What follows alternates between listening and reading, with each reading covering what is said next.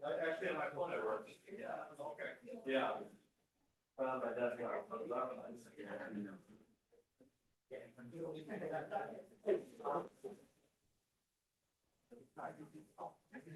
Yeah, yeah.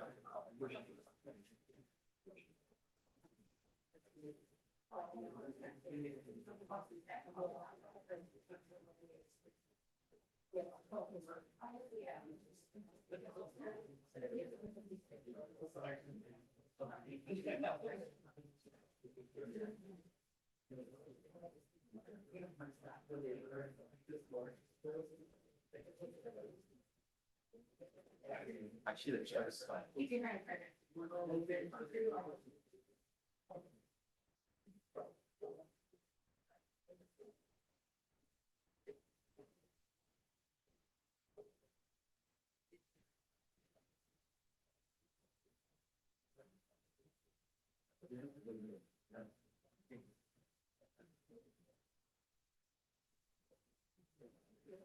Yeah.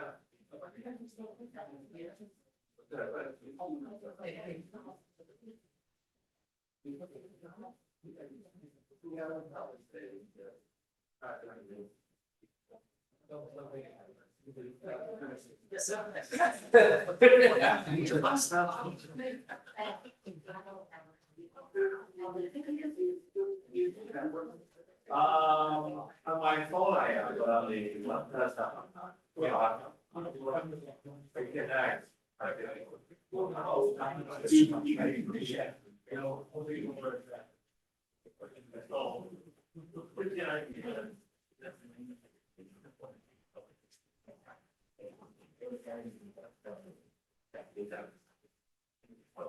Yeah.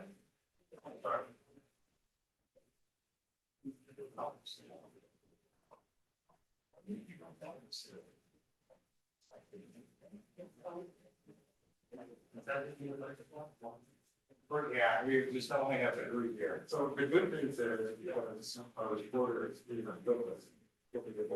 or we don't need whether you're on like or not. Well, I would use it when we can, but it's obviously what I'll do.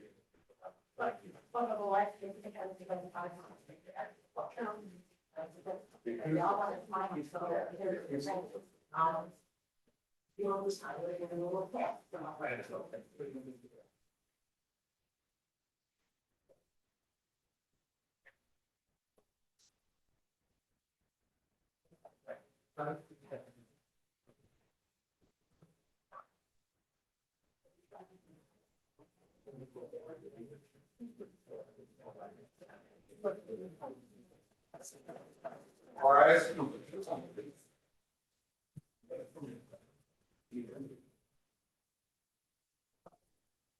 Hearing for the plaintiff for the state of Michigan is now in session. The honorable David John. All persons having been considered and drawn here, that will be heard. I'd say the United States. Please be seated. Thank you. Please be seated, everyone. As Dan said, good morning. My name is James Robert Redford. I'm the judge who has the privilege of being assigned to this case, the matter of David Krieger et al. Versus the Michigan Department of Environment and Great Lakes et al. We have case number 20-94 and then many, probably hundreds of other case numbers assigned to it. Today and this time is the time and date that the court has set for trial in this matter. The first thing we're going to do is have counsel who are representing parties here in the courtroom identify themselves for the record. After that, we will summarize the status conference that we had 1 week ago today. And after that, we will have the benefit of the opening statements of attorneys for the plaintiffs, Mr. Wan, Mr. Thompson, and attorney for the defendant, Mr. Gamble. After that, we will begin taking of proofs in this case. Anybody have any questions before we have the identity of the attorneys of record? All right, no one so indicating. Thank you. And our court reporter today is Ms. Julie Krieger. As we have talked about the whole 2 years we've been together since I was assigned to this case in January of 2024. If our court reporter is having trouble hearing anything that I am saying or that any of the counsel are saying or any of the witnesses are saying, she will interrupt us, just as if Ms. Krieger is with us throughout the whole course of the trial, she will do that. And then whoever other court reporters are, same order of march as we've said throughout the course of this. So thank you. Without further ado then, on the plaintiff's side, if we could have counsel present in the courtroom identify themselves, please. Good morning, Your Honor. Jason Thompson, appearing on behalf of the class. Thank you. Good morning, Your Honor. Dave Newton, here on behalf of the class. Thank you. Good morning, Your Honor. Tom Juan, on behalf of the S group. Good morning, Judge Kevin Carlson from S. Good morning, Your Honor. Here and help present the applicant. Good morning, Your Honor. Calling the candidate on behalf of the class. Good morning, Your Honor. Elizabeth Fagan on behalf of the class. Hold on. You're going so fast. I'm having trouble keeping up as usual. So thank you. Okay, please. Elizabeth Fagan on behalf of the class. Thank you. Dan Krieger on behalf.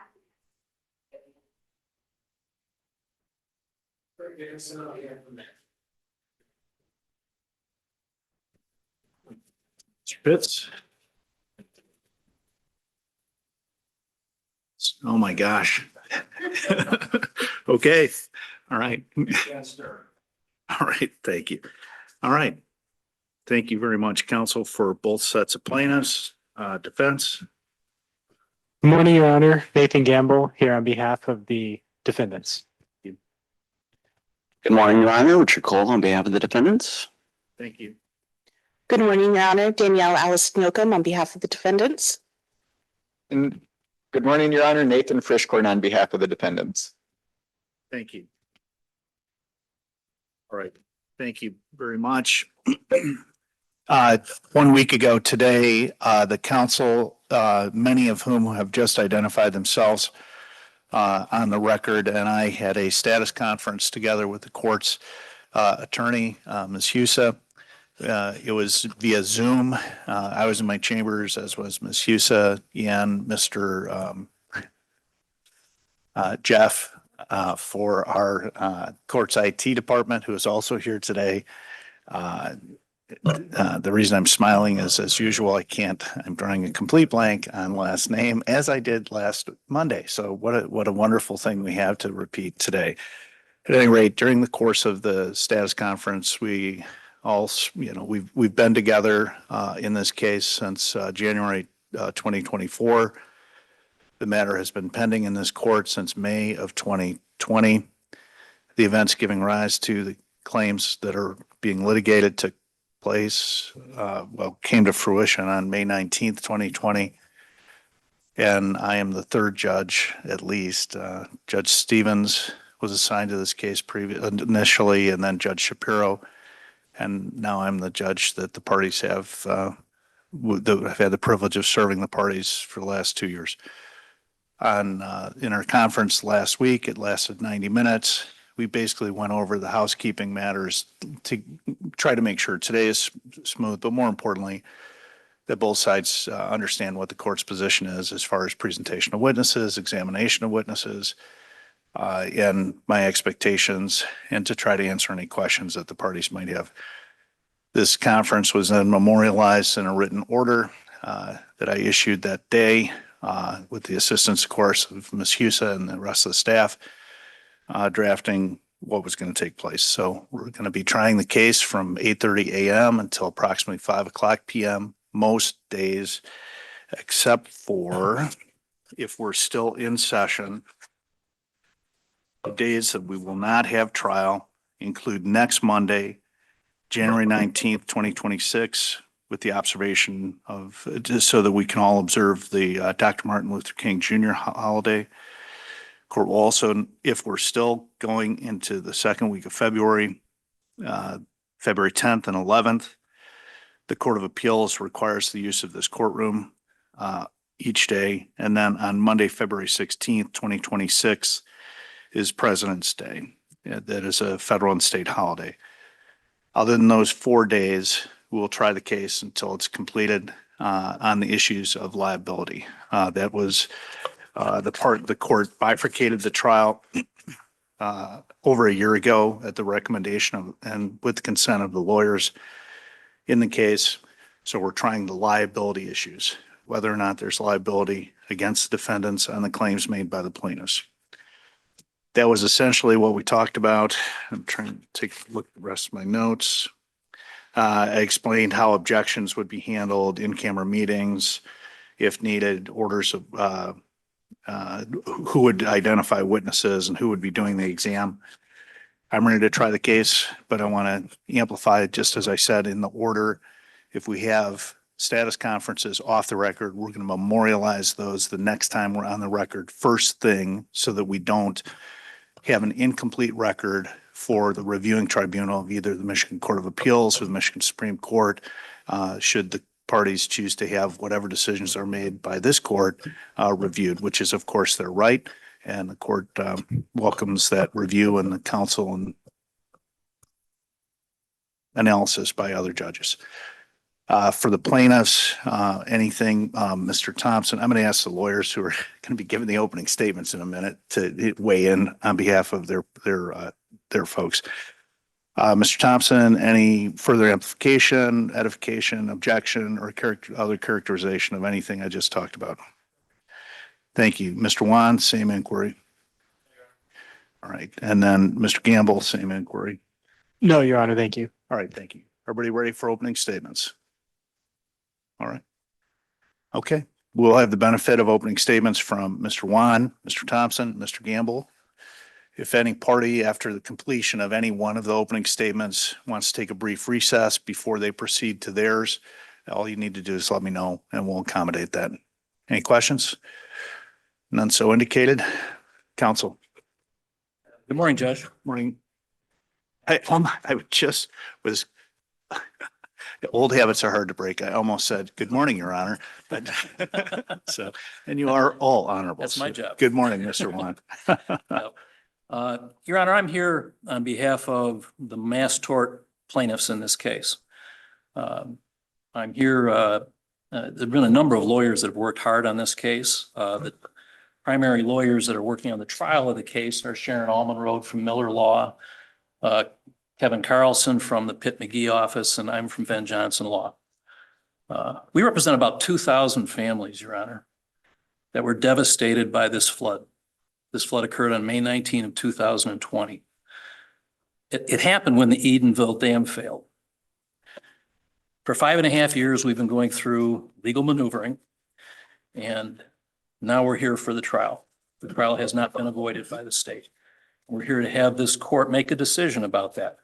We're here on the liability aspects of the case, the bifurcated trial, but I don't want to lose sight of why we're here and for whom we're here.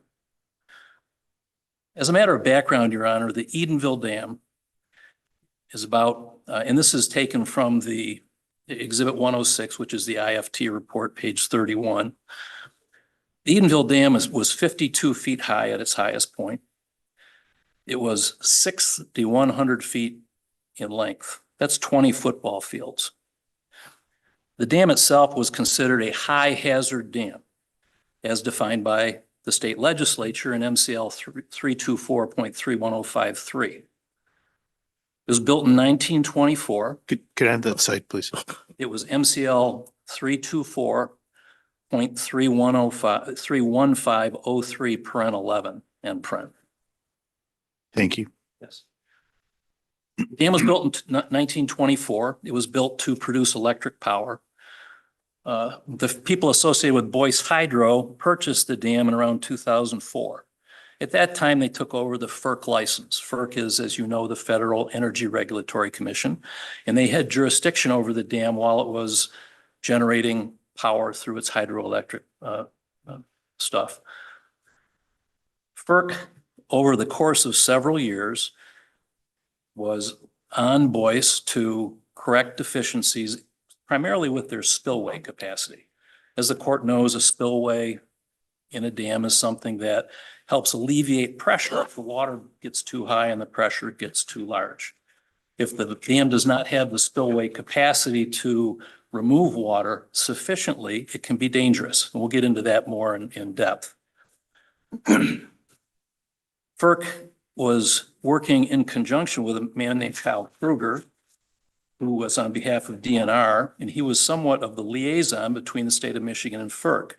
He was interested in ecological issues. He sent several letters to FERC beginning in 2013, asking what's going on with the spillway. This is dangerous.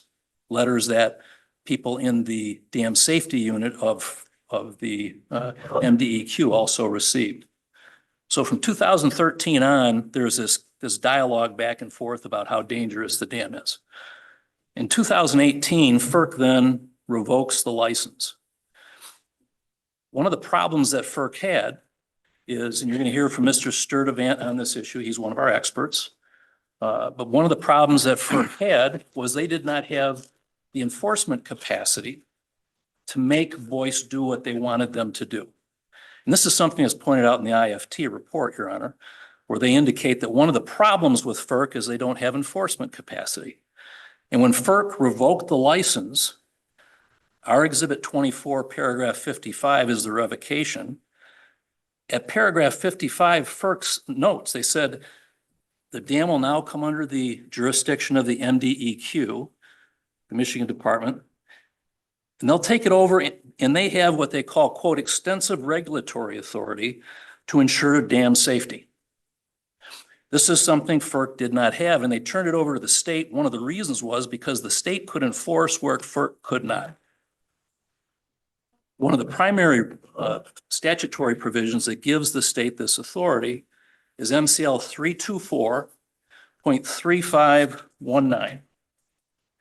And what that particular statute indicates, Your Honor, is that where significant damage to public health, safety, welfare, and property it is anticipated to occur, then the state has the right to go in and do various things, one of them being returning the dam to what they call run-of-river level. Now, run-of-river is a term of art. What it means is that you're not making the light go down to the original river, the Tittabawassee River.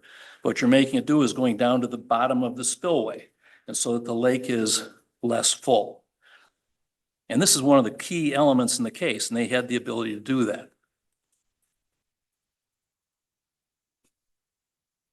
In 2019, FERC revoked the license in September of 18. In 2019, and backing up a little bit, Your Honor, there had been litigation involving mussels. The state was concerned about the ecological impact of lowering the dam level. And they had actually sued Boyce more than once for damaging the mussels, and they were threatening to sue them again. One of the problems they had was when FERC gave up jurisdiction, there was no lake level. And so the state, DNR, found what we believe to be an ally in what they call the Four Lakes Task Force. The Four Lakes Task Force was a group that represented property owners. They, like the DNR, wanted the water level high, and it was mostly for the recreational ability to use the lake for the residents there. They worked with the Four Lakes Task Force to petition the Midland County Circuit Court to enter an order to set the lake level. And the circuit court did so in May of 2019. I'm going to get into more about that. In November of 19, Boyce filed a petition to have the lake drawn down and lowered, and that was denied by the state. Boyce did it anyways. They lowered it anyways because they thought it was safer. The state then threatened them with litigation, and the lake level stayed at that level of what we call 670 feet until April of 2020, when a petition was filed by prepared by Four Lakes Task Force. It was signed by Lee Mueller on behalf of Boyce Hydro because he had to do that pursuant to the purchase agreement to sell the dams. And the state then authorized raising the lake level from 670 to 675.8. That petition is a key element in this case. We'll get back to that later. The lake was then raised. The petition was granted on April 9 of 2020. The lake levels were raised near the end of April, and by early May, they were back up to 750.8 feet, or 675.8 feet. On May 20th, or May 19th, we then have this rain and this flood. And what you're going to hear that the rain itself was only a 25 to 50 year rain event. And because the lake level had been raised before May 19 of 2020, the level became too high.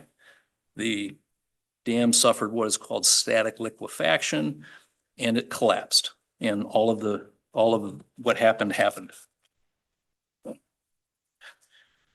This particular lawsuit, Your Honor, has been filed to hold the state accountable, to hold them accountable for something that was predictable and preventable from their perspective. It's an inverse condemnation case. It's not a negligence case. It's an inverse condemnation case, as the court knows.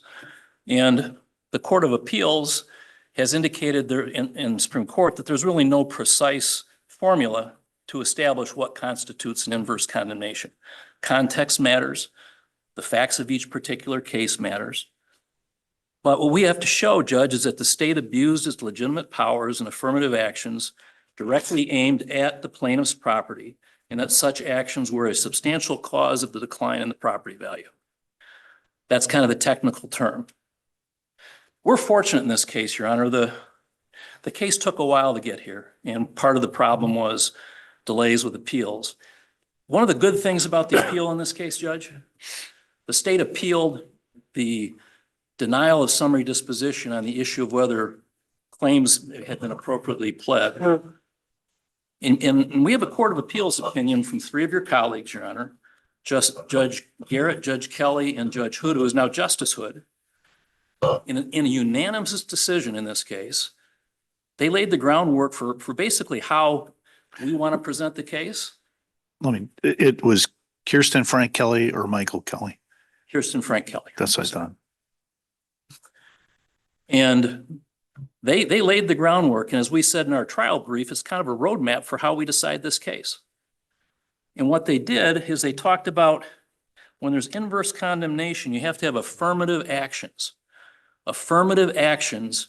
by the state to raise the water level despite knowledge of the dam's risk of failure. Court of Appeals said, and what the Court of Appeals said about that was allegations that the defendant authorized Boyce to raise water level despite knowledge of the dam's risk of failure are sufficient. And so when the allegation is sufficient, the next step is, do we have evidence to support the allegation? If we have evidence to support the allegation that is sufficient, then we've sustained our burden of proof and we should win the case. The 2 aspects that the Court of Appeals looked at with affirmative action was not only the state authorizing Boyce to raise the water level, but also there's an issue of what they call concealment. The court said that if the state concealed and obscured dangerous conditions of the dam, then those are also affirmative actions. They made decisions, Judge, to not share with important people the risks and the safety of the dam. And really we're focusing on basically one person. I'm going to get to that later, but it's Luke Trumbull. Luke Trumbull was the dam safety engineer who was primarily responsible for this dam. He was when he started, there was a James Pulowski, but he retired in 2018. And then there was a Dan Devon. The only 2 dam safety engineers that the state of Michigan employed at this time were Luke Trumbull and Dan Devon. And they were at equal levels within the hierarchy. Luke Trumbull's boss was a man named Mario Fusco. He's the first witness you're going to hear from. He's going to testify. I wasn't a dam safety engineer. I relied on what Luke Trumbull had to say. And so all of this is basically based on personal decisions by Luke Trumbull, the concealment, all of that kind of thing. So let's go back. The one thing that the court talked about was if the defendant authorized Boyce to raise the water level, despite knowledge of the dam's risk of failure are sufficient, let's talk about the knowledge, the knowledge of the risk of failure. as early as 2013, when Mr. Krieger was corresponding back and forth with FERC, the defendants knew that there were issues of safety with the spillways. This continued when FERC revoked their license, and Mr. Sturtevant, I think in his hearing, called this a red flag. FERC doesn't revoke licenses very often. It's a very, very rare event. And unfortunately, that's their only enforcement ability. They can't make Boyce do anything, and the only enforcement ability they have is to revoke a license. And so when FERC revokes the license, and they revoke the license and talk about the dangerous nature of the spillway when they revoke the license, and they give it back to the state. In addition to this, Mr. Trumbull, together with Mr. Pulowski at the time, shortly after the revocation, went out to the dam. And Mr. Sturtevant's going to testify there's all kinds of red flags in terms of the safety of this dam. They include too steep a slope. They include the fact that drains in the area of the slope are broken. They include the fact that the dam is made of uncompacted sands that make it more likely to potentially fail. And the spillways clearly are not sufficient. Mr. Trumbull goes out there with Mr. Pulowski, and they look at the dam and they say it's in fair condition. That's just not true. Fair condition is a term of art with dam safety engineers, and to say that a dam is in fair condition when it clearly doesn't have appropriate spillway capacity is a misstatement. Following the revocation of the license, and here's where concealment and here's where affirmative action comes in. Following the revocation of the license, they have this 307 hearing, and a 307 hearing is where a circuit judge, it was Judge Karras in Midland, listens to a petition filed by Four Lakes Task Force. Their motivation is to raise the lake level. DNR's motivation is to raise the lake level. And they're asking that court to establish a lake level at 675.8, which is the same lake level that FERC had the dam established at previously. As part of this hearing, Luke Trumbull appears. He's there. He's a resource for Judge Karras. He's sitting in the courtroom. He's part of potentially the proceedings. He's the guy that knows about all of these potential safety issues. He doesn't say a word at the hearing. You're going to hear from Mr. Trumbull that at that hearing, he did not tell Judge Karras that there were any safety concerns about raising the water level. None. And I feel kind of bad for Judge Karras in that way, because here's a circuit court judge that filed an order to raise a water level, and then there's this huge catastrophic dam failure. And he's probably thinking about, man, maybe I shouldn't have done that. Well, what are you supposed to do, Judge Karras, if the dam safety person responsible from the state of Michigan doesn't tell you that it's unsafe? That's basically the second item of concealment. The first was when they said the dam was in fair condition.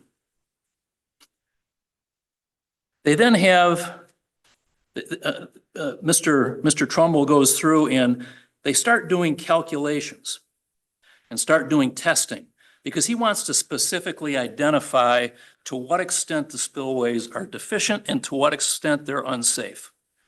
And what he does first is he goes out with Spicer Group. Spicer Group is an engineering firm that's working for the Four Lakes Task Force. Their motivation is to get the water level up.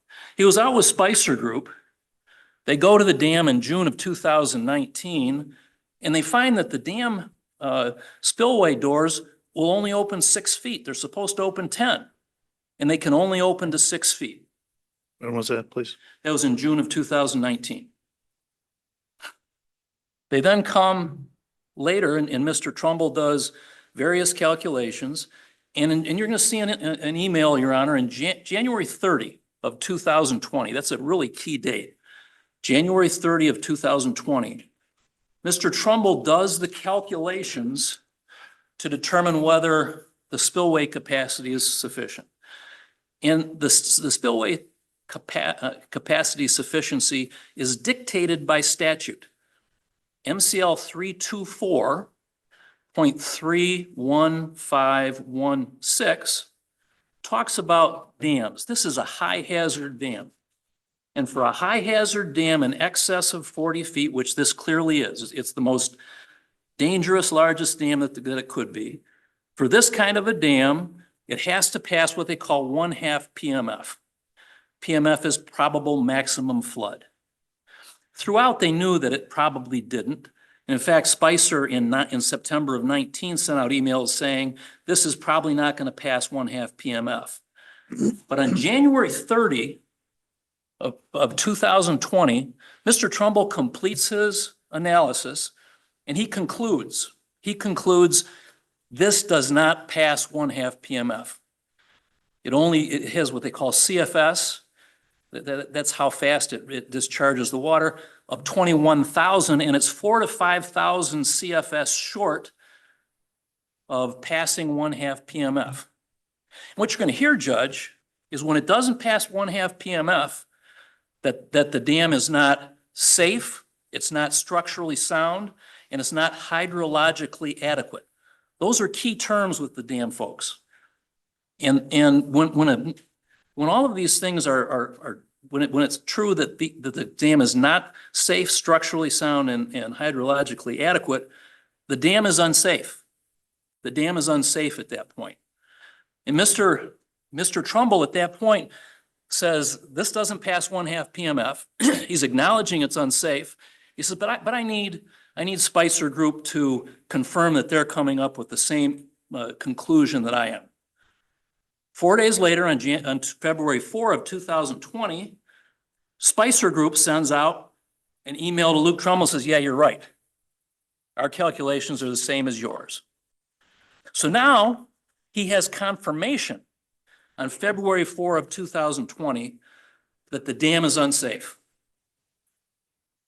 In spite of this confirmation, and so what's the next step in the chronology of what happens? In late February, Four Lakes Task Force prepares a permit application to submit to the state. Currently, the dam is at level is 670. And they submit a permit application to the state saying, we want to raise the lake up to the level that Judge Karras established when he wasn't told of the unsafe conditions. And they file that with the state in late February of 2020. This goes to a man by the name of Brian Rudolph. He's in charge of issuing the permits.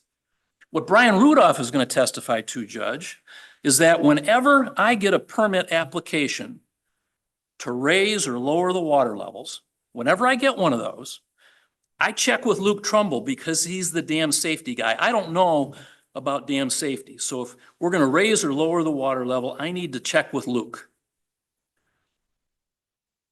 Luke Trumbull is going to testify that he never told Brian Rudolph when he was processing this application that the dam failed the 1/2 PMF dam safety. He didn't tell him that it was unsafe.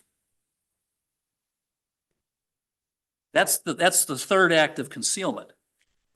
And we'll get to this in a second, but the pressure that's on him being exerted by the DNR and the Four Lakes Task Force to raise this water level is perhaps he's not being as safe as he should. Mr. Rudolph then looks at the permit, sees what Judge Karras has done, has never been notified of any safety issues, so he issues the permit. And then the state, in issuing that permit, authorized the water level to go from 670 to 675.8. One of the things that the state has disputed in this case is that Mr. Trumbull was under any kind of pressure from the DNR and from the Four Lakes Task Force to push this water level through. An interesting thing that you're going to see in this case, Judge, we talk about the IFT report. It's the supposedly independent forensic team report. John France, who was the guy who was responsible for authoring the report was authored in May of 2022. In February of 2022, Mr. France sent an email to Luke Trumbull. He said, here's my rough draft of the report. I want your eyes on this and let me know what you think. One of the things that the IFT report specifically identified and said before Mr. Trumbull revised it was that under pressure from lake residents and the MDNR, they issued the permit to raise the water level. Specifically says, this is IFT, and they're saying, we identify that there was pressure from the lake owners and there was pressure from the DNR to raise these water levels, and that's why you issued the permit. Luke Trumbull saw this. He said, oh, no, you can't put that in the report. You can't put that in the report. And Mr. France took it out. Kind of makes me wonder about how independent the IFT report was. But he took that out. But I think that that's very telling in terms of, was this really going on? Was there really this kind of pressure?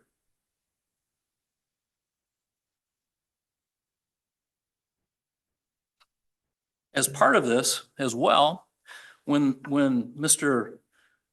Boyce reduced the water level, the state was pushing them saying, you can't do this, and they were threatening them. Mr. Gamble, on behalf of the state attorney general's office, sent an email dated December 12 of 2019 to Mr. Mueller-Boyce saying the quickest way to de-escalate this situation and mitigate damages was to immediately stop your drawdown and return the lake level.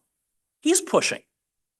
He's pushing. And so the property owner who's being threatened, the Mussel litigation damages allegedly were up in the $300 million range when they did some type of analysis of it. But they were huge. And this was a huge threat to basically whipsaw Boyce into raising the water levels. Your Honor, one of the things when you look at this, Mr. Trumbull's basically there on his own.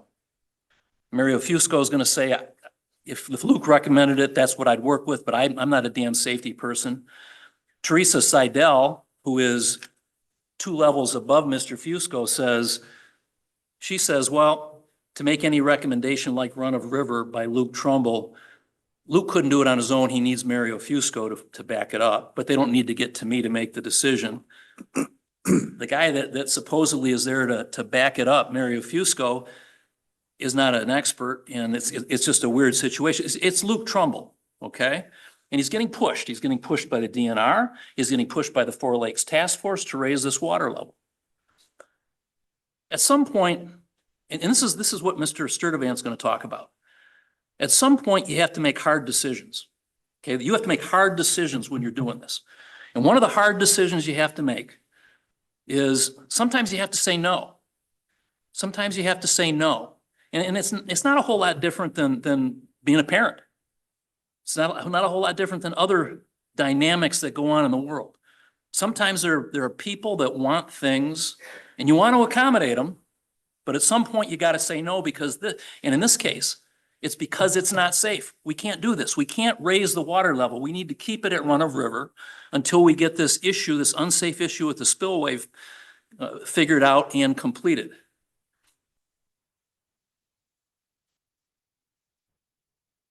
It's a lot of pressure on one guy, but that's what happened. The next thing that I just want to talk about, Judge, is in all of these cases, in all cases, whether it's a dam case or a malpractice case or a products liability case, once you show that somebody did something wrong, they always want to say, oh yeah, but that didn't make a difference. So the next issue is causation, okay? The next issue is causation. And we're going to have expert witnesses testify. I think it's Dr. Rapolt, Dr. Williams, and Dr. Marr. They're all going to be here live to testify. You're going to hear their credentials. In this part of the case, to some extent, is going to involve you as a fact finder making decisions. You as a fact finder making decisions. And The burden of proof that we have is by a preponderance of the evidence. You gotta weigh two different things because the state has brought in the IFT report and there's some disagreements between Dr. Williams and the IFT report. Some disagreements. And you have to weigh that. You have to decide what's more compelling, who's met their burden of proof in the case. But let's talk about what happened with the dam. The state raised the lake levels or authorized the raising of the lake levels from 670 to 675 feet. This lake was 2,270 acres in surface area. It held, and when you measure water in a lake, you go by acre feet. It's called acre feet or feet acres. I get that mixed up sometimes. But you go by acre feet. And what an acre foot is a foot of water over the course of an acre, and you measure that. This particular dam, under the IFT report, indicates that there's 36,000 acre feet in the impoundment, in the lake itself.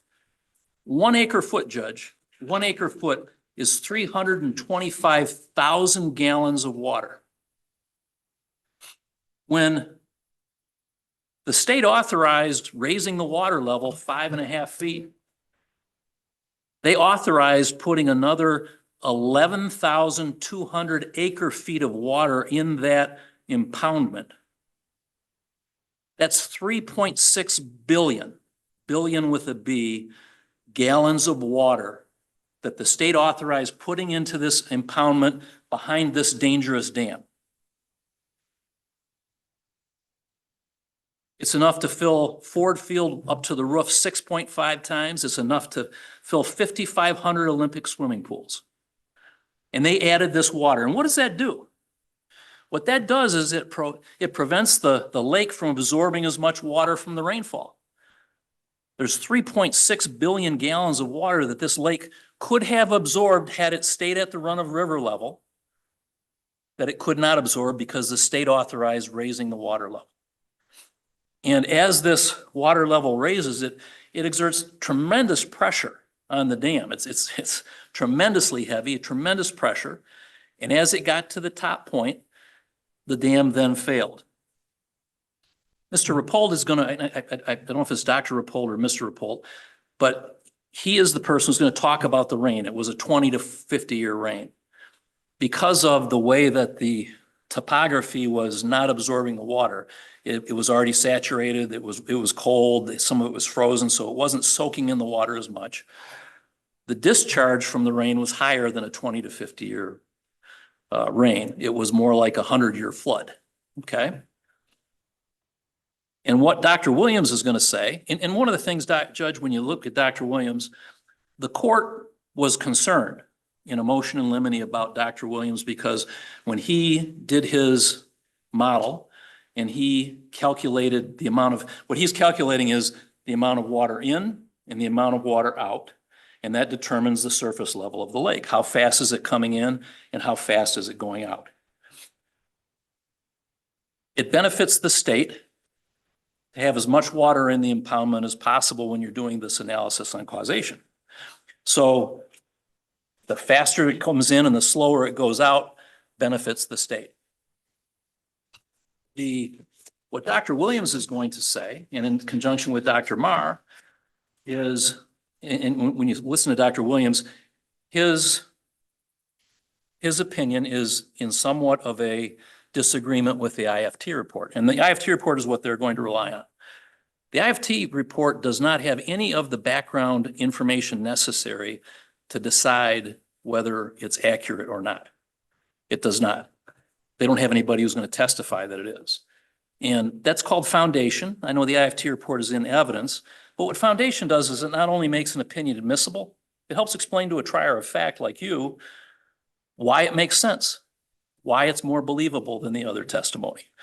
I always welcome the opportunity in a trial to put as much foundation as I can in because it makes people more believable.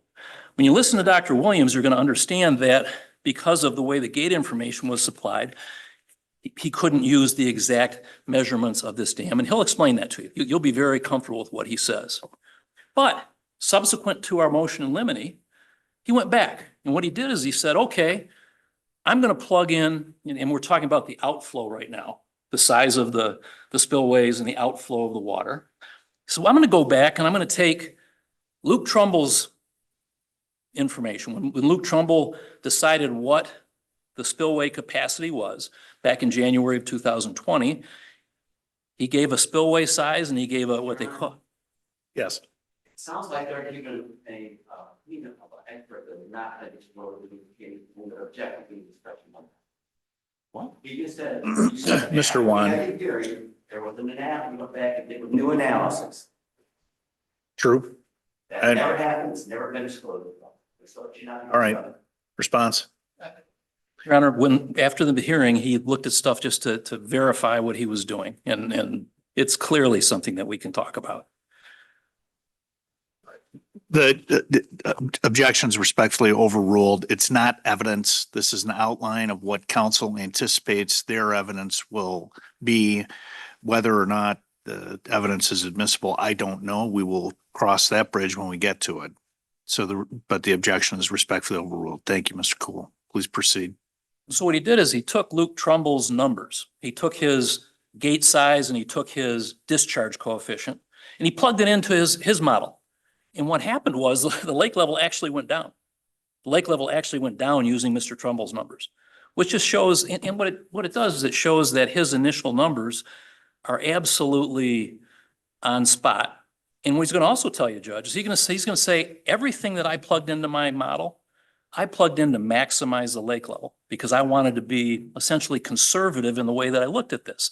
I didn't want to put in moderate numbers. I put in conservative numbers because to put in moderate numbers would make the lake level go down more significantly. I wanted it to be as high as it could be based on the numbers. But you're going to hear that and you're going to listen to Dr. Williams as we go through. And then there's Dr. Marr. Dr. Marr he might be the foremost expert on static liquefaction in the country, maybe the world. He's one of them. If he's not he's one of them. Dr. Marr did a thing called a geotechnical model.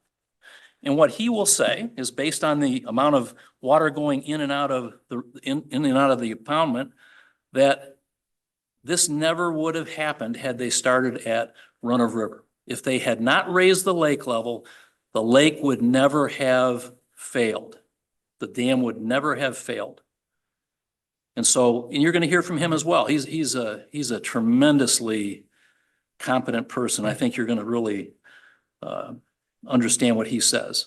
But that's the bottom line, is that out of all of this moving around, had they kept the lake at run of river because it was unsafe, had they kept the lake at run of river, the lake had the capacity to absorb all of this rain, and this never would have happened.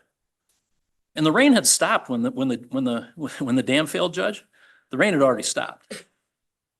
The rain had already stopped, and it wasn't a matter of more rain coming in. The rain had already stopped. So the one other thing, Judge, I just want to talk about is what I call the two wrongs make a right defense. In this case, there's been a lot of discussion about, hey, that's where FERC always had the water level. They let the state, they let Boyce keep the water level up there. All we did is what FERC did. First of all, FERC didn't have the enforcement capacity that they had. We already talked about that. But this is kind of, it's a version of Russian roulette. It's about luck. The reason the dam didn't fail when it was under jurisdiction with FERC when they were raising the water level is because they didn't have one of these catastrophic floods.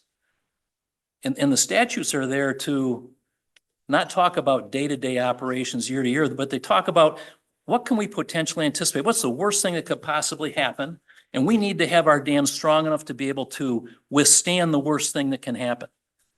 And it's going to happen once every 100 years. In FERC, in the 14 years they had it, it didn't happen. Well, in the 2 years the state had it, it did. And it was basically, they picked up the gun from Russian roulette, they spun the wheel, and unfortunately it had a bullet in the chamber. And that doesn't make it okay to say FERC always did it this way. And so we just did it this way. They also had, in addition to what FERC had, They also had the very specific spillway capacity calculations from Mr. Trumbull and from Spicer that said the dam is dangerous in front of them. Despite this fact, they raised the water level and the dams failed. And we think that the state should be accountable for that, Your Honor. You know, in closing, just in finishing, the families want to thank you because you had resolve in pushing this case forward. They want to get done with the case. It's been 5.5 years. You from the bench have consistently pointed that out to us, that you feel bad for the residents of the dam. You've consistently pointed that out. And we're happy to have our day in court. And thank you. All right, thank you. All right. Anybody need a recess? Or are we ready to press on to the next one? Court's ready? Okay. All right, let me have just 2 seconds to close up my notes on Mr. Trumbull. Mr. Trumbull. Heard his Mr. Juan. Yeah. All the lawyers know how terrible I am with names. Oh, gosh. I have many, many flaws and weaknesses, and remembering names is certainly one of them. Okay, you good to go? Okay, counsel.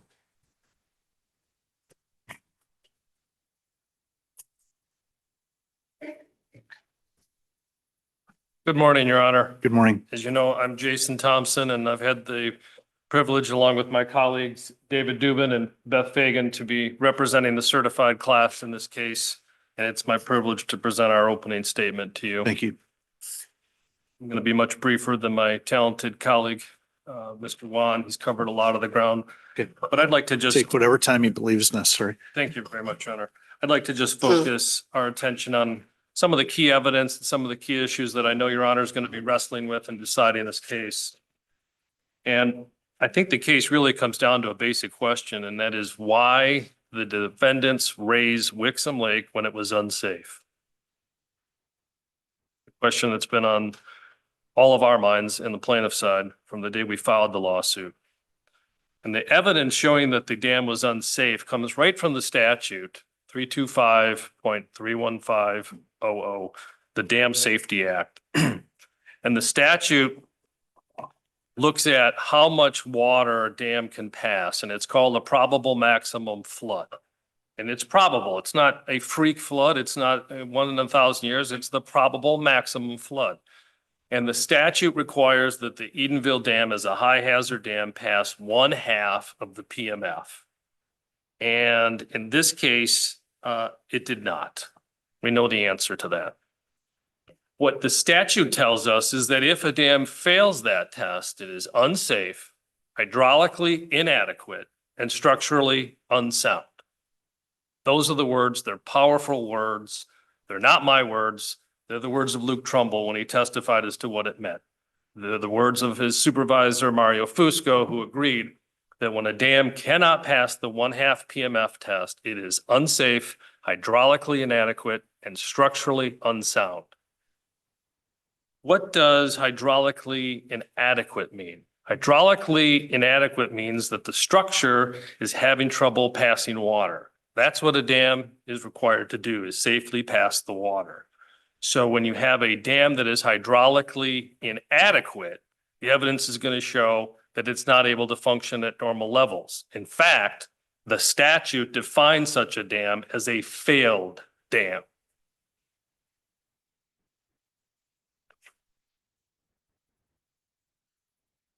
So in this case, we have a dam that is failed. It's hydraulically inadequate. What do you do with such a dam? And all of the engineers you're going to hear from are going to agree on 2 points, 2 fundamental points. Number one, paramount for all dam safety experts is protection of the public. Job number one, nothing else supersedes that. That's the primary role of a dam safety expert, protect the public. Number two, if you reduce the pressure on the dam in such a situation, you reduce the risk that it's going to fail. Some of the stuff just isn't that complicated. Reduce the pressure, reduce the risk, reduce the water behind the dam, reduce the pressure on the dam. And the opposite is of course true. If you increase the water, you're going to increase the risk and increase the danger that it's going to fail. So the testimony from the experts and from the engineers in this case are all in agreement in terms of the dam being adequate, no. Safe, no. Structurally sound, no. They're all in agreement as to what you need to do. Protect the public. Protect the public. Number one. And they're all in agreement that in order to do that, the best way to do that is to reduce the pressure on the dam. I want to stop for a moment and I want to touch on something that my colleague briefly alluded to, and that is the January 2020 time period. You're going to hear a lot of evidence, primarily from the defense, showing about studies, emails, reports, activities, all predating January of 2020. That date is important for three reasons. Number one, in January of 2020, as Mr. Wan explained, we know for the first time that the dam has failed the 1/2 PMF test. Now, everybody knew the dam was old. Everybody knew the dam wasn't in great condition. Everybody knew that the dam owner was not compliant, that there was maintenance issues. And everybody also knew that the dam did not pass the full PMF test. That's what FERC regulations required, a full probable maximum flood.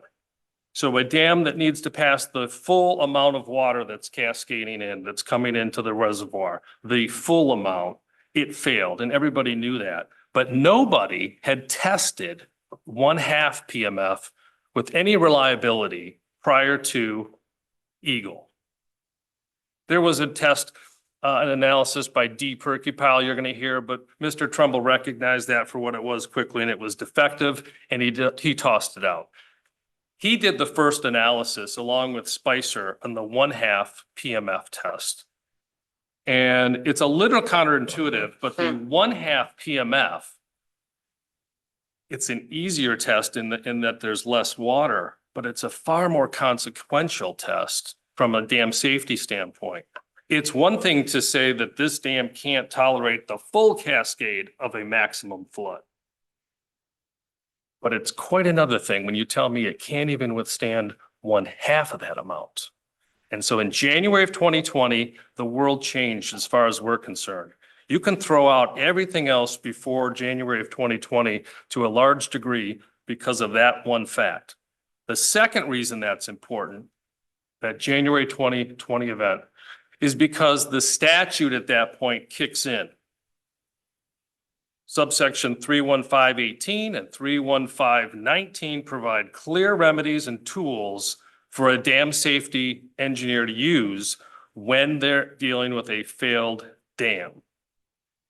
And the third reason that date's important is because given the two points that I just made, the dam safety unit, if they're adhering to their number one rule, their primary concern of protecting the public, has to do something. When we asked Mario Fusco this question, he agreed and said, yes, I agree, absolutely. You have to do something. And so there you have it, Your Honor. That's the situation that we find ourselves in when we get past February and January of 2020. A fact, by the way, that's been stipulated by the parties. What did they do? Well, when you have to do something, the implication is you have to do something to help. What happened here was what they did was take the low level of Wixom Lake, added 5 feet, 8 inches of water, a dramatic increase in the amount of water, a dramatic increase in the risk to that dam. And they approved that, they authorized that permit. That's what they did in response. It was the complete opposite of what should have happened. Whether it was to appease property owners, whether it was to appease the DNR colleagues, whether it was to further a plan to get Boyce out and get in the Four Lakes Task Force, I don't know, but one thing's for sure, it wasn't to protect the public. They paid the price. And at the close of this case, Your Honor, we are going to submit enough evidence to meet our burden of proof to establish, as the Court of Appeals has laid out, that this was an inverse condemnation case. And unlike Luke Trumbull, who failed to meet the moment and push back on whatever other pressures there were, we know that you're going to be able to follow the facts, follow the law, and we're going to ask for a verdict in favor of the plaintiffs for inverse condemnation. Thank you, Your Honor. Thank you.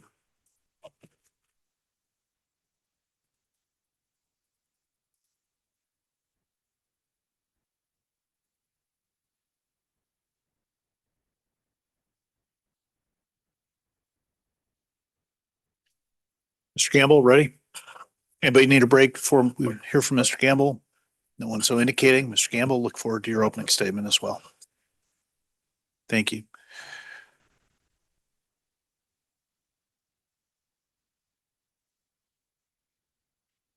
And I would anticipate after Mr. Gamble's opening statement, we'll take our morning recess and then we'll proceed into proofs. So, Mr. Gamble, the floor is yours, sir. Thank you, Your Honor. You're welcome. Oh, let me just, are you queuing something up? Yes, Your Honor. Okay, I'm gonna just see if it shows up on my screen too.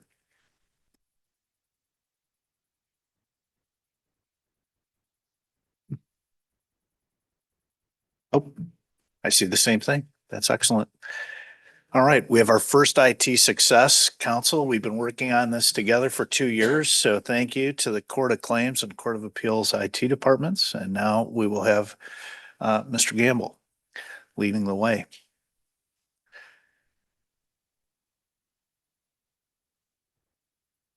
Thank you, Your Honor. May it please the court, Nathan Gamble. Thank you. Please. And Your Honor, we're pleased to be able to brief you for the court. Thank you. Much of the evidence that the court will hear throughout these proceedings. Pleased to have you in front of me as well as the other attorneys, as well as your colleagues. So look forward to it.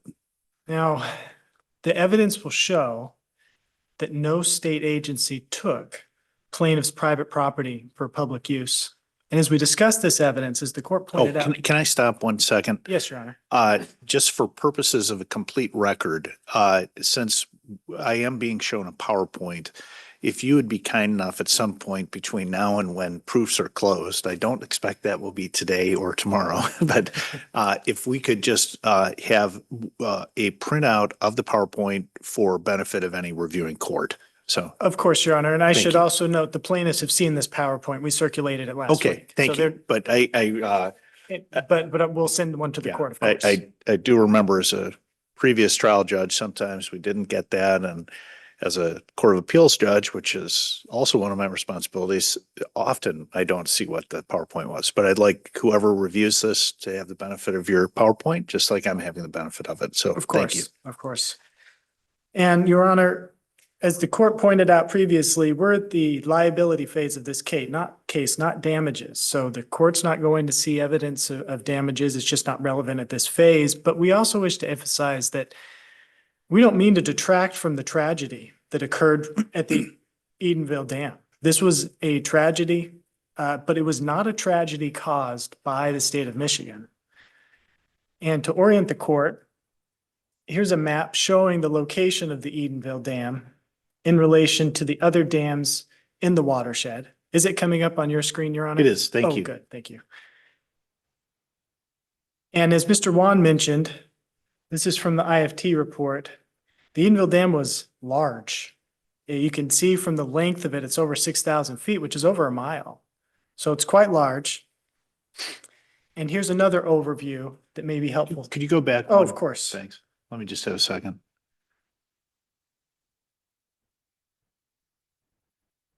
Thank you. Okay. And another overview to help the court be oriented to the way this dam was put together. Mhm. which is when dam safety engineers talk about different segments of a dam, they're aiming downstream. Right. There it is. Okay. They're aiming downstream. And so when the right embankment appears on the left side of the screen, but they're looking downstream. Okay. So down on the bottom right, that's the approximate failure location. You can see those red hashes there. So where the red hash marks are, Yes. all right, thank you. Now, the evidence in this case is not going to support the plaintiff's allegations. The opening statements from the attorneys summarized many attorney statements. The evidence will not actually support those statements. And what we'll do with this presentation is highlight 5 key allegations from the plaintiffs. So the first key allegation is that engineers had warned that maintaining the summer level of Wixom Lake was dangerous because either the dam lacked spillway capacity or because of unstable embankments. The evidence, however, will not support this allegation. The dam was built more than 50 years before modern spillway capacity standards even existed.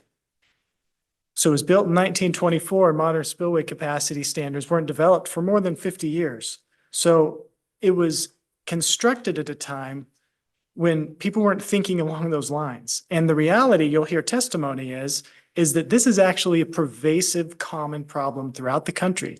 Older dams lack spillway capacity because when they were constructed, the standard did not even exist. And so it's very common. This is not unusual for the Edenville Dam to lack spillway capacity. It was widely known information. FERC knew it. According to the IFT report, they knew it in the 70s, but they officially notified the owner in 1993. This dam lacks sufficient spillway capacity under modern standards. You need to do something about that. In the meantime, FERC determined that the owner of the dam could maintain the normal level of this lake and not only allow it.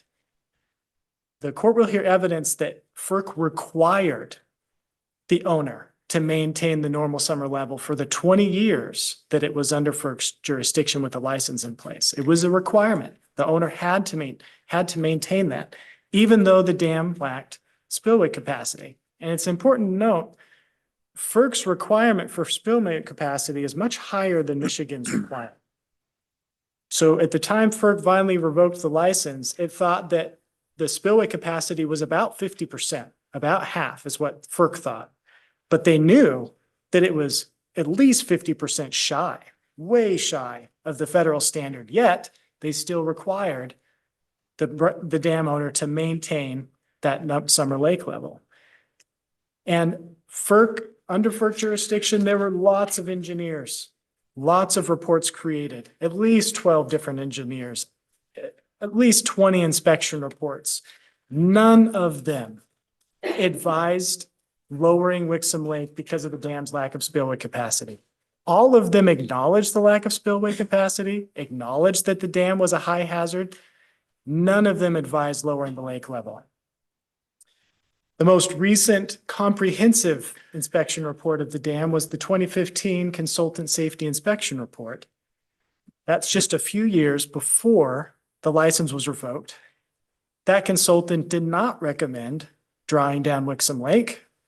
It recognized, just like all the previous reports, that the dam was high hazard. But here's the thing about that nomenclature.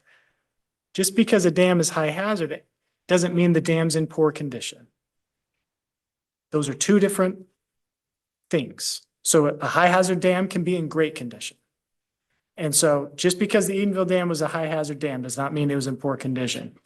This 2015 report, as Mr. Wan confirmed, this dam failed due to static liquefaction. All the experts agree on that. Well, this 2015 report concluded that these embankments were not subject to liquefaction. It concluded, in fact, that the dam was, quote, suitable for continued safe and reliable operation.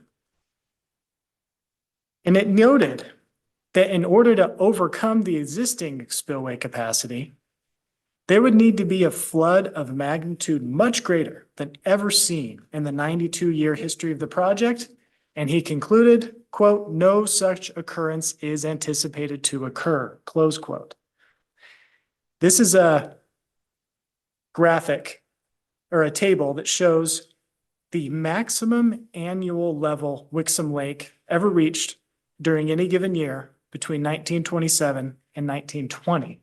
So each of those plot points on the graph is the highest the lake got that year.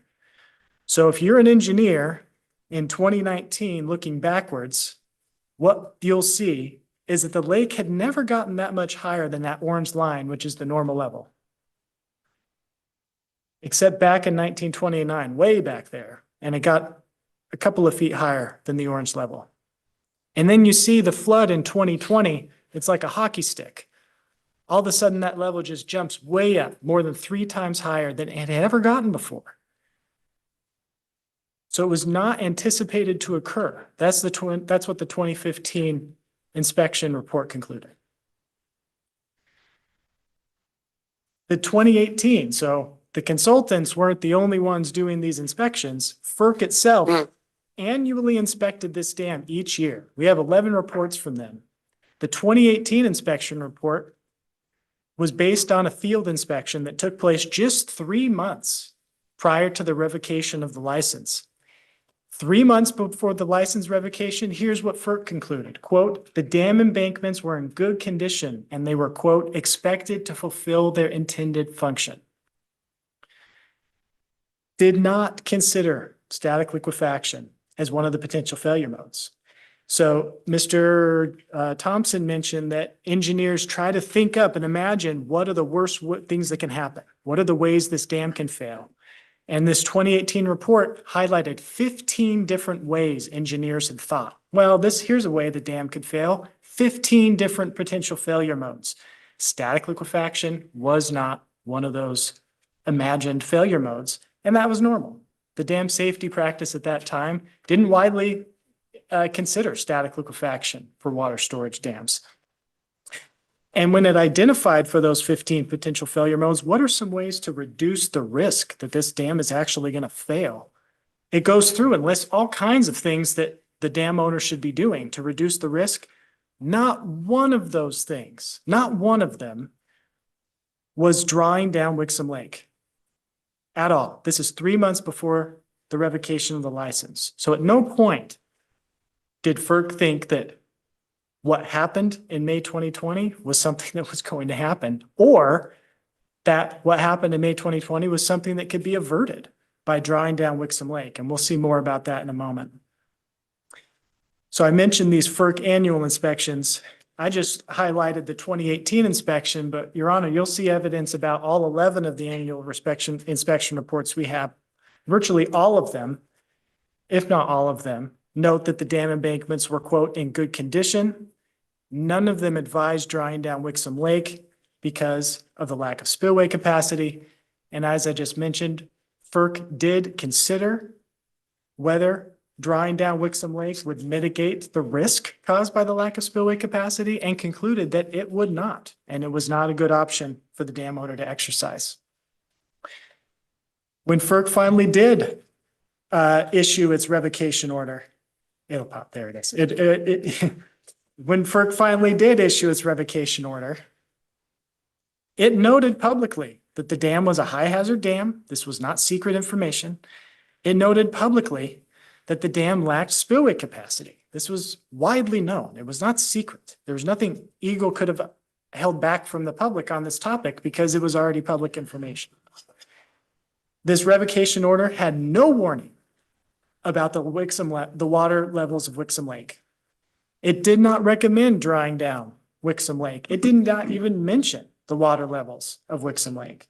It did not mention anything about the dam's embankments. All of the inspection reports up to that time had noted that the embankments were in good condition. So this revocation order warned nothing about the embankments, nothing about lake levels. And certainly did not warn that the dam would fail if the normal summer levels were maintained. Now, after FERC revoked the license, within 1 month, the counties acted quickly. And there's a difference between the county governments, and the court will hear evidence of this as well about the way Part 307 works. The county is a different government from the defendants. This was not the defendants. It was the counties who acted to pass resolutions to create a special assessment district in October 2018 to raise funds to fix this problem.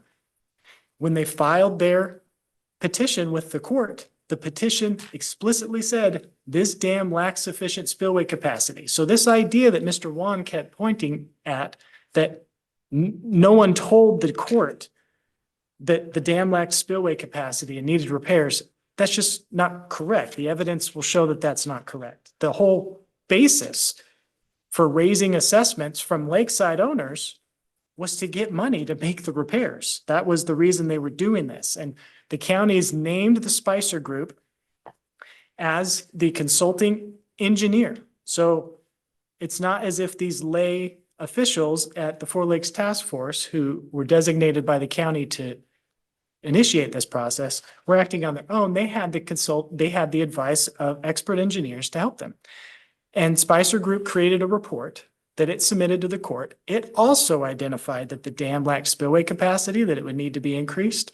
It also identified that the dam was a high hazard dam, but it concluded that the court should maintain the normal summer level. The same level FERC had, the same level the dam had been set to approximately for more than 90 years. So Spicer Group, engineers, no change to the lake level. And in fact, they laid out the plan. Here's our plan to fix this problem with the spillway capacity. They were going to replace the gates in late 2020. By the time the dam failed, the gates were actually ordered already. And they were going to fully meet the spillway capacity requirements by 2023. So there was a plan in place, and they concluded that in the meantime, maintaining the quote normal lake levels would not introduce detrimental impacts to private property. So this is after FERC revoked its license. Engineers came in, and this was their recommendation. The circuit court held a 4-hour hearing to receive expert testimony from Spicer Group. It heard from any plaintiffs who wanted to. It heard sworn testimony from any plaintiffs who were interested. Thousands and thousands of plaintiffs received notice of this hearing, could have participated if they wanted to. And the court ultimately ruled in May 2019 that maintaining that normal level was what best protected public safety and private property. It knew about the lake level, it knew about the capacity, the spillway capacity. It knew about the high hazard classification. It knew that spillway capacity would need to be increased. The counties and Spicer Group informed it of all of that. And it ruled that the normal summer lake level was the best one.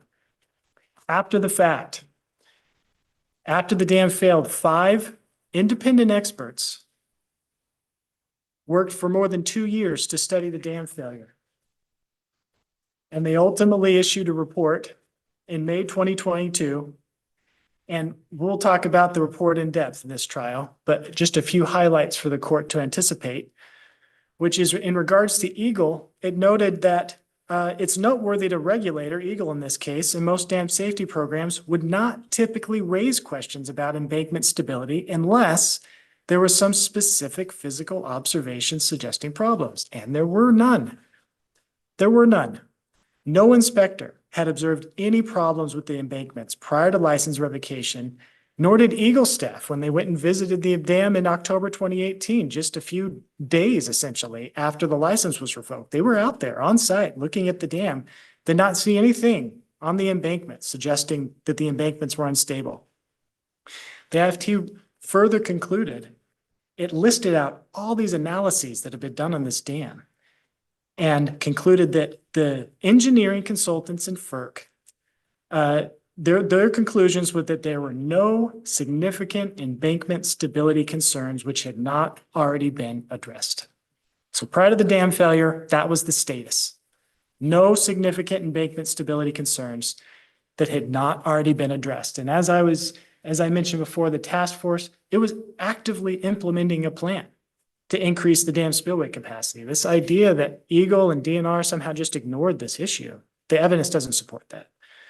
The counties had organized the task force to raise money to purchase the Edenville Dam, increase the spillway capacity. Now, moving on to plaintiff's allegation number 2, their key allegation. This is really the crux of the case.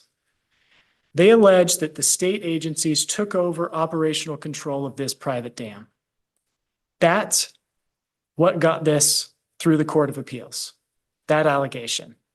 The evidence is not going to support that allegation. The evidence instead is going to confirm this Edenville Dam, it was private property. It was surrounded by a fence. It was operated by a private company. No Boise Hydro employee took direction from or reported to any state agency. The plaintiffs have no evidence to the contrary. State employees could not enter this private property and operate the dam. Both Mr. Wan and Mr. Thompson repeatedly stated that Eagle and DNR raised the levels of this lake. There is no evidence that that occurred. The people who controlled this lake were Boise Hydro and its employees. They did not answer to the defendants in this case. There is important to contrast this situation from the Flint water case, which the parties have discussed at length multiple times. In Flint, that wasn't private property. The water plant was public plant. It was a government property. It was ran by the government, and the water plant operators answered to a state employee. The emergency manager was in place there directing them what to do. And there was allegations in that case that the water plant operators didn't want to do what the emergency manager wanted them to do, and he forced them to anyway. Those were the allegations. That is a stark difference from what we have here. Private property operated by private people who did not take direction from state employees. It just did not happen. Really, what was controlling the water levels in this lake was the contract that Boise Hydro entered with the Four Lakes Task Force. The Four Lakes Task Force agreed to pay Boise Hydro $40,000 a month for them to maintain the normal summer level of Wixom Lake. That's what it comes down to. They had a contract in place.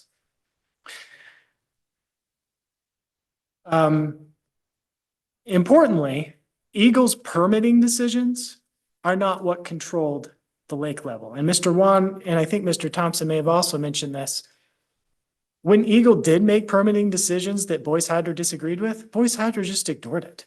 They did what they wanted. It's because they were the ones controlling this private property, not defendants. So, for example, Boise Hydro returned Wixom Lake to its normal level in the spring of 2019 because they had a contract in place with the Four Lakes Task Force. That was 4 weeks before they ever received a permit to do so. It wasn't Eagle's permitting decisions that was controlling whether they returned Wixom Lake to its normal level. It was Boise Hydro and their contract with the Four Lakes Task Force. When Boise Hydro and Four Lakes Task Force wanted to temporarily lower Wixom Lake over the winter of 2019 and 2020, despite Eagle denying its application permit to do so, Boise Hydro, as Mr. Wan said, just did it anyway. That's because they were in control of the levels of Wixom Lake, not Eagle.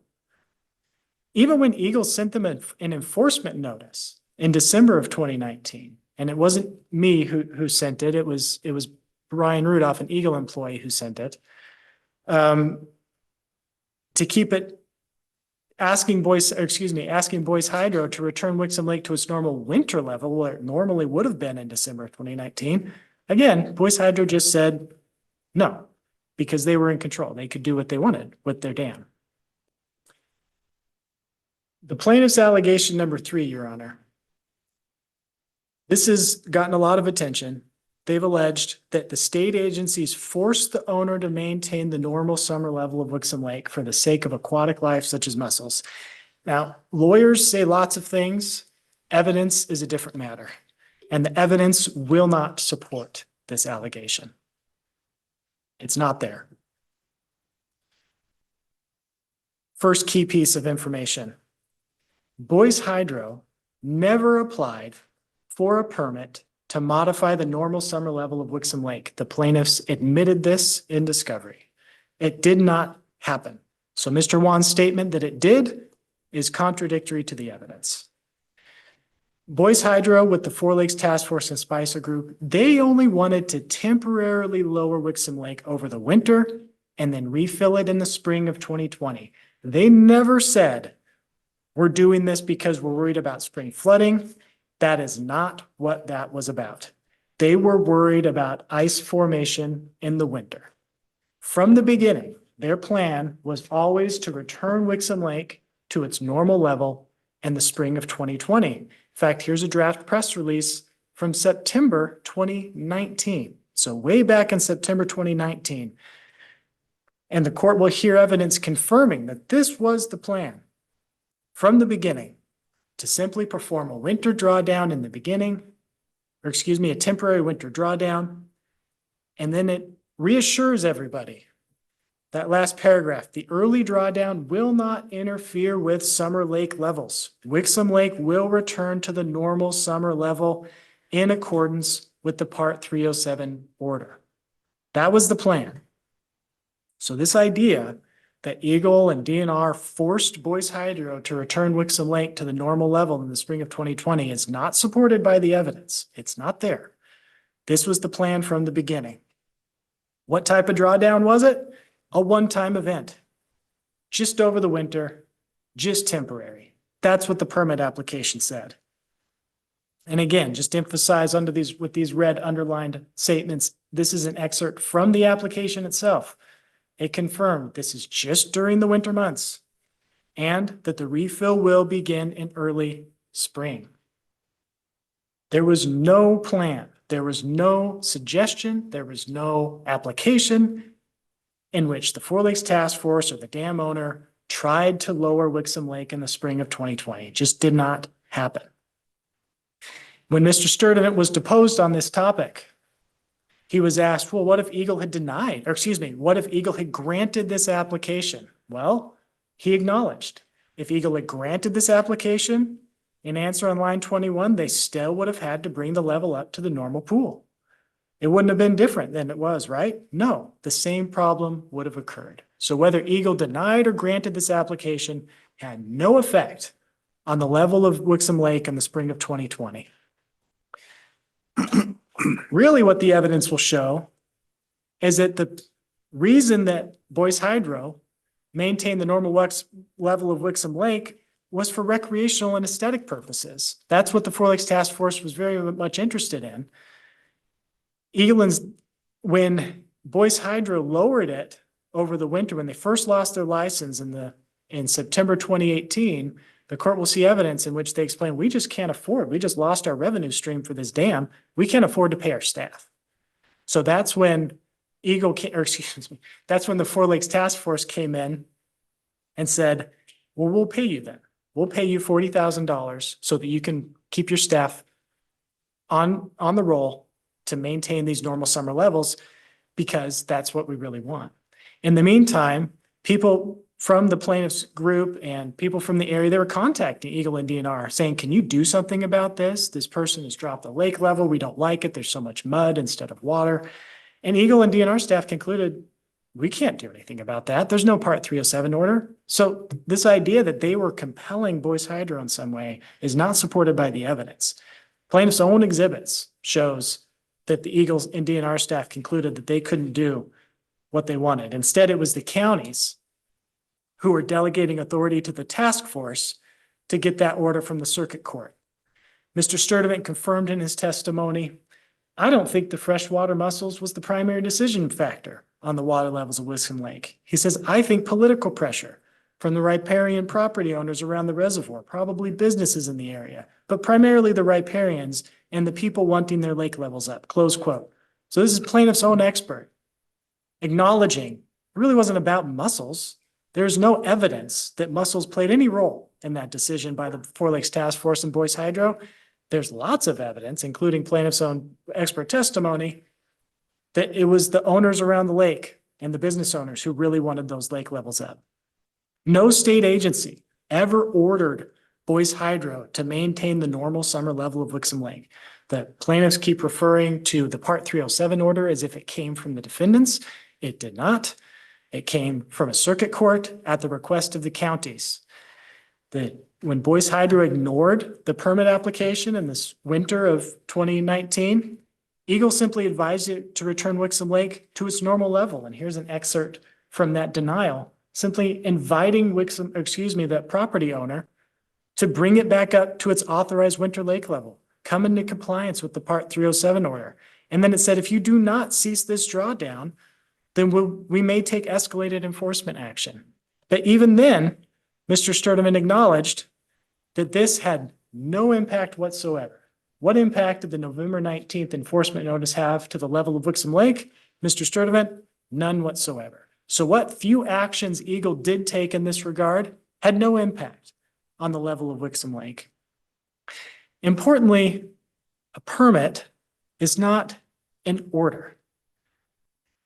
Boyce Hydro applied for a permit in April 2020, or excuse me, in February, but got it in April 2020 to return Wixom Lake to its normal level. They did not warn anything about this being unsafe. They did it with the support of the Spicer Group. And they did it because the Four Lakes Task Force expected them to. They had a contract in place with Boyce Hydro. And the court will see emails and correspondence between the head of Four Lakes Task Force and the head of Boyce Hydro, in which Boyce Hydro explains this, that, yeah, we're doing this because you want us to, and we'll follow your direction in this regard. When Eagle granted the permit, all it did is authorize Boyce Hydro and Spicer Group and Four Lakes Task Force to do what they wanted to do. It didn't require it. So, for example, if someone gets a permit to construct a dock somewhere, they can, but they don't have to. If they don't want to construct the dock, it's not like Eagle or DNR will force them to do it. Same thing with this permit. It was just authorizing action, wasn't mandating it. And the permit's conditions simply required Boyce Hydro to follow the law like everybody else. It said if you want to do additional drawdowns outside of the Part 307 order in the future, just get a permit, which is what anyone would be required to do. Again, just emphasizing in these excerpts that Spicer Group was on this refill application. They were the one filing the application, recommending continuing to maintain the normal summer level of Wixom Lake. This is after, by the way, the key date that Mr. Thompson highlights. Mr. Thompson insists that January 2020 is the most important date here. Well, that's when everyone agreed that the Edenville Dam could not pass half PMF, including Spicer Group, in their September memo. Well, they are the ones who still want this dam to be maintained at its normal level. They didn't think there was anything dangerous about that. It had always been maintained at that level. The dam had never had sufficient spillway capacity. Again, this permit was issued in April 2020 to return Wixom Lake to its normal summer level. And here's the condition that the plaintiffs really focus on. This condition did not somehow give Eagle or DNR operational control of the dam. All it does is say that if you want to lower it in the future outside of the Part 307 order, get a permit, which is what anyone would have to do. It's normal. Now, Mr. Wan mentioned that there were multiple lawsuits filed about mussels. That Eagle and DNR have been suing Mr. Moeller and Boyce Hydro about mussels. That's not correct. The evidence will not show that. There was one lawsuit. It was filed after Boyce Hydro returned Wixom Lake to its normal summer level. In the meantime, Boyce Hydro, there's no evidence that Boyce Hydro did that because of mussels. Here are just some excerpts from emails. I'm not sure why it keeps doing that. Excerpts from emails the court will see where April 9th, 2020, the head of Boyce Hydro emails the head of Four Lakes Task Force explaining their plan to return Wixom Lake to its normal pond level reservation. He says this is consistent with our past oral and written agreements. There's no one on that email from Eagle or DNR. There's no mention in this email correspondence about mussels or natural resource damages or aquatic life, none of that. Again, this is a few days later, April 11th. Boyce Hydro even feels free. It says, hey, there might be some storms coming up And if that's the case, we're going to change the operation here and we're not going to raise it. And Mr. Kepler agrees. So that's fine. It's up to you. So they did not feel constrained by this permit such that they could not take action if they thought was necessary to change the plan and not return it to normal level.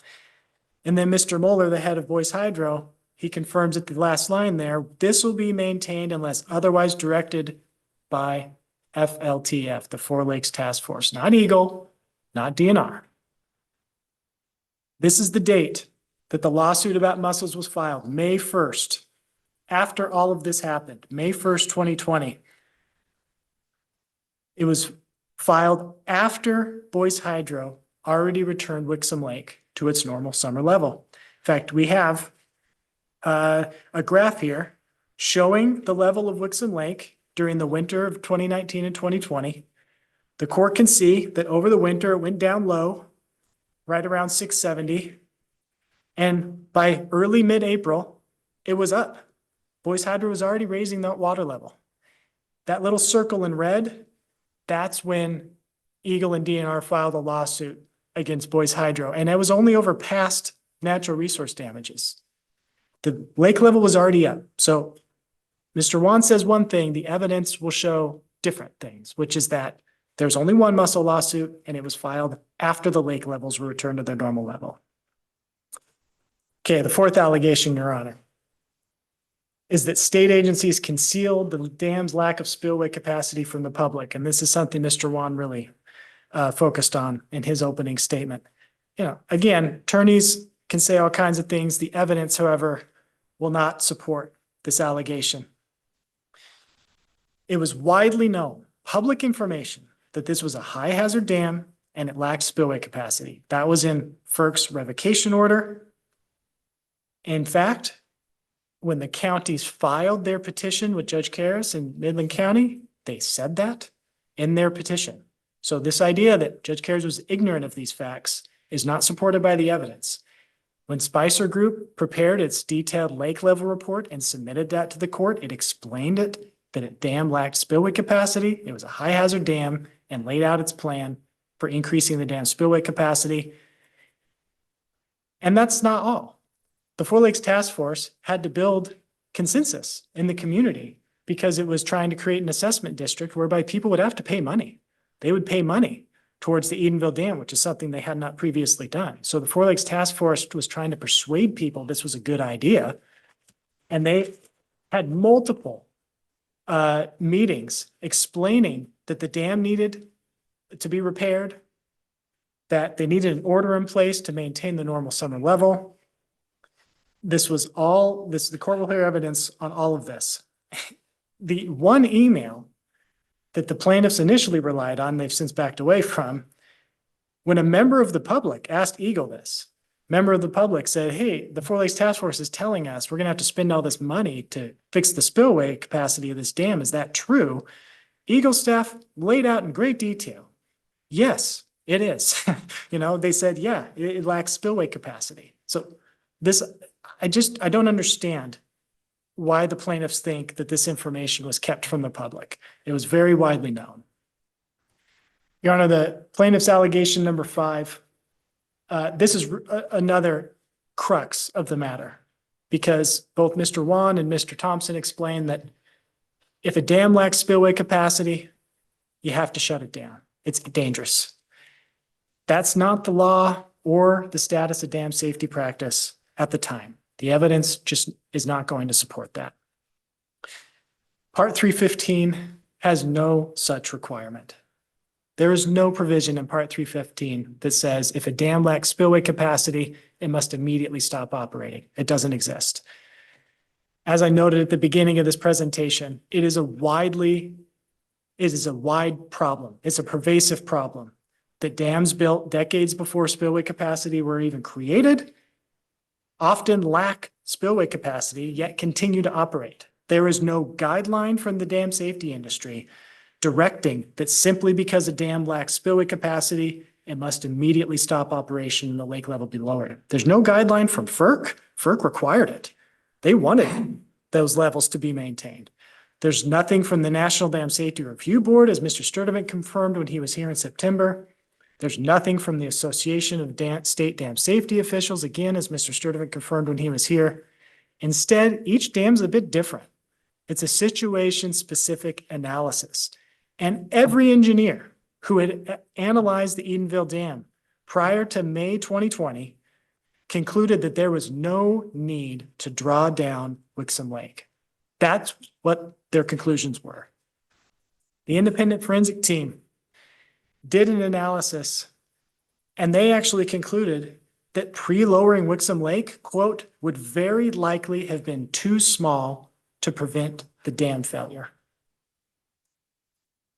Even with the benefit of hindsight, the independent forensic team concluded that pre-lowering Wixom Lake, quote, would not have been a good option to exercise.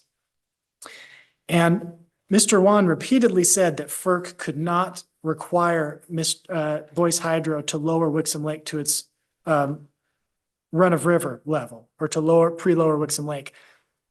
I will be interested to see the evidence that he offers to support that, because in reality, the evidence will show that FERC absolutely could do that. They could have required Boyce Hydro to lower Wixom Lake to run-of-river. That was very much within the scope of their authority under the license that they issued.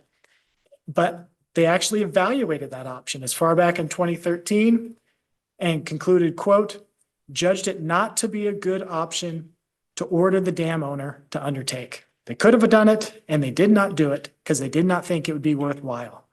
And that's because despite Mr. Wan's impressive large numbers about how much water Edenville Dam could hold back in Wixom Lake, it actually wasn't that much. It's a relatively small bucket of water that it could hold back. As far back in 1932, it was confirmed to the Michigan legislature that, quote, the storage provided by the Edenville Dam was found to be inadequate to effectively manage downstream flooding.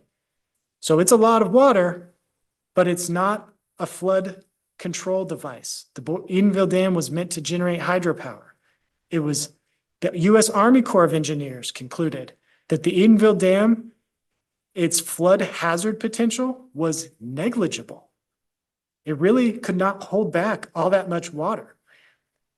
And the IFT confirmed that with extensive studies, concluding that pre-lowering Wixom Lake, quote, would have had very little effect on the ultimate lake level during the storm. This is why it was important to increase the dam's spillway capacity. If the dam could store all that water, and that could mitigate the risk, there's no need to increase the size of the gates and increase the dam spillway capacity. The whole reason you had to increase the dam spillway capacity was because it couldn't store that much water. That's why pre-lowering would have had very little effect on the ultimate lake level during the storm. Now, Mr. Wan mentioned the legal duty, or excuse me, the legal burden that the plaintiffs have here. And these are some excerpts from the joint pre-trial statement. So these experts are agreed to by both parties. This is not a negligence case. That is not some kind of tort case. This isn't whether Eagle negligently granted a permit application. There is no such legal claim in Michigan for that sort of thing. Instead, the plaintiffs have to show that their private property was taken for a public use. That's why it matters that Eagle nor DNR never took over operational control of this private dam. Unlike in Flint, where the state employees did, a state employee did have operational control of a government entity, they never took over operational control of this dam. It's not the same. Their claim has a higher standard than negligence. It's not the same as trespass or nuisance. The standard is higher. What they have to show is that the Eagle and DNR's actions here actually took over public, made private property public, essentially, took over for public use, this Edenville Dam. And it just did not happen. The evidence is not going to support that. Nor Eagle nor DNR ever went in and took over control of this dam. And Your Honor, again, we wish to emphasize this is not about whether this was a tragedy that happened. It did. But the evidence shows that the state of Michigan is not responsible for it. There was no taking here. Thank you, Your Honor. Thank you.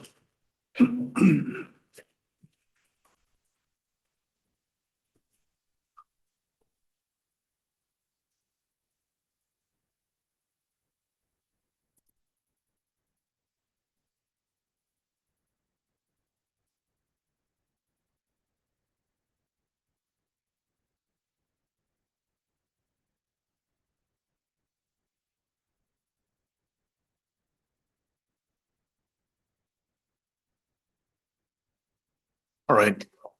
We've just had the benefit of about 91 minutes of opening statements. I'm very appreciative to the three lawyers who prepared their comments and the assistance undoubtedly that your colleagues provided to you in the preparation for that. We're going to take recess for our morning recess, as we indicated in our many discussions previously. Do we want 15 or 20 minutes? And look, but before I even ask the lawyers, let me ask the most important person, the court reporter. How much time? She says 15 is okay. There are a bunch of lawyers who want 15 or 20 before we start with the proofs. Plaintiffs?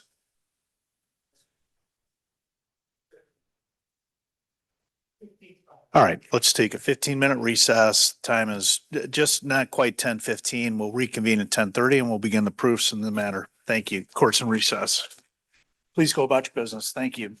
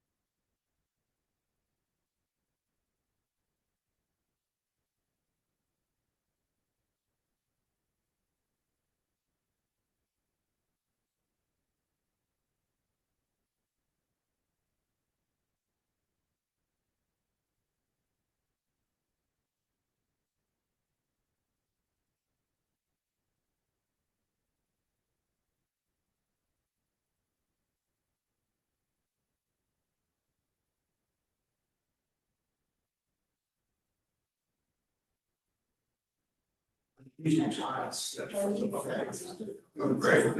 in for Dan?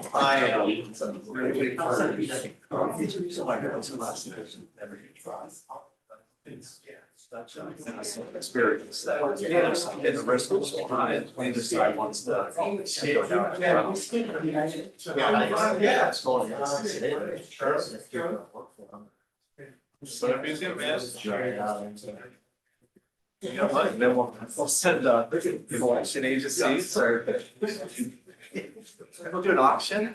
First we'll start with this chief.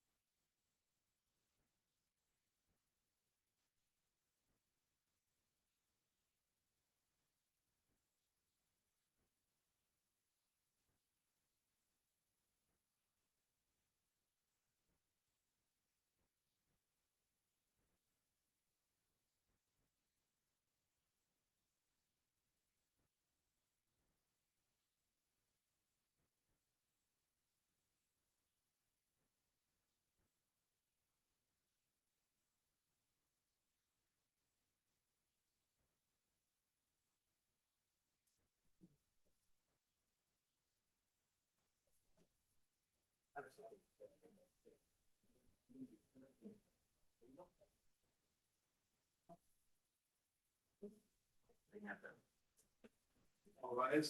Good to see Okay. Sorry for being late. It's 10:31. We're back in session. Plaintiffs may proceed. Anything we need to address before? Oh, we're missing one lawyer. Kind of important. No, I'll wait. Is he planning on not being here for this witness? No, it would be down here later. I'm going to be in the process. Oh, okay. I'm happy if it's just he's going to be a minute, I'm happy to wait. All right, let's just wait. I mean, for heaven's sakes, we've been together for 2.5 years.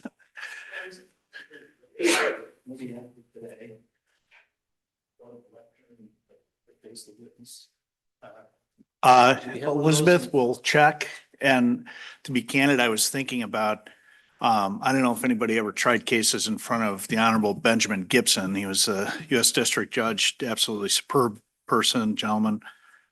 But Judge Gibson had some back issues, and he had a podium right on the bench. And I did that as well at Kent Circuit on occasion.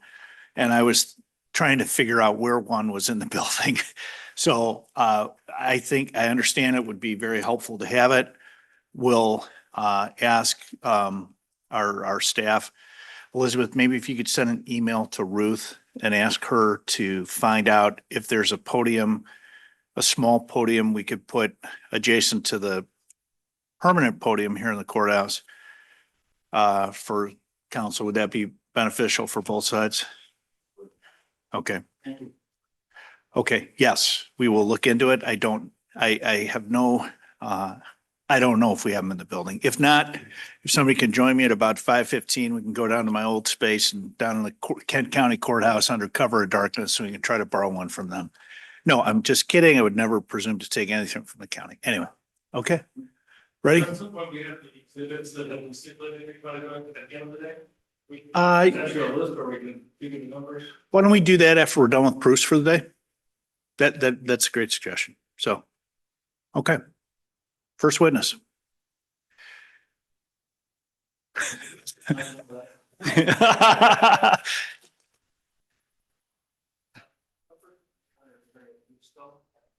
Okay. Sir, if you could approach the witness stand once Sarah remains standing and face me. It's right over here. Whatever, the world is your oyster. You get to decide. Okay. Please remain standing and face me. Could you stand up? Right. In the matter now in hearing, do you swear or affirm that the evidence you will give will be the truth, the whole truth, and nothing but the truth, so help you God? Thank you. Please be seated. Please state your first and last names and spell both for our court reporter. That'd be fine. Thank you. Please spell both your first and last names.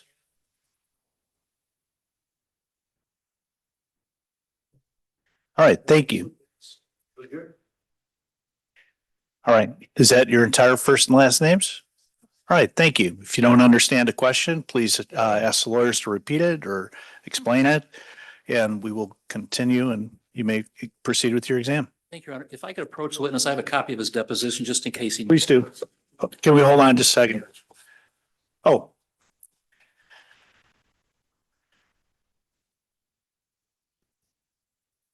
No, it's not your bad.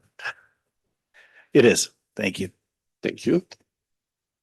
I assume defense has a copy of whatever it is that just got handed. Okay, thank you. Oh, and you're Mario Fusco. Yes, I am. And tell us about your background, educationally. Education, I have a degree in agricultural engineering, a master's at MSU, agricultural engineering, Hydraulic engineering? agricultural engineering with focus on soil and water. Agricultural? Agricultural. Thank you. And how long have you been with the state of Michigan? I've been with the state of Michigan since June 2003. It's my understanding that you were a supervisor with the dam safety folks for a couple of years? Yes, that's true. At the time, our unit used to be called Dam Safety and Hydrologic Studies and Dam Safety Unit. And it's my understanding that you started managing people in that department in June of 2018? Correct. And when did you finish? When did you finish managing people in the dam safety unit? When the unit or the Dam Safety Program split from our unit, we created two units after that. And what That year, was what year was that? after I think it was 2021 or 2022. So you were there for maybe 2.5, 3 years? Correct. Now, let's talk about the Edenville Dam. You're familiar with the Edenville Dam, Yes, I am. and that came within the dam safety folks that you supervised, Luke Trumbull and Dan Devon, correct? At the time when we got jurisdiction over the dam, Jim Pawlowski was the engineer. Don Devon was not hired until I think March 2019. No, I'm sorry, July 2019. Jim Pawlowski retired on March 2019. And the whole time Luke Trumbull was there, correct? That's correct. And let's talk about the Edenville Dam itself. When you were supervising that department, would you agree with me that that was one of your more significant projects? Not the department, supervised the unit. Okay. Yes, that was one of the most important projects we had at the time in the dam safety program. And in terms of your background, sir, you don't consider yourself to be a dam safety expert, do you? No, I'm more hydraulic engineer. I was hired as a floodplain engineer for the Southeast District of Michigan at the time at Livonia office.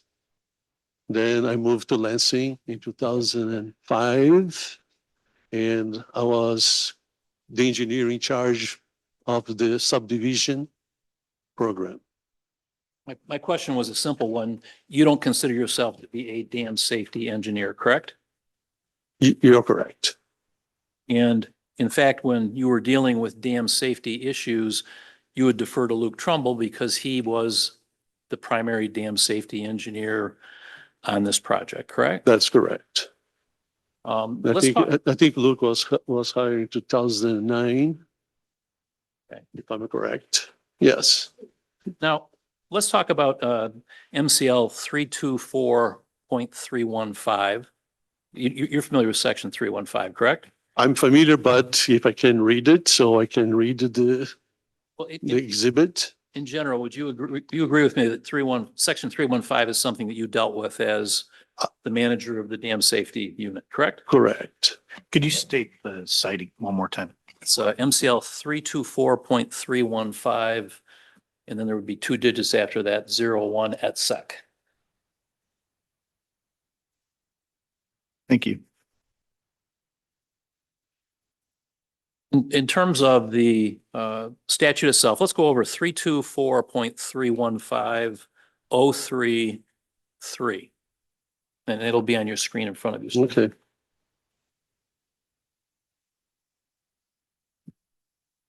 What's that?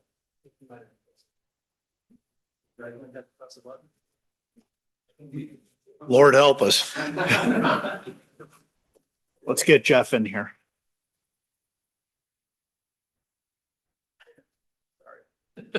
I don't have any idea what to do.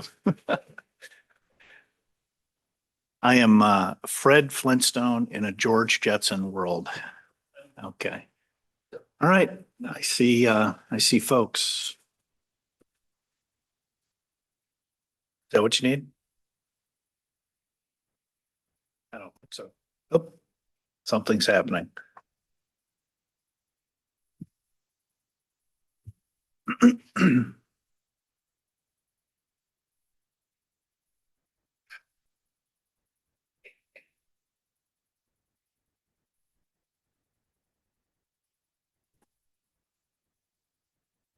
Elizabeth, can you come here a moment, please?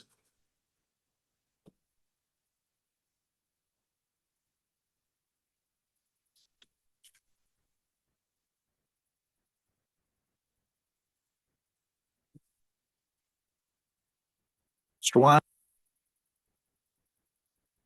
Am I supposed to be doing something or?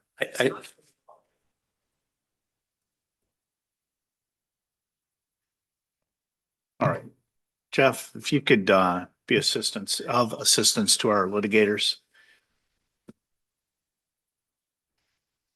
Record should reflect, we're about 10:41. We're trying to work through some technological issues that are beyond my capacity to be of any assistance, and I apologize.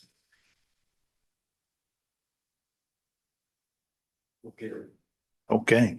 How long do you think it'll take, Jeff? Good. Thank you.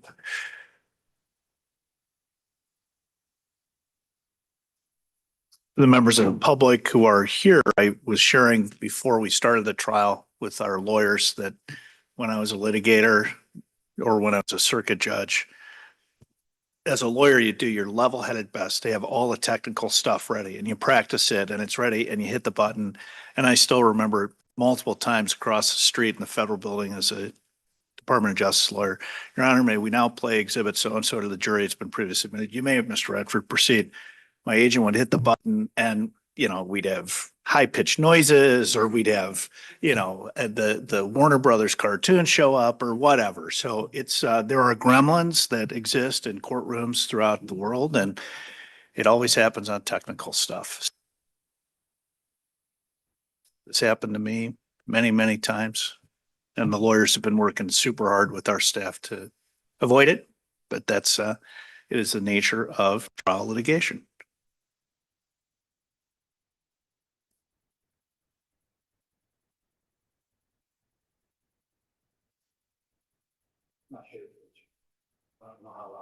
Okay, all right. So here's what we're gonna do. We're gonna be in recess, and then when everything's ready to go, there, Jeff and the lawyers will let me know. If it turns out that this gremlin is non-solvable, we'll figure out what we're gonna do by meeting in chambers. And by that, I'm just meaning the roving room. So I'll be here next door waiting, but in the meantime, court is in recess. Thank you. You do not need to stay in the courtroom if you are a litigator or witness, sir. You're still under oath. And if you could please just refrain from discussing your testimony with other lawyers until we get back on the record. Okay, thank you. Court's in recess until we're not.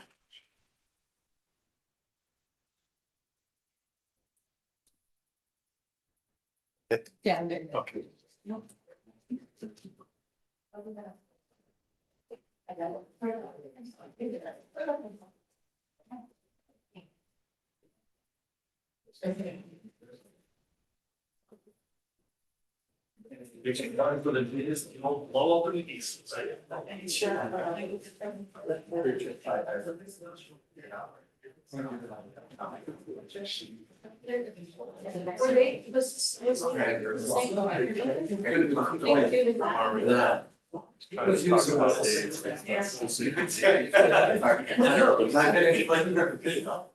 Yeah, sir. This was on video. I don't know. I'm glad. That's where she.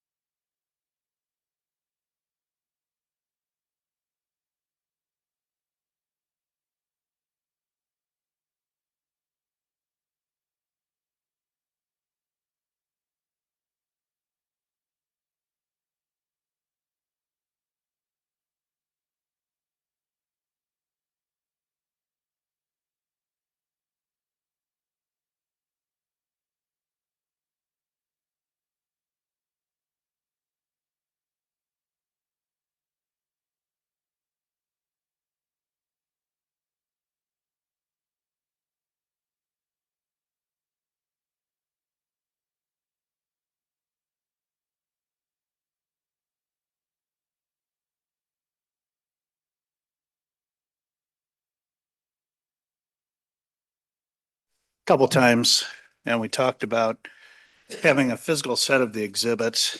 We brought those up between when we decided to bring them up collectively and my staff actually bring them up. They said, Judge, it's working again. So anyway, let's continue. Look for, I want to thank your staff, Judge, for. oh bringing yeah, the and extra somebody, podium. That's very we nice. got a podium, so. Okay. Thank With you. a microphone. Wow. Mr. Fusco, is it Fusco or Fusco? Either way is fine. Either way? Okay. Mr. Fusco, Actually, correctly, it's Fusco, but Fusco, okay. Mr. Fusco, we're looking at right now at MCL 324.1503 and its definitions E to H. I'd like to direct your attention to our numbers 3 and 4, if we could. And number 3 states, a failed dam means a dam not capable of impounding water at its intended level due to a structural deficiency. Did I read that correctly? yes, you did. And number 4 says failure means an incident resulting in an unplanned or uncontrolled release of water from a dam, correct? Correct. Now, what happened on May 19 of 2020 when the Edenville Dam failed, that would constitute a failure under this statute, correct? That's correct. And also the fact that the Edenville Dam could not pass 1/2 PMF would qualify it as a failed dam, correct? Not really. Isn't it true that if the dam could not pass 1/2 PMF, that there was a structural deficiency in the dam? That's not quite true either. Okay, we'll It get to had, it that. didn't have hydraulic adequacy. We'll get to that in a minute. Okay. Let's go to, And I'm sorry to say not true or say not, that's not correct. not correct. I'm sorry Okay. about that. Let's go to 324.31516, please. Oh, I'm back. I'm sorry. I made a mistake there. Can we go back to 03 and go to sub 11?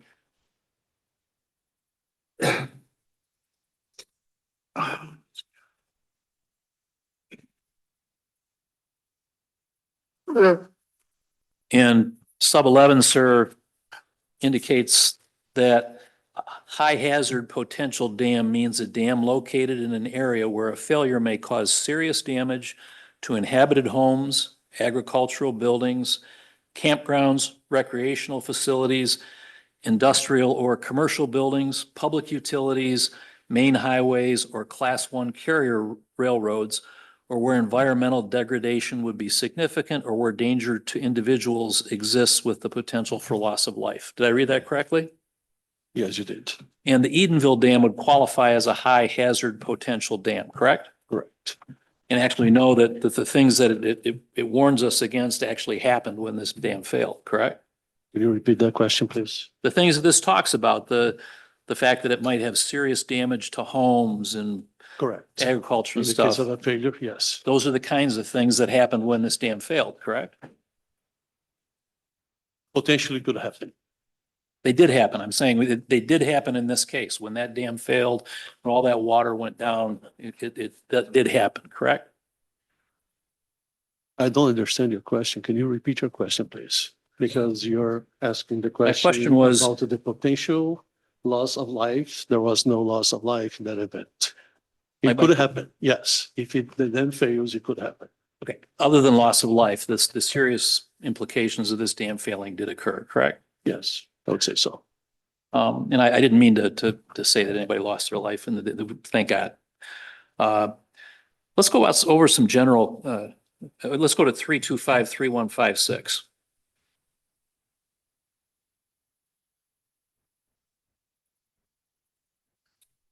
And let's go to the very first.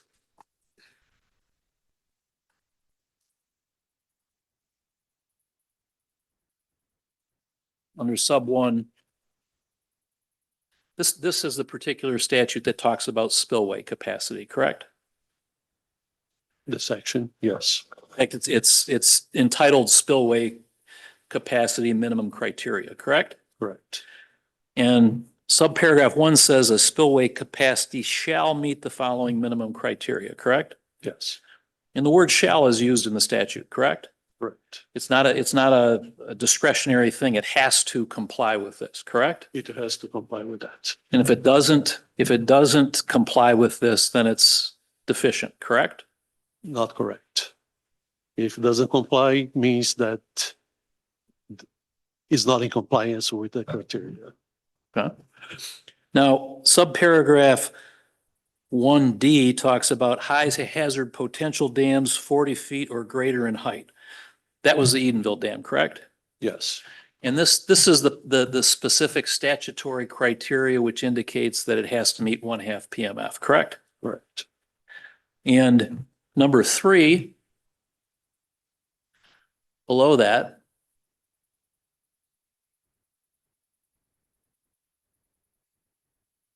indicates that if a dam cannot pass design flood, an auxiliary spillway must be provided. Did I read that correctly? Yes, you did. And must again is a mandatory thing, correct? Yes. It's not discretionary. No, it's not discretionary. And it then goes on to say the owner must document to the satisfaction of the department that the dam has sufficient spillway capacity and that proper means are available to operate the spillway or spillways during the design flood, correct? Correct. And this is the statutory provision that dictates what's safe and unsafe in terms of spillway capacity, correct? I would say so, yes. Okay. Now, let's talk about some basic concepts. One of the things that I think everybody agrees on, maybe you, hopefully you do too, is that public Can safety. I just go back to my answer? If they pass those criterias, the dam is safe, but if it doesn't pass one of those criteria, doesn't mean the dam is unsafe. The reverse is not true. So it's safe if it passes, but it's not unsafe if it doesn't pass, is what you're telling me.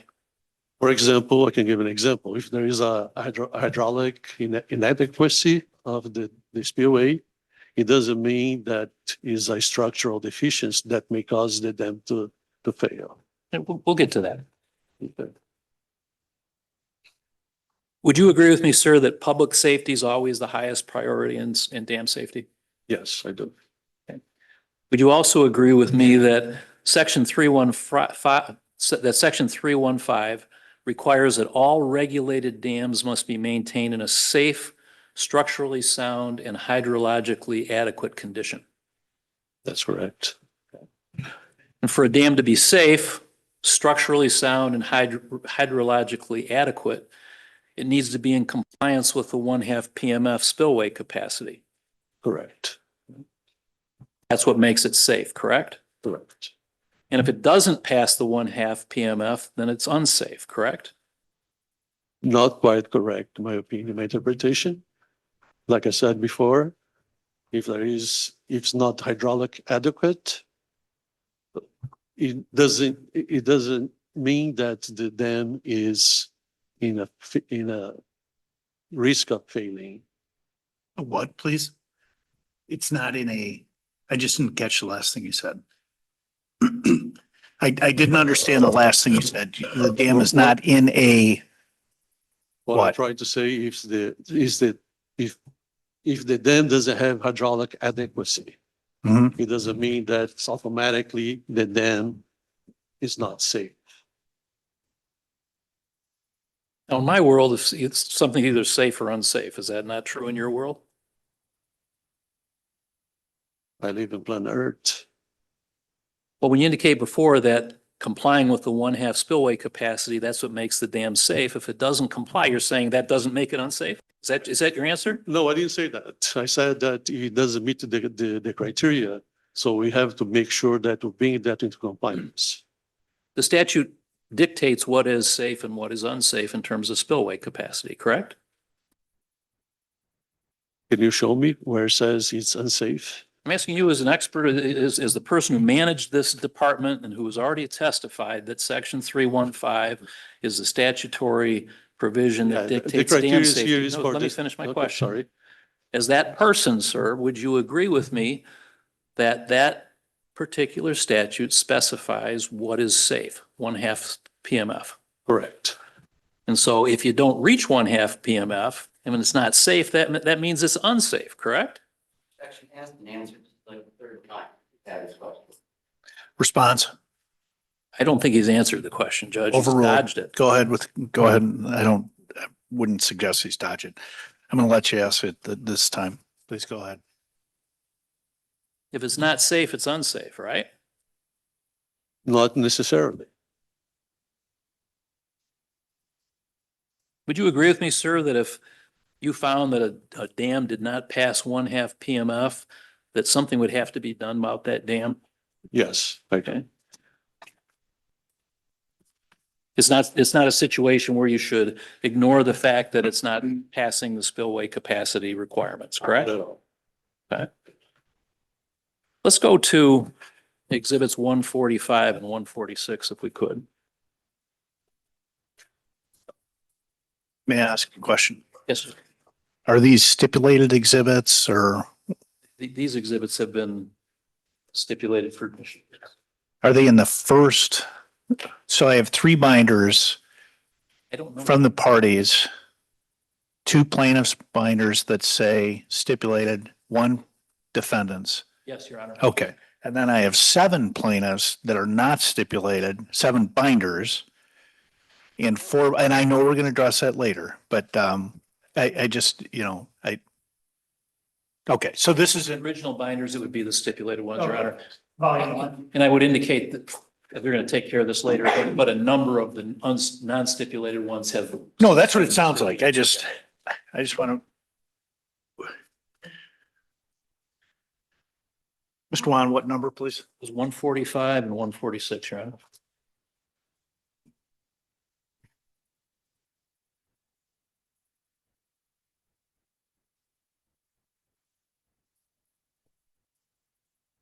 Not in there.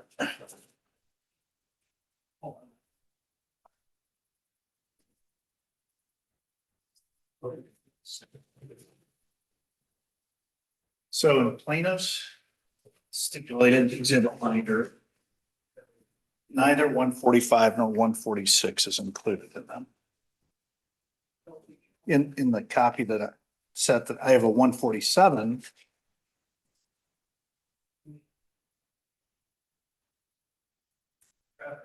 We're going to play it on the screen for you. Does that make a difference? Or do you want to write on it while we're going? Your Honor, can I maybe address this? Sure. My associate Paulina has a much better grasp of this, but in short order, since the binders have been filed and submitted with you, much work has been done. And so what we would need is to somehow let you know where it's at, and that's why Paulina's here. She can tell you where to find it. I think get a chair right next to the podium because I think you're going to be there the whole. Well, She's very vague.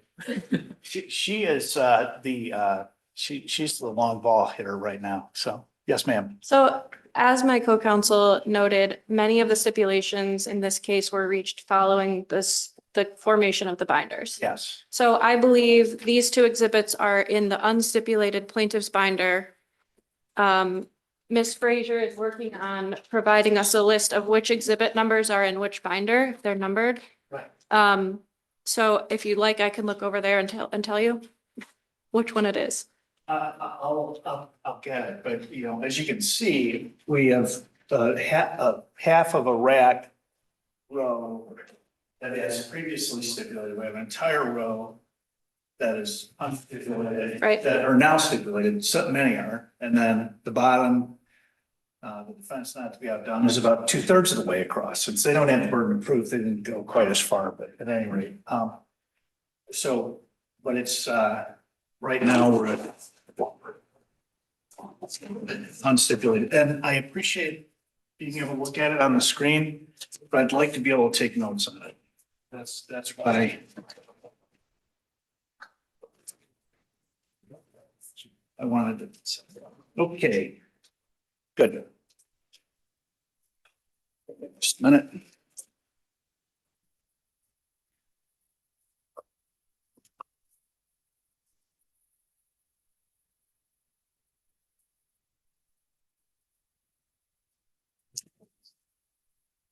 Okay, let me get them.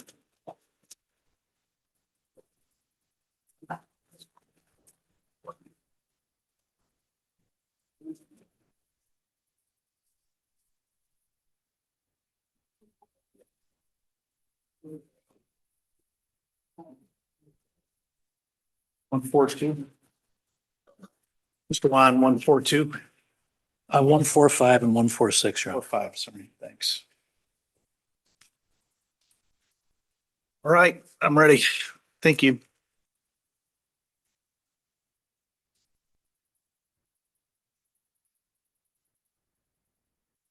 Okay, sir, let's look at exhibit number 145 if we could. Like to look at page 3 of that exhibit.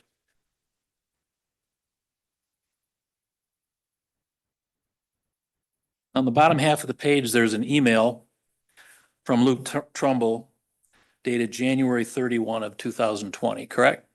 Correct. And you're one of the people who received a copy of this email, correct? Correct. In that, he indicates that in the first paragraph, I've developed the attached spreadsheet rating curves for the Edenville Dam based on current maximum gate openings, correct? Correct. And then below that, he says, you'll see that the total capacity of the dam currently is around 21,000 CFS, correct? Correct. And then if we go to the next page.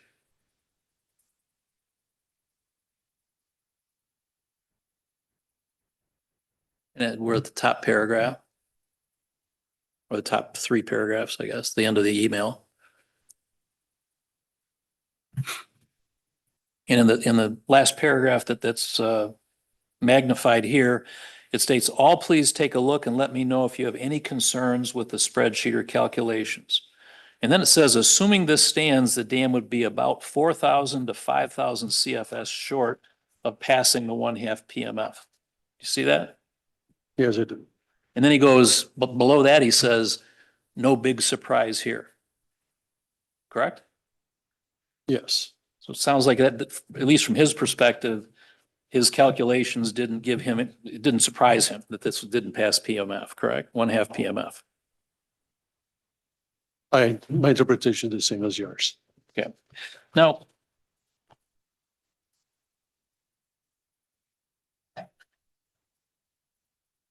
one of the things that I'm going back to that last part, if we could build that back up.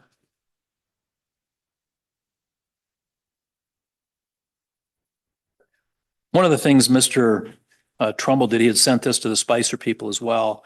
And he says, Spicer folks, please let me know if the gate openings and widths are correct in the attached. I will revise if incorrect, correct? Correct. And so he was asking for their input on whether by their calculations, the dam would pass 1/2 PMF, correct? That's correct. And that question was answered on February 4. Let's go to page 2 of the exhibit.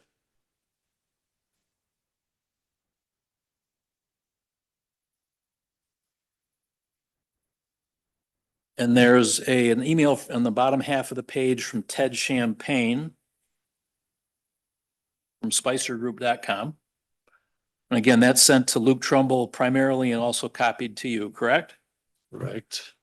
And there he says, thank you for the revised spillway rating spreadsheet. I've looked over the calculated flows and they're very similar to our results as well. The spillway lengths and crest elevations match our records and coefficient used agree with those recommended in the USBR Small Dam Design Manual. Correct? Yes. He was confirming what Luke said on January 30, that the Edenville Dam could not pass 1/2 PMF, correct? Correct.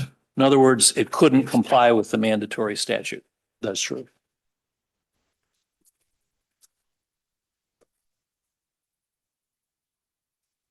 So as of February 4, 2020, you realized that the dam was not safe, structurally sound, and hydrologically adequate, correct? Correct. When it's not safe, structurally sound, or hydrologically adequate, would you agree with me that it's unsafe? It's the same question we asked before. It doesn't meet the safe criteria, but not necessarily means that it's unsafe. Well, when the state sets forth criteria in a statute to tell you what's safe, are you saying that violating the statute doesn't make it unsafe? increase the risk for the dam to have some safety issues, but it doesn't necessarily mean it's unsafe. So if it's not safe, it's not. Reverse is not, this is not true.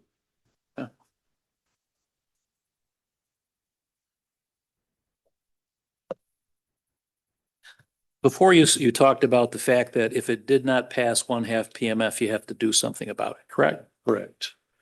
Now, we covered this a little bit before. You weren't the expert in dam safety at this point, correct? Luke Trumbull was. That's correct. And in terms of making recommendations to do something about this, you would rely on Luke Trumbull to bring those up, correct? Correct. And even though you're his supervisor, you're not the one who's going to be making the recommendations as to what to do when you're doing something about it being unsafe, correct? Not technical, based on technical information. You'll rely on Luke. But just can I add to the answer? We did something about it. Okay. We can get to that with your attorney. Okay. Let's talk for a second about some of the things you could do. Let's look at 31519.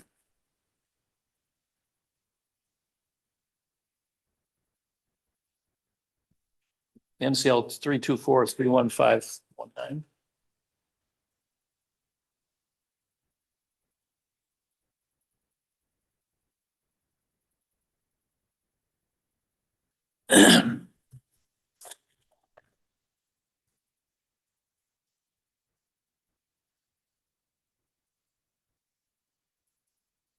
This particular statute gives the dam safety folks the authority to do something if they need to, correct? Correct. In fact, this says that where significant damage to the public health, safety, welfare, property, and natural resources, or the public trust in those natural resources, or damages to person or property occurs or is anticipated to occur due to the operation of a dam, the department may order the owner to limit the dam operations. Did I read that correctly? Yes, you did. And it gives different things that the department can do in order to take care of these. These orders may include, but are not limited to, cold water release, minimum flow releases from dams, impoundment fluctuation restrictions, and here's the important, or requirements for run-of-river operation. You see that? Yes, I can see that. After Luke Trumbull notified you that the dam was not compliant, that it did not pass the 1/2 PMF, was there ever a discussion where Luke said to you, Mr. Fusco, or whatever you guys called each other? Okay. Do you think we ought to have run a river on this one? It's not safe. Do you ever have that discussion? I don't believe so. I don't recall. Okay. I don't think so, though.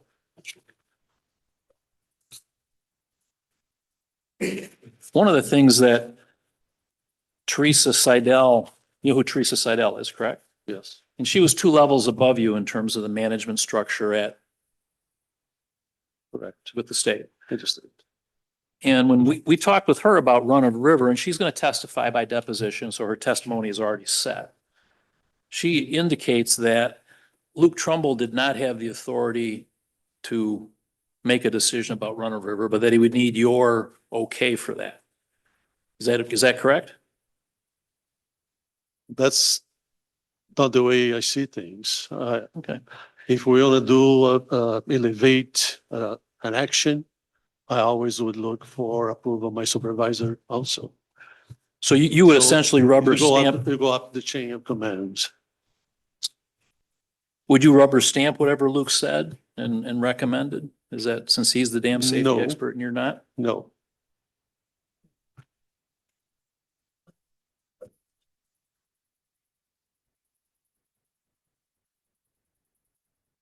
So as far as I understand, Luke Trumbull never raised any of the 31519 potential remedies with you as a response to the fact that the Edenville Dam did not pass 1/2 PMF, correct?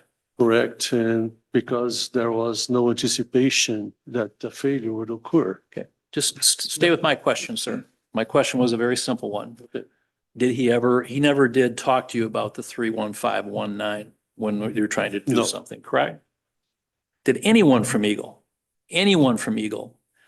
ever discuss any of the 31519 remedies? With me, no.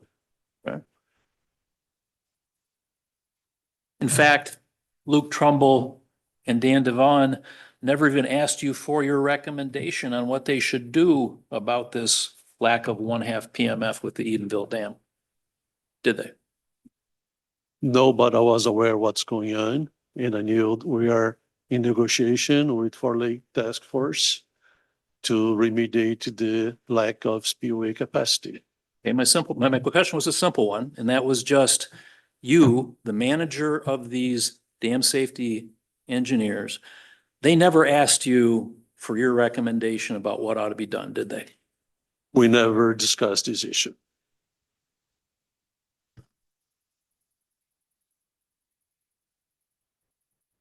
Would you agree with me that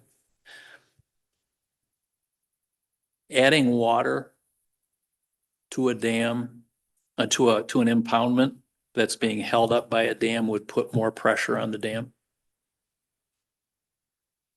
Yes, I would agree with that in principle. Okay. And if a dam is not safe, structurally sound, or hydrologically adequate, raising the water level could compromise the dam, correct? If there was structural deficiencies in the dam, yes. And lack of spillway capacity is a structural deficiency, correct? No, doesn't have hydraulic adequacy. Did you know that a permit application was made at the end of February of 2020? Basically 3 or 4 weeks after Luke Trumbull had received verification from the Spicer Group that his calculations indicating that the dam did not pass 1/2 PMF. Did you know that there was an application for a permit to raise the water level in the dam filed? I'm aware of it. Did you know at the time, though? Or is this something that you learned as part of this I learned lawsuit? as part of the process. Okay. So back in February of 2020 and April of 2020, you were not aware that a permit application was pending and there was a determination being made as to whether or not to grant that permit, No, I did you? was not Okay. aware of it. And you didn't realize, you didn't understand, or, that's right, you didn't have knowledge that the permit was asking to raise the water level 5.5 feet, did you? I'm trying to. If this was a permit that was because there was a legal drawdown, Because there was a what? a legal Okay, drawdown of the dam by Mr. Miller, if they need a permit to bring the lake level up to the normal level. So I think I was aware of that issue. You just told me you weren't aware that the permit was being applied for. And when I complement my answer, I ask if that was related to bring the water level because of the legal drawdown. I was aware that was a legal drawdown of the lake. Brian Rudolph's going to testify that when he is faced with a drawdown or draw up petition or for a permit, that he goes to Luke Trumbull and Dam Safety to find out whether it's safe or not. Okay, assume he's going to testify to that. Luke Trumbull No, or, Let me finish. okay, I'm sorry. That he would go to Luke Trumbull to find out whether it's safe or not. Were you ever consulted when this permit application was being made to raise the lake level by 5.5 feet? In February and April of 2020, were you aware, I mean, were you brought in to consult on whether it was safe or not? Brian Rudolph never contacted me about issuing the permit, before issuing the permit. And your employee, Luke Trumbull, never contacted you either to say, Mr. Fusco or Mario, I'm sorry, he never contacted you either to say, hey, we got this permit application pending. The dam doesn't pass 1/2 PMF. What do you think? He never called you about that, did he? No, he never did.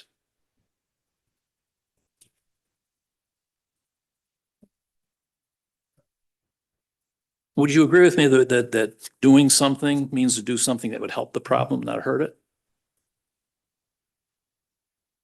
Doing some can be also initiate some mitigation actions to resolve the problem. You're trying to fix the problem, not make it worse, right? Yes, correct. And if adding water to an impoundment would make it worse, that's not doing something, is it?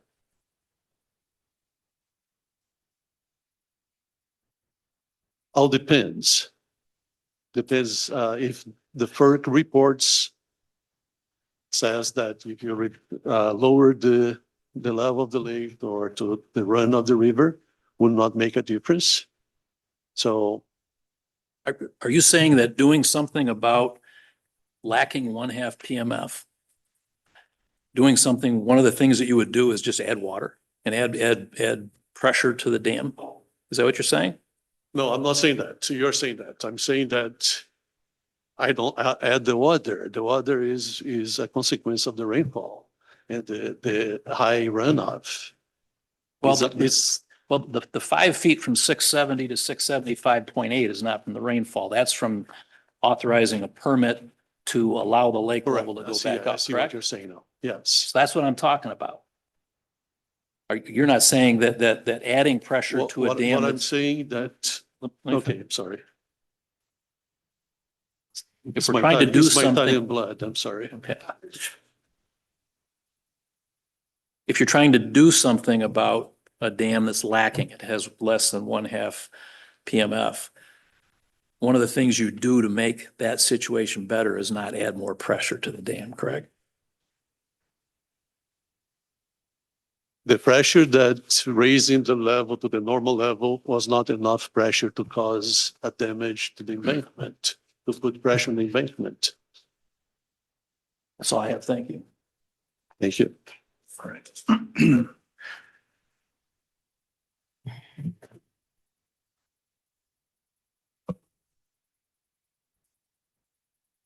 Can I drink a sip of water before we start? Absolutely. Yes. Absolutely.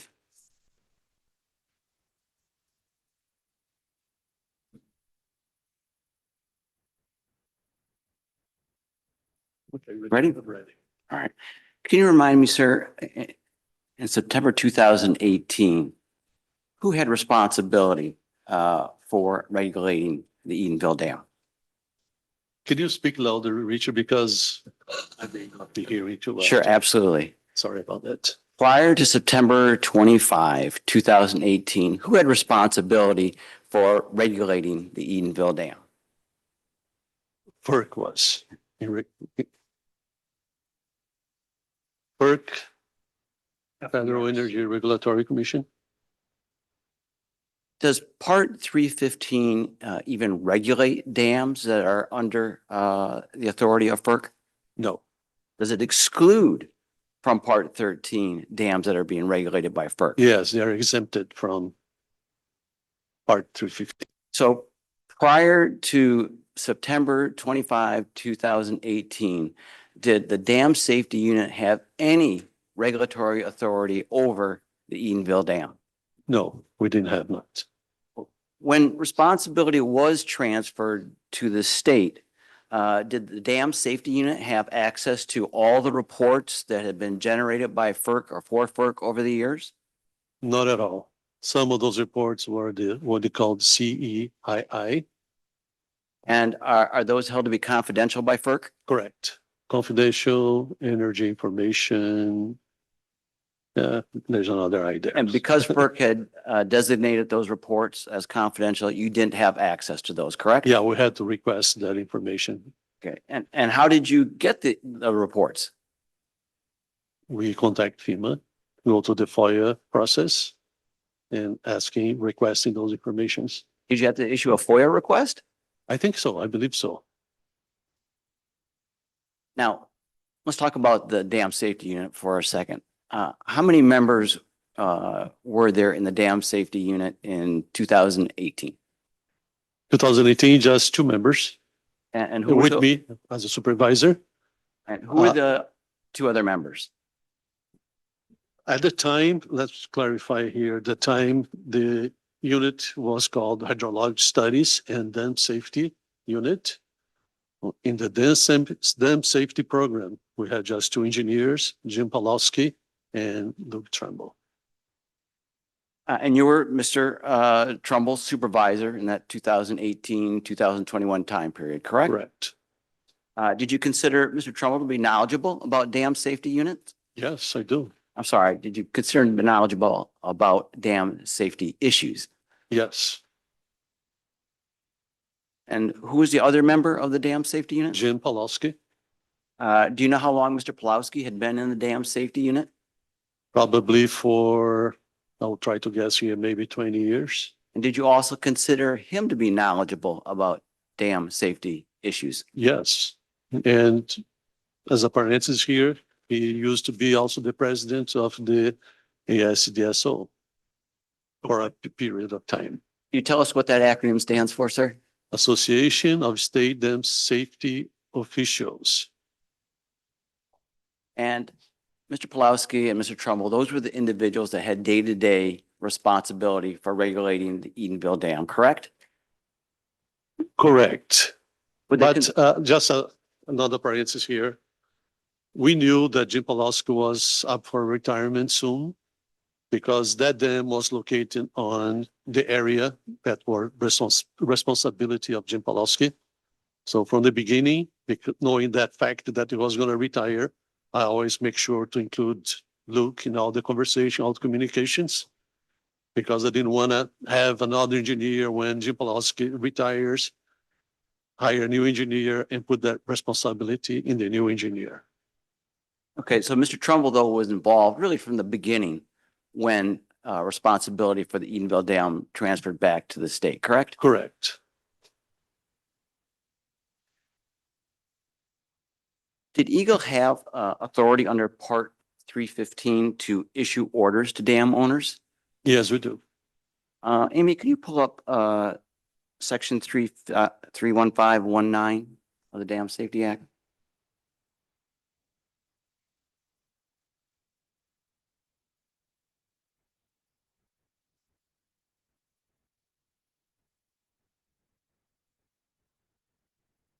What?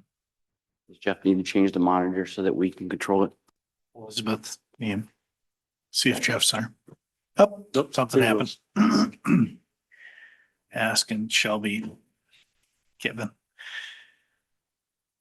Can you go to Section 31519?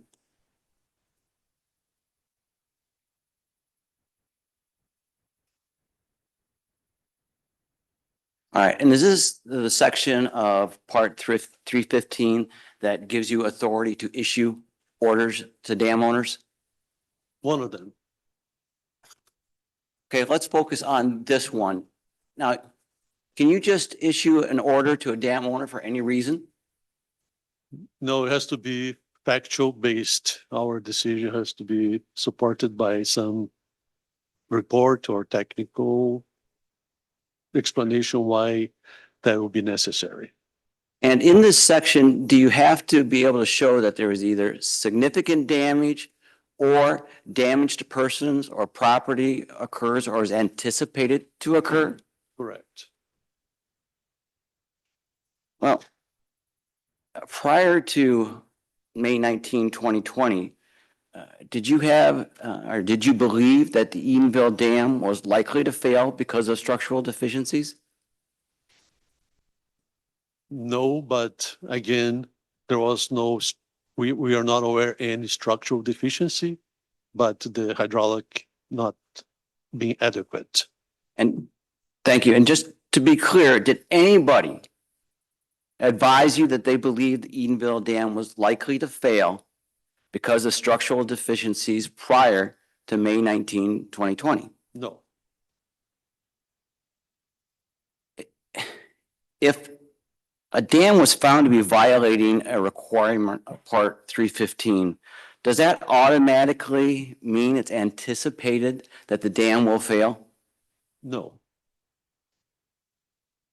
And if a dam did not meet the 1/2 PMF requirement, does that mean the dam was unsafe? Not necessarily. Does that mean it was not structurally sound?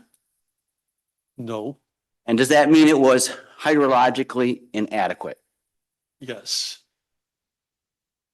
It means it was hydraulically inadequate. Does that mean it's anticipated to fail? No, Under Part 315, if Eagle determined that a dam was in violation, was it required under the statute to give the dam owner time to fix any violations? yes. Amy, can you pull up section 31524, subparagraph 2?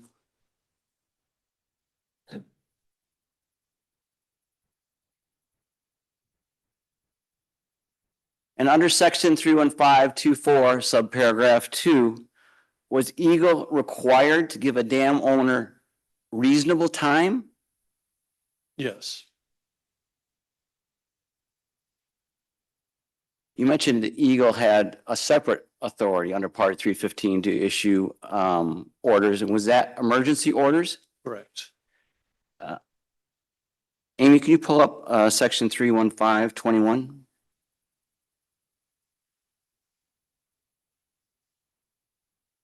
And is this a section that permitted Eagle to issue emergency orders under Part 315? Correct. Now, is it correct that Eagle can only issue an emergency order under Part 315 if there was an imminent danger of failure? That's correct. Did you ever believe prior to May 19, 2020, that an imminent danger existed that the Edenville Dam was likely to fail? No, Did anybody tell you prior to May 19, 2020, that there was an imminent danger that the dam was going to fail? no,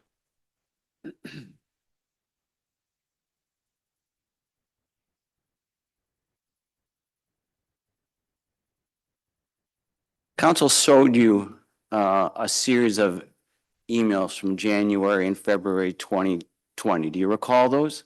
yes, And in those emails, Spicer Group had provided some preliminary data on whether or not they believed the dam met 1/2 PMF. Do you recall that? yes. Was Eagle still waiting for a final report from Spicer Group that addressed the PMF issue? Yes, I think the report was going to be published in, I think, March 2020. And because of the failure, there was some delay and the report was issued on June 2020. So Eagle did not receive Spicer Group's final determination until after the dam had failed, correct? That's correct.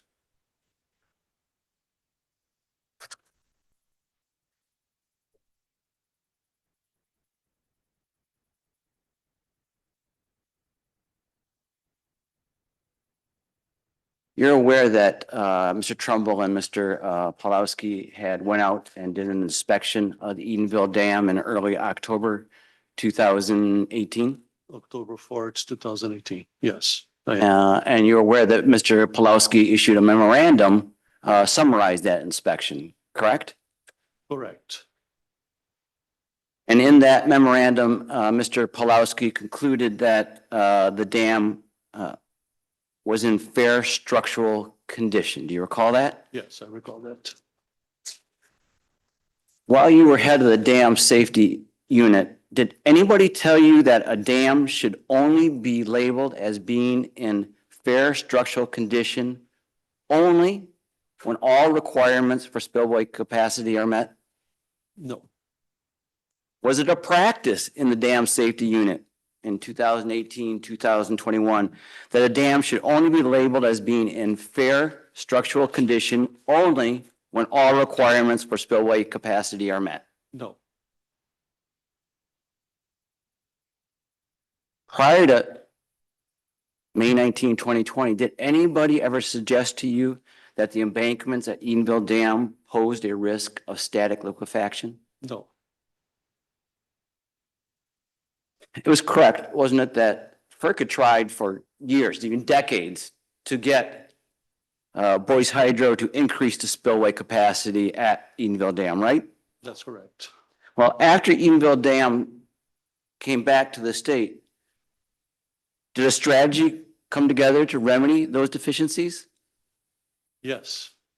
There was a lot of conversation between us and the Port Lake Task Force at the beginning with the owner also to make sure that we could estimate correctly what was the spillway capacity. And there was some discussions also about what was the HEP PMF.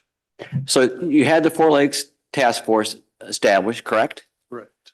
You had the establishment of a special assessment district, right? Correct. And that district was formed in order to fund the repairs that were going to be necessary at the dams, correct? Correct. And was it recommended to the state that the gates be fixed to cure the 1/2 PMF issue? I will have to, I think that at the time was the belief that if the gates could be lifted all the way, it could pass the half PMF. And the auxiliary spillway was to pass the full PMF because the intention at the time was for the Four Lake ports to continue generating electricity Right. in order to pay for the maintenance of the dam. So we had two issues here. We had the plan to fix the 1/2 PMF, right? Correct. And they were going to have that in place by late summer, early fall 2020, correct? Yes, I think that was the timeline. And then there was a separate plan to fix the spillway issue, right? Correct. And it wasn't just to meet the 1/2 PMF, right? I don't believe so. It was to get it to full PMF capacity, correct? Correct. And if it was at full PMF capacity, then they could get their license back from FERC, right? They could reapply for a license, yes. And then they could generate electricity, sell it, and have funding that way, correct? Correct.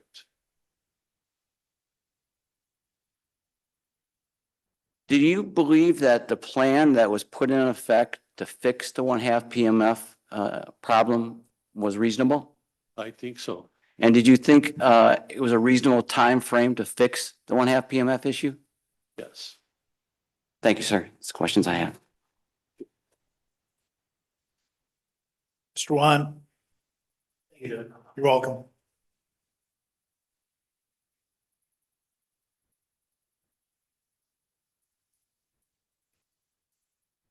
You testified about some freedom of information requests with FERC and you were. I think, yes, I Yes, think, and- yes, it did.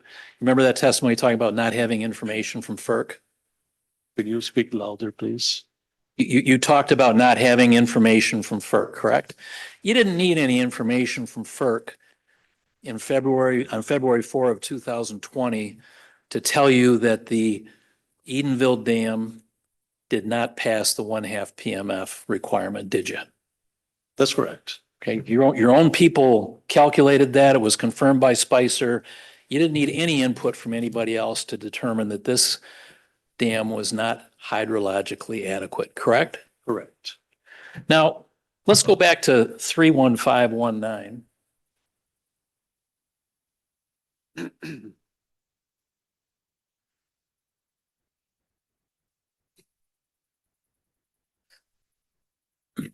In response to Mr. Cool's question, you said you need a report to initiate an order under this section. Look through this entire section of the statute and tell me where it says that in order for dam safety to issue an order under this section that it needs some kind of report. Is that anywhere in the statute? It's not in the statute, but how are we going to know if there's going to be a problem if you don't have any kind of evidence supporting your action that you're going to have to take? Well, how about evidence that you've developed yourself? Luke Trumbull has gone through and he's calculated that this does not pass 1/2 PMF. That's evidence, isn't it? That's evidence for Okay. the dam not complying with Part 315. And there was a conversation, negotiation going on to mitigate that deficiency. But going back to this statute, there's no requirement in the statute that the dam safety people need a report when they anticipate that there's going to be damage to persons or property. There's nothing in here that says you need a report for that, is there? Not on this section. Okay. In fact, in this section, you don't need a report. If you anticipate as a dam safety engineer pursuant to this section that there's going to be damage to people, that there could be damage to property, you can issue an order under this section using the remedies there, correct? If you have enough evidences, if you went do inspection yourself and you saw there was evidence that you don't need a report to base our decision, I would say yes, But nothing in the statute requires a report, correct? not on this section. The other sections are different sections, the ones that talk about requiring reports, correct? Correct. There is one section. That's not this section, is it? Yeah, it's not on this section. I agree with you.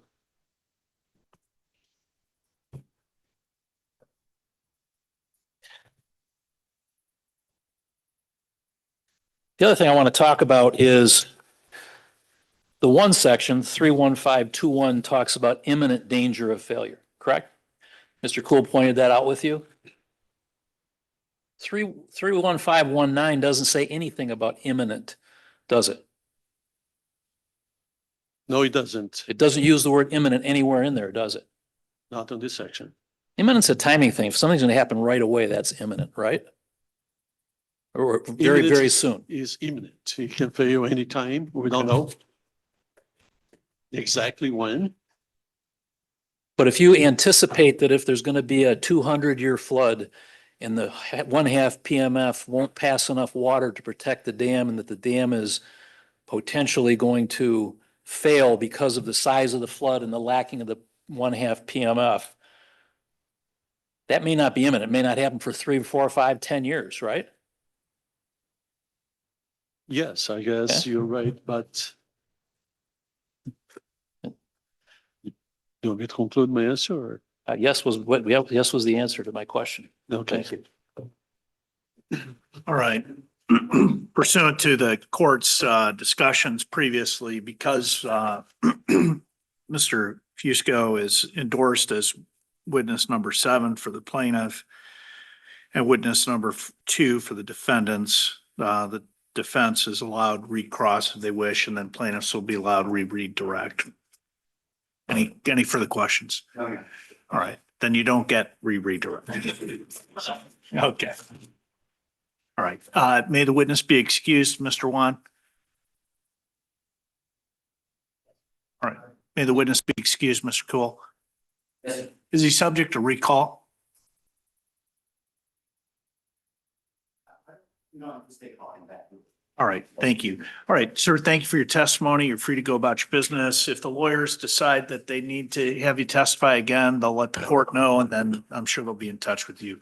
But otherwise, thank you for your testimony in this matter. All right, we're going to take our lunch recess, but I would like to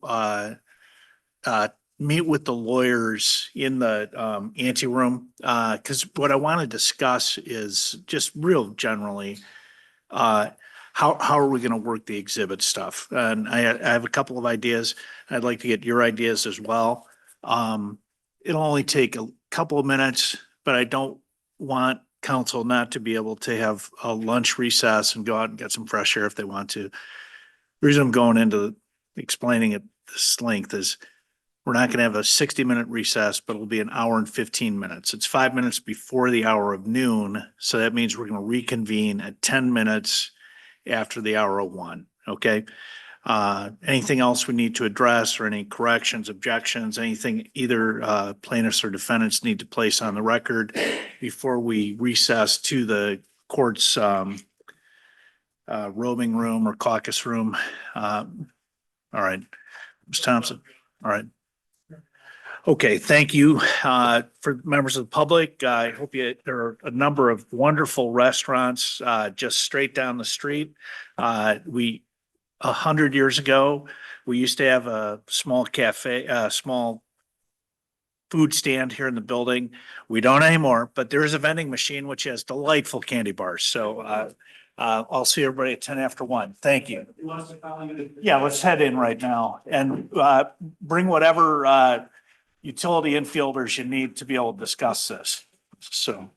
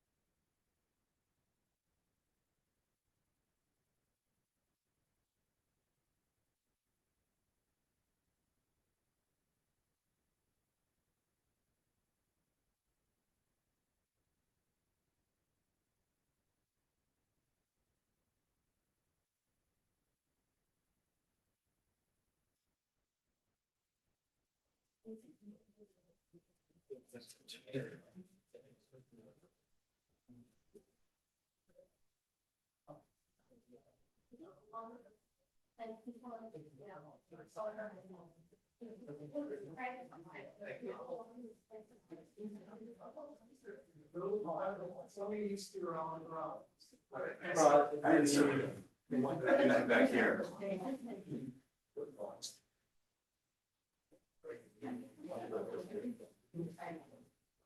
I think we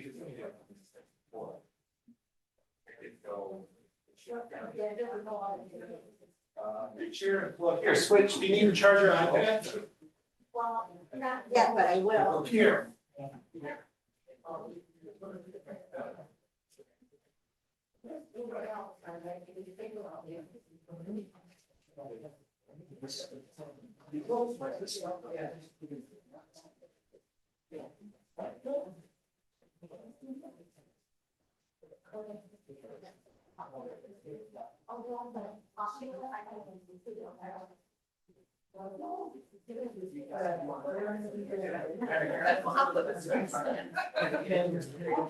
You're just trying to grab.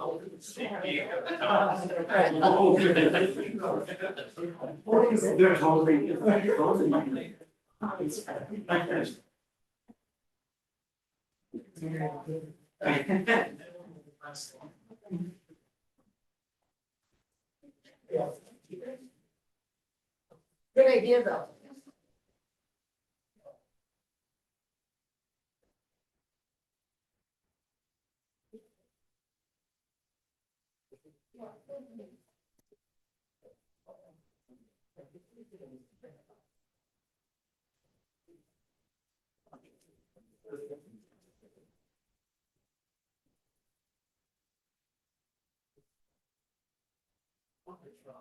Yeah, it's over.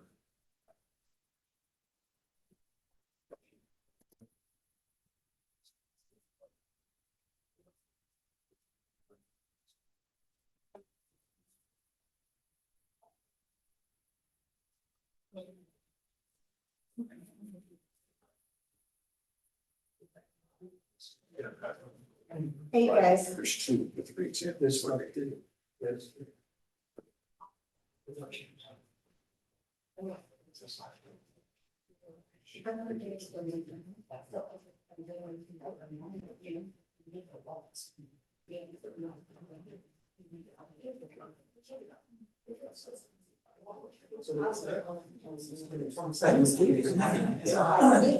They think he did. Nate, when you say this, you're not saying you can do the 22nd, but maybe do another day. Okay. I mean, The case isn't closed. If it's You still wanna take it- open at that point, we want to take him. He's just not available next week. Okay. And we wanted to give him that cushion in case. But we can talk. Okay, but it's, I mean, like, it's flights booked and like that. but you don't need to put it in next year. No, we need to put them up on the 22nd. Yes. That should probably work for us. I would think so, but I don't know. Yeah, I think.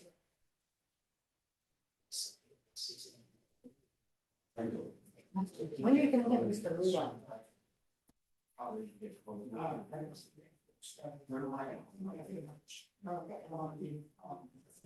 I don't know how long they're gonna. He's right after. Kevin's going to work, so, yeah.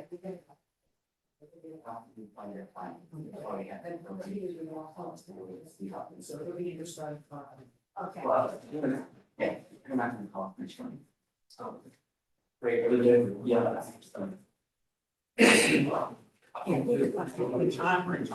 That should be fine. Yeah, you can put it on like this. Yeah.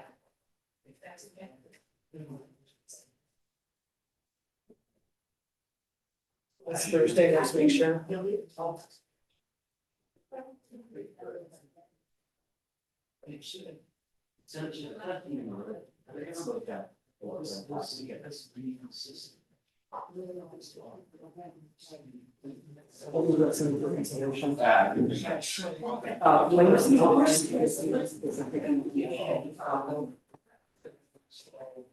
Yeah, any legal cycle. Yeah, so, what I know is. Press release. That needs to be. Yes. That's something.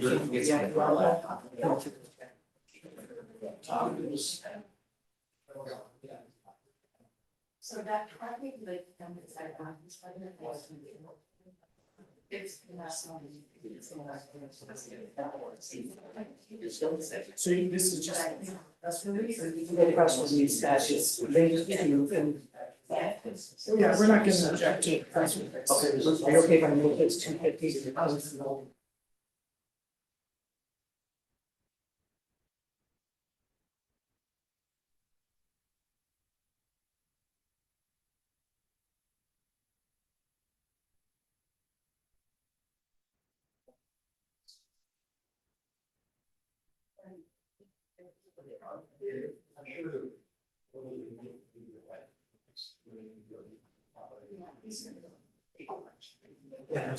All right. Thank you. See that? All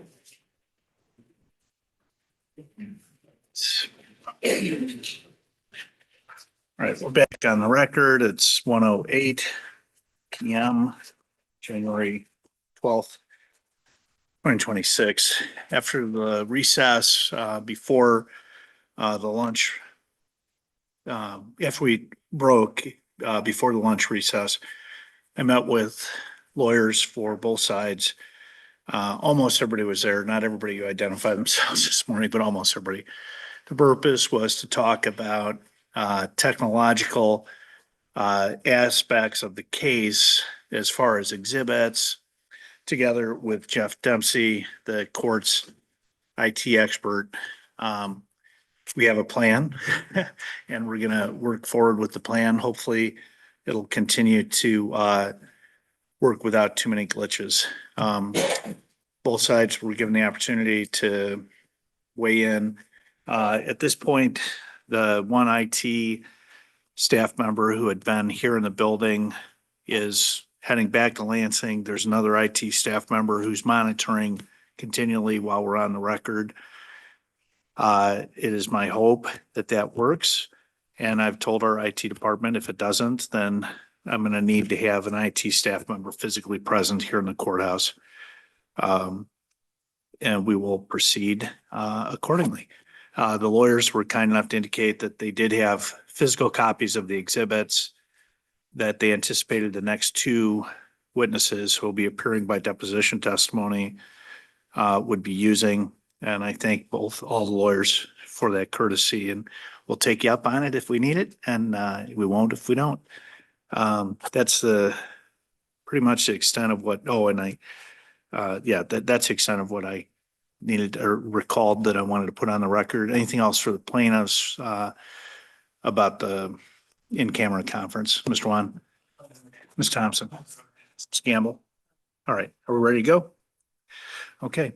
May call your next witness, plaintiffs. Yes. You get something. Judge, before we begin with the deposition reading, I'd like to produce to you a copy of the transcripts if you'd like to follow along. That'd be very helpful. This Thank you. also includes the exhibits that were used. God bless you. Thank you. There's an index which transcribes, because there are a couple discrepancies in dates numbers from deposition exhibit to trial exhibit. So there's a chart that at the beginning of the binder, which has a table indicating that. The tabs here with numbers on them are to the deposition exhibit number because it'll be easier to follow along. Thank you. But the exhibit that's in the binder is actually the trial exhibit number. Okay. Defendants have been provided the same copy. Thank you. Correct, Mr. Gamble? Yes. All right, please, if you could approach, that'd be great. Thank you. Okay. For me. Part of the record today. Yeah, so let's, thank you. So our ACE court reporter said, do we want this as part of the record? As far as of course, it's part of the record, but do we want her, meaning our court reporter is physically present here, transcribing that which takes place between counsel and the person who's acting at, who is reading the testimony? I just soon give her a break, Judge, and let her go and not have to do that. And we can mark the 3 transcripts that we gave you as exhibits in lieu of the transcript, if that's okay. Is that? What are If you, you don't object to that, we mark the transcript and highlight as exhibit. okay. All right, so, we'll indicate the time that we're starting them, and then then we're gonna excuse the court reporter until we're done with the transcript? Yep. Okay, is that, right. Most of the trials I had, we weren't reading transcripts. So, there's this thing called the confrontation clause that, applied to a whole lot of my matters, previously, but I did have civil cases where once in a while we read them. Unfortunately, that's what we're saying. What's the ballpark, time wise? This deposition, Your Honor, with Mr. Pulowski was, this is going to be a little bit longer. It's 138 pages. Mhm. And so Okay. the designations are probably, what do you think, 75% of the transcript? So we're probably talking an hour and a half on this one. All right. Okay. Great. So, yeah, you want to just, pardon? They have me in that room back. Oh, yeah. Either there or you can go in the roving room, whichever one works for you. It's fine with me. Thank you. Okay. Do we have a, what's your? Room 2203713. Okay. Thank you. All right.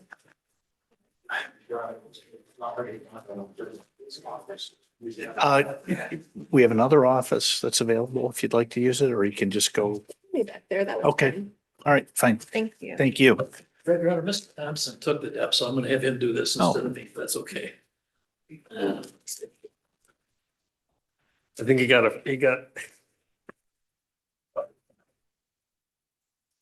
Thank you.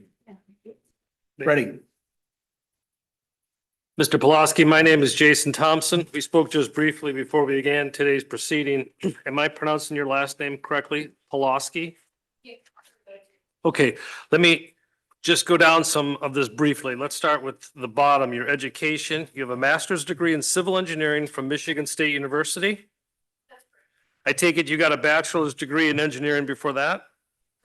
Where did you earn the degree and what year? I hate to do this, but I am going to interrupt. The record should, and we'll indicate it later, but Mr. Pulaski was sworn before the beginning of the testimony. So, okay, please continue. Where did you earn that degree and what year? Michigan State University. Any other formal education? No, Any professional licenses? licensed engineer in the state of Michigan, Is that what the PE stands for? professional engineer. Okay, any other licenses in your field of engineering in any other states? It looks like if I'm matching up the years that you began working at the Michigan Department of Environmental Quality shortly after earning your master's degree. Is that about right? Well, as you can see there, I spent about 4 years with a consulting firm before joining that department in 1989. And that's STS Consultants? Correct. Okay, sorry, that's now referred to as ACOM. Yeah, they were assimilated by AICOM, which is a very large consulting firm. During your time at STS, did you live in Michigan? Okay, Was the work all done in Michigan? not entirely. But some was. Most. Was the work that you did at STS involving dam and dam safety at all? Some of it was. When you got to Michigan Department of Environmental Quality, let's go through some of that briefly. That would have started in January of 1989. And did you immediately begin working in dam safety? Yes, Have you worked in dam safety for the entirety of your 30-year career with the state? yes. How did you get into dam safety? Well, as we discussed a little bit earlier, I had done a number of projects at STS that involved dams. And I pursued an opportunity with the state and their dam safety program, and they hired me. And that's where I spent my entire career. Throughout your career, did you have any guess or actual answer as to how many dams you've evaluated and worked with? Well, the number would be into the hundreds, maybe 1,000. Okay, do you consider yourself an expert in dam engineering? I consider myself to have a lot of experience in dam engineering. It's a broad field, so I appreciate the scope of my question. Is there any particular area or areas that you would say you've concentrated your work on through the years? No, On the top left of Exhibit 1, you've listed 3 skills under the heading of top skills. Do you see that? yes. Are those, tell me, how do you pick those 3 areas to list? To be honest with you, I don't know how erosion control was picked. I suspect that LinkedIn pulled that off, maybe some of the documentation I added to my profile. But I have a master's degree in water resources engineering. So that's why I list water resources and hydrology there. Under your education, the listing is Masters of Civil Engineering, and then you just mentioned water in some regard. Can you explain the difference? Civil engineering is a broad brand of engineering. It includes geotechnical engineering, structural engineering, transportation engineering, hydrology, hydraulics. Environmental is part of civil engineering. So my master's degree is concentrated hydraulics and hydrology courses. So they call it water resources at Michigan State. Thank you. Let's go back to erosion control. Am I correct to understand that that was either AI generated or somehow LinkedIn pulled that and put that on that side? You didn't actually list that yourself? I don't think that I listed that myself, no. Would you consider yourself an expert in erosion control? Can you briefly educate me in terms of what positions you had as you ascended through the ranks at the DEQ? Well, I was hired as a dam safety engineer in January of 1989. And for the entirety of my career, I served as a dam safety engineer. What was your last position before retiring? I was a dam safety engineer responsible for administration of the dam safety statute for a selected area in the northern Lower Peninsula and entire Upper Peninsula. Was there a part of the Lower Peninsula that you were not in charge of? Yeah, generally the southern part of the Lower Peninsula, that was not my territory. The Edenville Dam that brings us here today, I take it fell in your northern portion of the Lower Peninsula? Correct. Okay. When you list administration of the state's dam safety program on your LinkedIn profile, can you give me an understanding of what that administration included? Were you overseeing a staff? Were you reporting to other people? Did you not go into the field at all? Just give me some flavor of what that means. Well, it would probably be more accurate to say assist with administration of the program. The program was headquartered out of Lansing. I reported to a supervisor in Lansing, and just all of the activities that are involved in administration of the statute were my assigned duties. The statute that you're referring to again is which statute? Part 315, dam safety of NREPA. How many people, let me give you a time frame because you do have 30 years there. So in terms of 2018 through 2019, March of 2019 apparently is when you left. I'm going to ask you some questions about your work involved, okay? Okay, How many people did you supervise or oversee? 0. Did anybody assist you at all in your duties? Occasionally, yes. Relative to the Edenville Dam, did anybody assist you in your duties? Yes, another staff engineer from Lansing, Luke Trumbull. You referred to him as a staff engineer and he was out of Lansing? Correct. Who did you report to? Who was your immediate supervisor? I think at the time it was Mario Fusco. Is it Luke Trumbull? Luke was the person who assisted me at the time, yes. Did he work in your dam safety unit or was he part of a different group? No, he was in the dam safety unit at that time. Mr. Pulaski, what we have up on the screen is an org chart, for lack of a better term. It's 6 or 7 pages. It was taken off of the Eagle website this week, so I'm going to assume it's depicting current people and current organizations.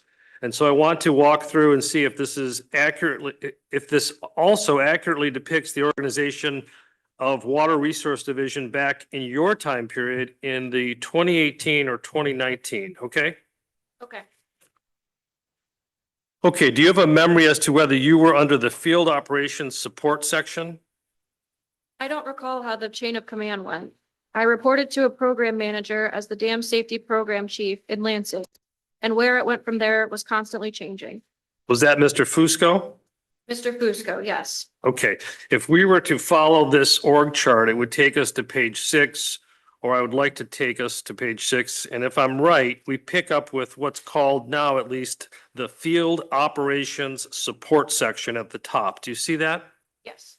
And then there are several units below that section. The center top one is called the Dam Safety Unit. Do you see that? Yes. And that's the dam safety unit within which you worked? Yes. Obviously, Mr. Trumbull is listed there. Do you recognize any of those other names? I do. Were any of those people you worked with during your time at the state? No. Okay, well, with the exception of Luke. Right. So Mr. Trumbull is listed in this dam safety unit, and after his name, there are some letters. It would appear to be an abbreviation for engineering manager, LIC 14. That's all right. You read my question, so go ahead. Now you can read the answer. Does that mean anything to you? I think that means engineering manager license. These young lawyers get very aggressive, Your Honor, you know? I have one as a daughter. So.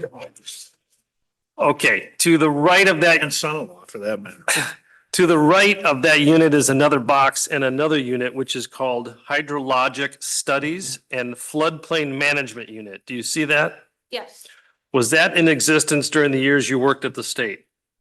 I don't know if it was called that at the time, but those functions were in existence then, yes. It appears to list Can I Mark. interrupt for a minute? Are there supposed to be exhibits that correspond to what the deponent is talking about? And if they are, I don't see them in this binder. Yes, Your Honor.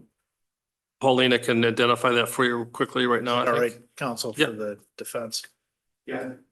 So the reason that there's a couple of them missing is because they were not designated as trial exhibits. Right. So I have a copy here in my version, if you'd like that. But that would be up to to defense counsel if they want to permit us to do that for your reference. If you want to provide a copy, you want to charge. Yeah, but we basically decided we didn't really need it, so. How many are there? How many exhibits do you talk about in the testimony that I do not have? 3. I'd like to see 3 exhibits, please.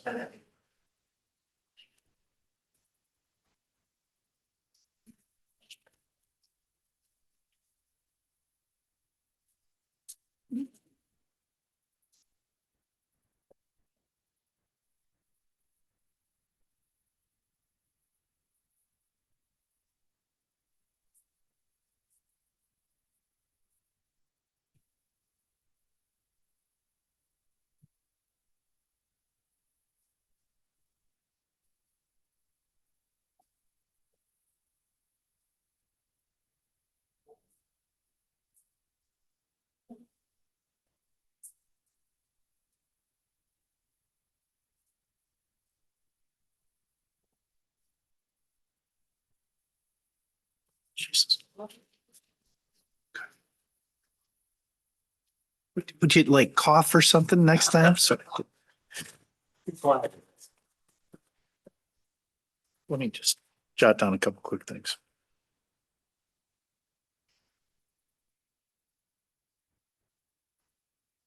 Okay, please continue.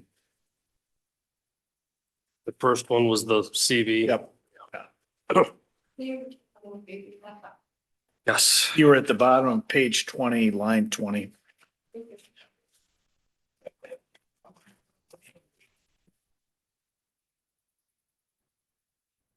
Okay, and you read your answer on line 21 and turn the page to 21. Okay, to the right of that unit is another box and another unit.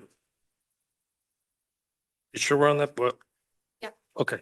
Another unit called Hydrologic Studies and Floodplain Management Unit. Do you see that? Yes. Was that in existence during the years you worked at the state? I don't know if it was called that at the time, but those functions were in existence then, yes. It appears to list Mario Fusco as a member of that unit. Do you see that? Yes. Did you report to that unit during the years you worked there, if you can remember? No, Mario was the supervisor of the dam safety unit, and it appears that he's been assigned or transferred to a different unit to me. So I reported to the dam safety unit. He was the supervisor of that unit at that time in 2018, 2019. You read this chart to indicate that Mr. Trumbull is now the supervisor of the dam safety unit, or don't you know? That's the way I read this, yes. So if we were to go back in time, based on what I'm hearing you say, and we were to look at an org chart from the time period when you were at the state, say 2018 to 2019, would it be reasonable to expect then that under the dam safety unit, Mario Fusco would be listed at the top and your name would appear somewhere below him in that same dam safety unit box? That's a reasonable assumption, yes. Other than Luke Trumbull and Mario Fusco that you've identified for us, did you work with anybody else relative to your work on the Edenville Dam? By anybody else, I'm limiting my question, sir, to the people within the Water Resource Division or otherwise working with Eagle. I don't recall any others, no. Certainly, those would be the two main people that you recall working with. Were there any other units, perhaps units that are depicted here on page 6 or otherwise, that were involved with the Edenville Dam during your tenure? The only other group that might have been involved would have been the field permitting unit out of the Bay City District Office. What causes you to mention them in response to my question? Well, the way we were organized, the dam safety unit was a standalone unit, as you can see here, but it was housed in the field operations section. And in the Water Resources Division, there were many statutes that the division administered in the field. And one of those statutes was the Inland Lakes and Streams Statute, Part 301. And occasionally, those activities for permitting under Part 301 would overlap with the dam that might have been regulated under Part 315. So we would often work with Part 301 permitting staff in accordance with some dam safety. Returning back to your LinkedIn profile, you listed an association of dam safety officials and your tenure as president of that group from 2011 through 2017. It's listed as the Association of State Dam Safety Officials. Is that accurate? Yes. Tell us, what did that association do? Association of State Dam Safety Officials is a nonprofit organization dedicated to the idea of having safe dams throughout the country. Its membership includes state dam safety officials from all of the states that have state dam safety regulatory programs. It also has other individual members, people from academia, consultants, and anyone interested in dam safety in the country and throughout the world. I take it this group has meetings, Yeah, we have an annual conference. and do they put out any publications? They do. Would you consider those publications authoritative in the field? Yes. Did you work as an editor at all in any of the publications during your time at the association? I don't think so, no. Did you author any articles that were published? I don't think so, not during that time. Have you ever been published in the field of dam safety? Yes. Do you have a list of publications that you've authored? I don't need them today. I'm just asking if you actually even have one. I don't know that I do. Have you given presentations at conferences or seminars in the field of dam safety? Yes. Do you have those listed anywhere? I don't think so, no. Were your presentations anywhere other than at the Association of State Dam Safety Officials? No. Can you give us an idea of how many articles you've had published on dam safety? Maybe a handful? I'm assuming less than 10? Yes. Have you ever served as an expert witness in the field of dam safety? I think maybe once or twice. Let's explore that. An expert witness can be at a legislative hearing perhaps, or it can be in litigation. There might be other settings. This once or twice that come to mind, can you tell me what the circumstances or the context was? Litigation on behalf of the department against an individual was one time. And then maybe I misspoke. Maybe it was more than once or twice if you're looking for administrative hearings. Department administrative hearings, there would have been more than one or two, that's for sure. Let me drill down a little deeper in my question and ask if you can separate for me that time, times that you've testified as an expert in the role of a state employee as opposed to a retained hired expert for a party that was being paid for their work and testimony. The only expert testimony I ever gave was on behalf of the department. Okay, so fair to say you've never served as a retained expert witness for a party in a lawsuit in which you were paid? Not to my recollection. The state of Michigan lawyers have indicated that you left the state shortly after September 25 of 2018, and that does not seem to match up with your LinkedIn profile, which I believe extends your tenure through March of 2019. Which of those two is accurate? I finished there right at the end of March in 2019. What were you doing in or around September 25th of 2018? Same things? In terms of what I was doing for work, I was working with the department. So I guess what I'm getting at, did anything change in your day-to-day duties or your title or your responsibilities in or around September 25 of 2018? Not to my recollection. So from before September 25 of 2018, all the way through your last day, you were still doing the same type of work at the same position, same title? Yes. Tell us a little bit about what you're doing currently or after leaving the dam safety unit. After leaving the department, I formed my own sole proprietor consulting firm, and I do a little bit of consulting work for private dam owners in Michigan. Limited to just Michigan so far? Yeah, in my private practice, yeah. What type of owners hire you? Are these counties, municipalities, private individuals, the federal government? Mostly private individuals who are dam owners. You've been doing that since 20, let's see, let me back up. You have a company listed as James T. Pulaski PE LLC, and that began in April of 2019. Is that accurate?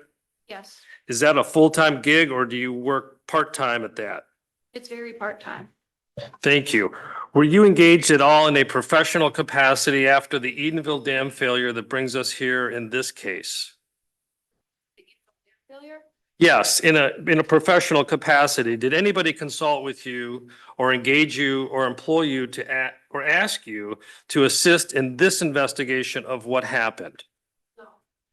Mr. Pulaski, I want to move forward and talk a little bit about what happened with the Edenville Dam, but before I do that, I want to just confirm that I've got a good understanding of your expertise and your experience. We've talked about your education. We've talked about your work. Is it fair to say that you feel conversant and knowledgeable in terms of the field of dam safety, in particular, the Michigan regulation of dam safety under Part 315 of the NREPA? Yes, Likewise, through your experience, your professional background, do you feel conversant and knowledgeable about FERC, the Federal Electrical Regulatory Commission? yes, You had involvement with FERC from time to time with Michigan dams, I assume? we had some involvement from time to time, yes. And setting aside the Edenville Dam situation, am I accurate in understanding that to some extent dams that fell under FERC's jurisdiction also provided opportunities for state officials such as yourself to interact and work with FERC officials relative to those dams? Yes. While FERC licensed facilities were exempt from state dam safety statutes, it still did provide some opportunities for us to work with them. And then in addition, instances such as the Edenville Dam would present an opportunity for, let's say, a transition from FERC regulation or oversight to the state regulatory statutes, correct? There would be an opportunity there if the dam was no longer regulated under FERC regulations for it to be transferred to state regulations. And through that opportunity, I assume there was interaction between the state officials in the dam safety unit and FERC officials? Yeah. You spoke with one another, for example? I did not, but I assume that was happening between Lansing and the FERC people.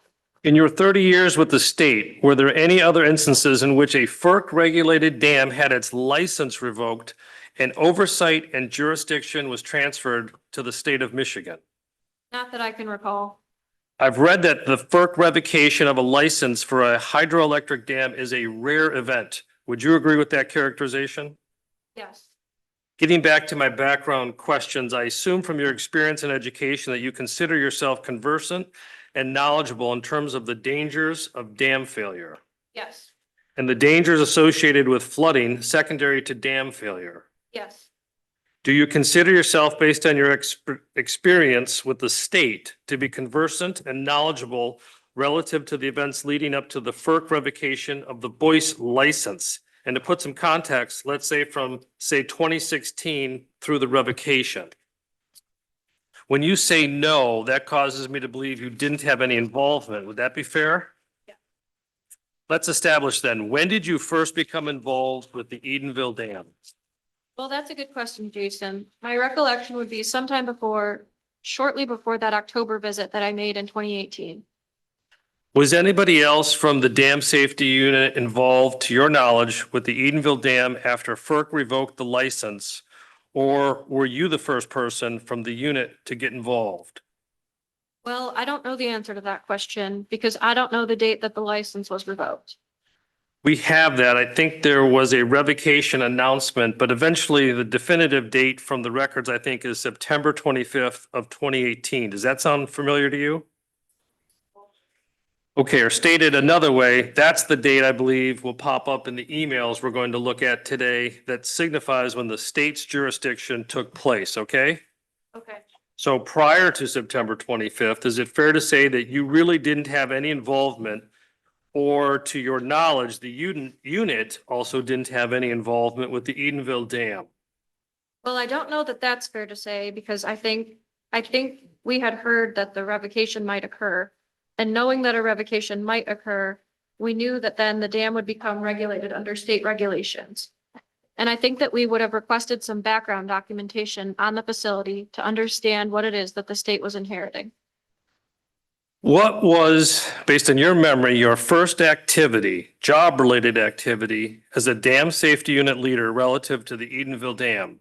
What brought you to there first? What brought you to there first? Well, first, let's correct one thing. I was never leader of the dam safety unit. I was a staff engineer responsible for a certain territory. And my first recollection of involvement with Edenville was when I made a site visit in October of 2018. And that led to issuing a report. I think it was dated October 8th.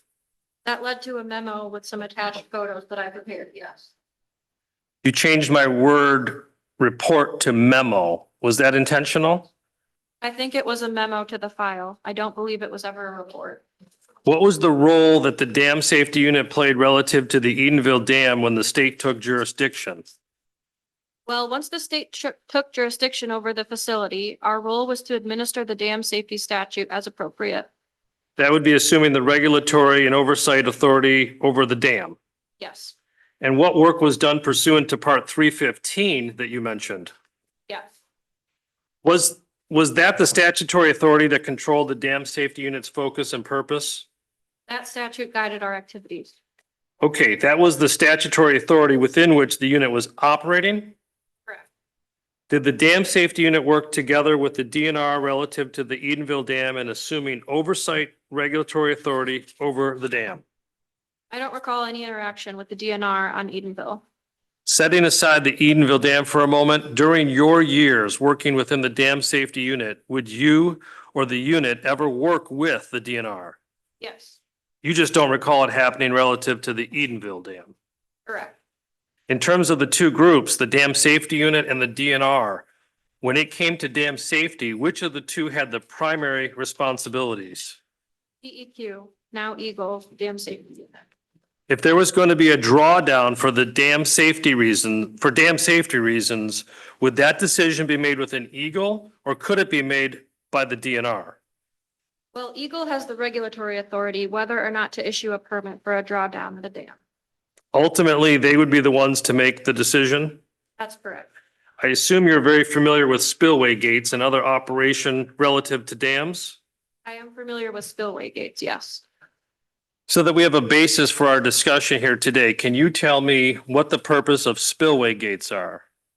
Spillway gates are to allow the passage of water from within the impoundment into the receiving stream downstream. And the phrase you used, impoundment, what does that mean?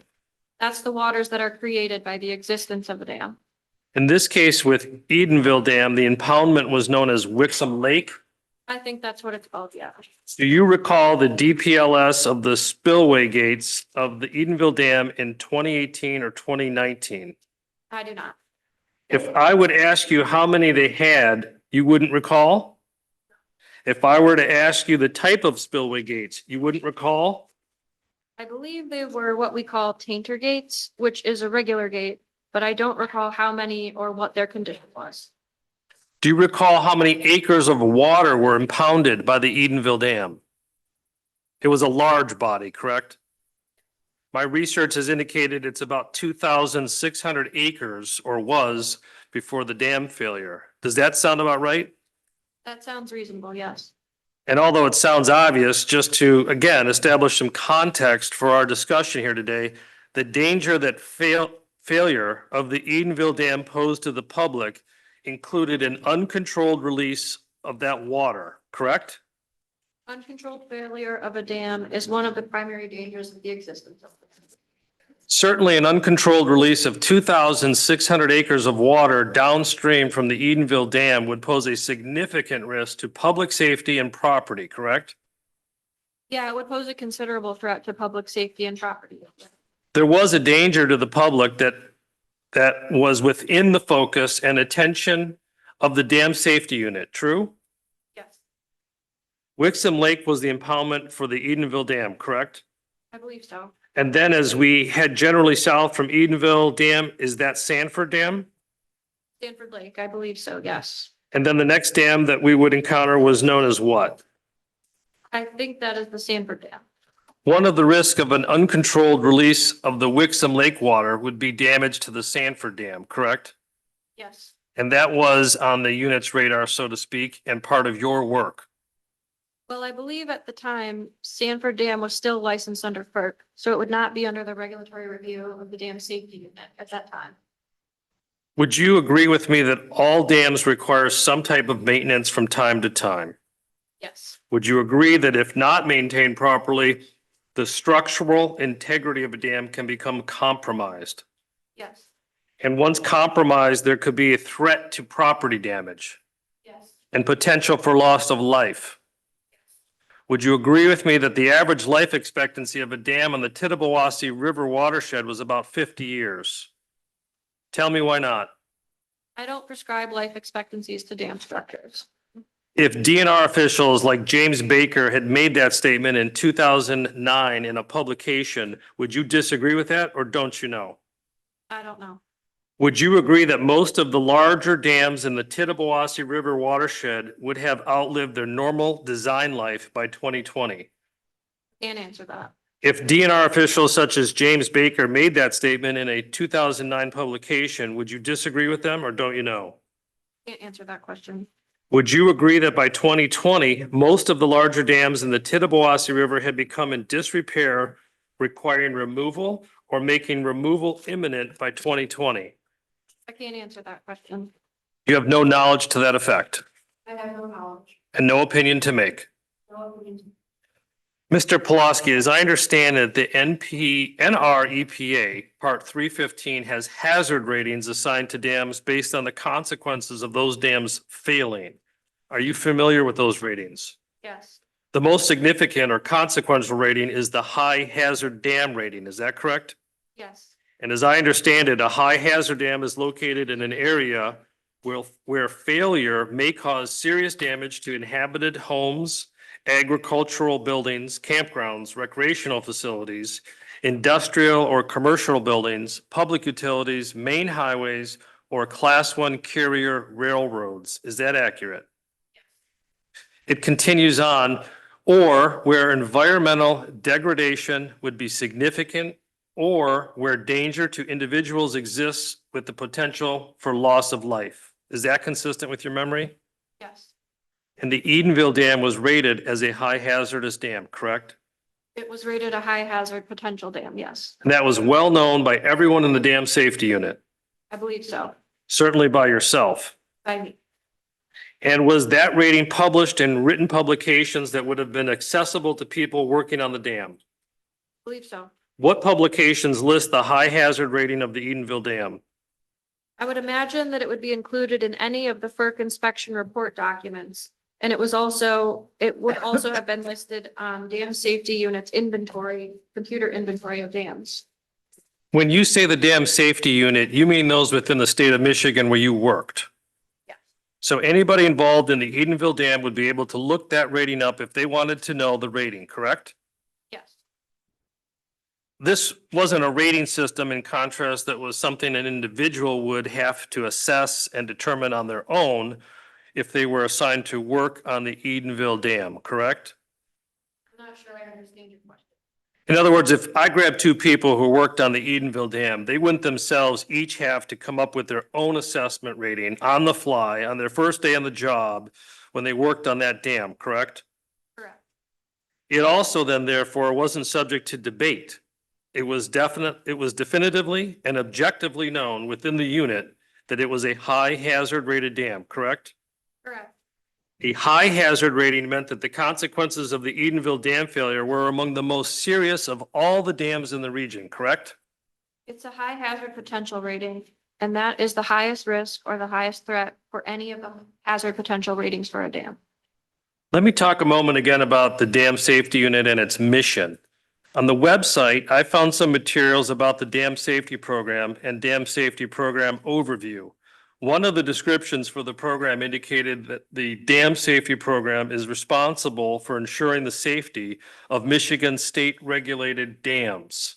Was that the case during your tenure at the unit? Yes. Is there a distinction that you're aware of between the Dam Safety Program and the Dam Safety Unit? The unit administers the program. And when the website describes ensuring the safety of Michigan state-regulated dams, how does that relate to public lives and public property? I'm not sure I understand your question. It might just be me, but it's worded a little bit odd in that the responsibility is to ensure the safety of the dams. What I think it's really expressing is that it's the safety of the people and property downstream from the impoundment that the dam is holding back, correct? I think what the dam safety unit and program do is administer the dam safety statute. And that statute articulates that it's the safety of the dams that you're talking about. Yeah, and that's what I want to explore with you, the purpose of making, well, what is the risk of an unsafe dam? Consequences come to mind of a dam that fails? Consequences are flooding and property damage and environmental damage and potential loss of life downstream. Yeah, all of those things and maybe more. And so the purpose of keeping Michigan dams safe is protecting public life and property, among other things. By extension, I guess, yeah. The website continues on. The program focuses on ensuring that dams are properly constructed, inspected, and maintained, and that the owners have adequately prepared for potential emergencies. Was that the case during your tenure as well? I believe so. And the concept of ensuring, what did that mean to you? Well, that meant the effective administration of the statute. By statute, just to be clear, we're talking about 315 again. During your tenure with the unit, was the assumption that if you ensured effective administration of Part 315, the unit had fulfilled any obligation that it had to protect public property and safety? I'm not sure I know how to answer that question. Did you ever concern yourself in your day-to-day work with the concept of protecting public property and safety? A part of administering our statute is trying to make sure that regulated dams met the requirements of the statute. And so by extension, the answer is yes. When we talk about public safety, Part 315, and my question is, I guess is, was there any other, mission or purpose to the dam safety unit that we haven't covered yet here today? Did you do anything else? That's listed on the website as including inspection of state-owned dams, review the adequacy of dam construction or reconstruction plans, review various safety-related reports, including inspection reports prepared by professional engineers, perform compliance activities as necessary to enforce the law, and respond to dam safety emergencies. Is that a fair and accurate description of the day-to-day activities of the unit? During your tenure, and I'm going to limit my question to 2018 through March of 2019, okay, during that time period, who within the unit had the ultimate authority to make decisions on compliance, for example? That would have been the supervisor, Mr. Fusco. Do you recall during that time period him generally being available whenever you needed to talk to him about important events? Yeah.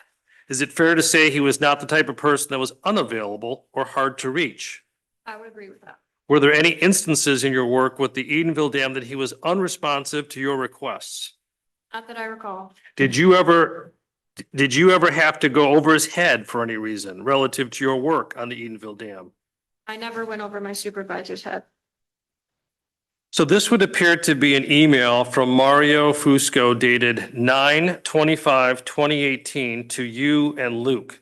It reads, "Thanks, Jim.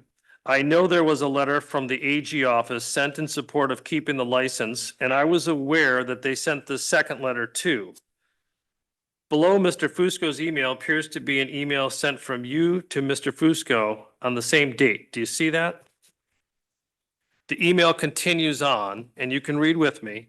Based on our conversation with FERC yesterday, the Edenville Dam is under our jurisdiction as of today, as far as they are concerned. Do you see that? This is dated September 25 of 2018. Does that refresh your recollection as to when the Edenville Dam fell under the state's jurisdiction? This is a legitimate email, then the answer is yes. I can't attest to that, but we'll assume the emails I show you today, unless proven otherwise, are all legitimate. It continues on. Let's see what happened next. But meanwhile, we need to have a conference call, or even better, go for a site visit and discuss the implications of the dam reverting to us. Do you recall this email and receiving this email back in 2018? I do not. Okay. Would having a conference call with you and Luke and Mario strike you as a normal course of events in a situation like this? And would a site visit be a normal course of events in a situation like this? Yeah.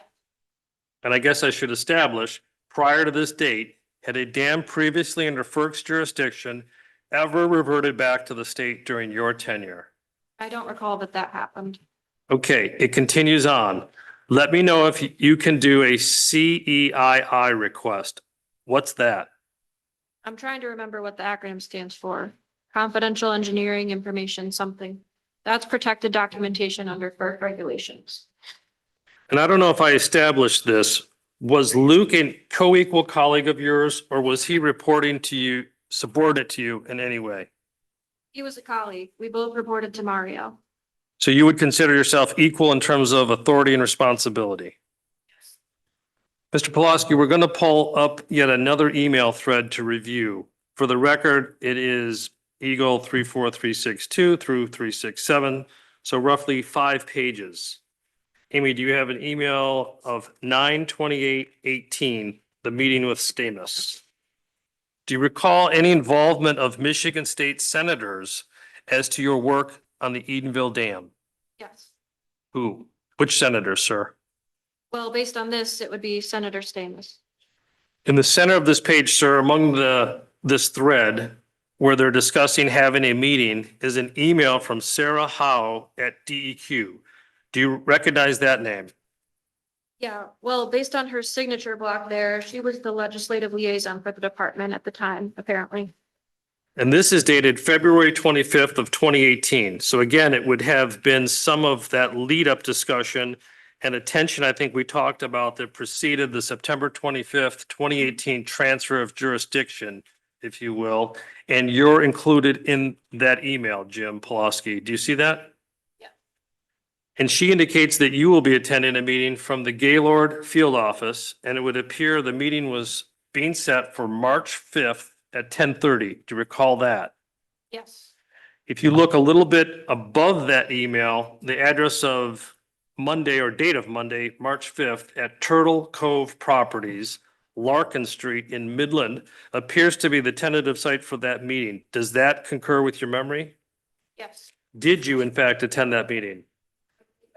Do you recall what was discussed? I do not recall the email. How about a general flavor? I don't have a recollection. Mr. Pulaski, as we move through this email thread up to page 364, we've advanced in our calendar, and this email in the middle is dated September 27th of 2018. So the prior one was February. We've now advanced to September.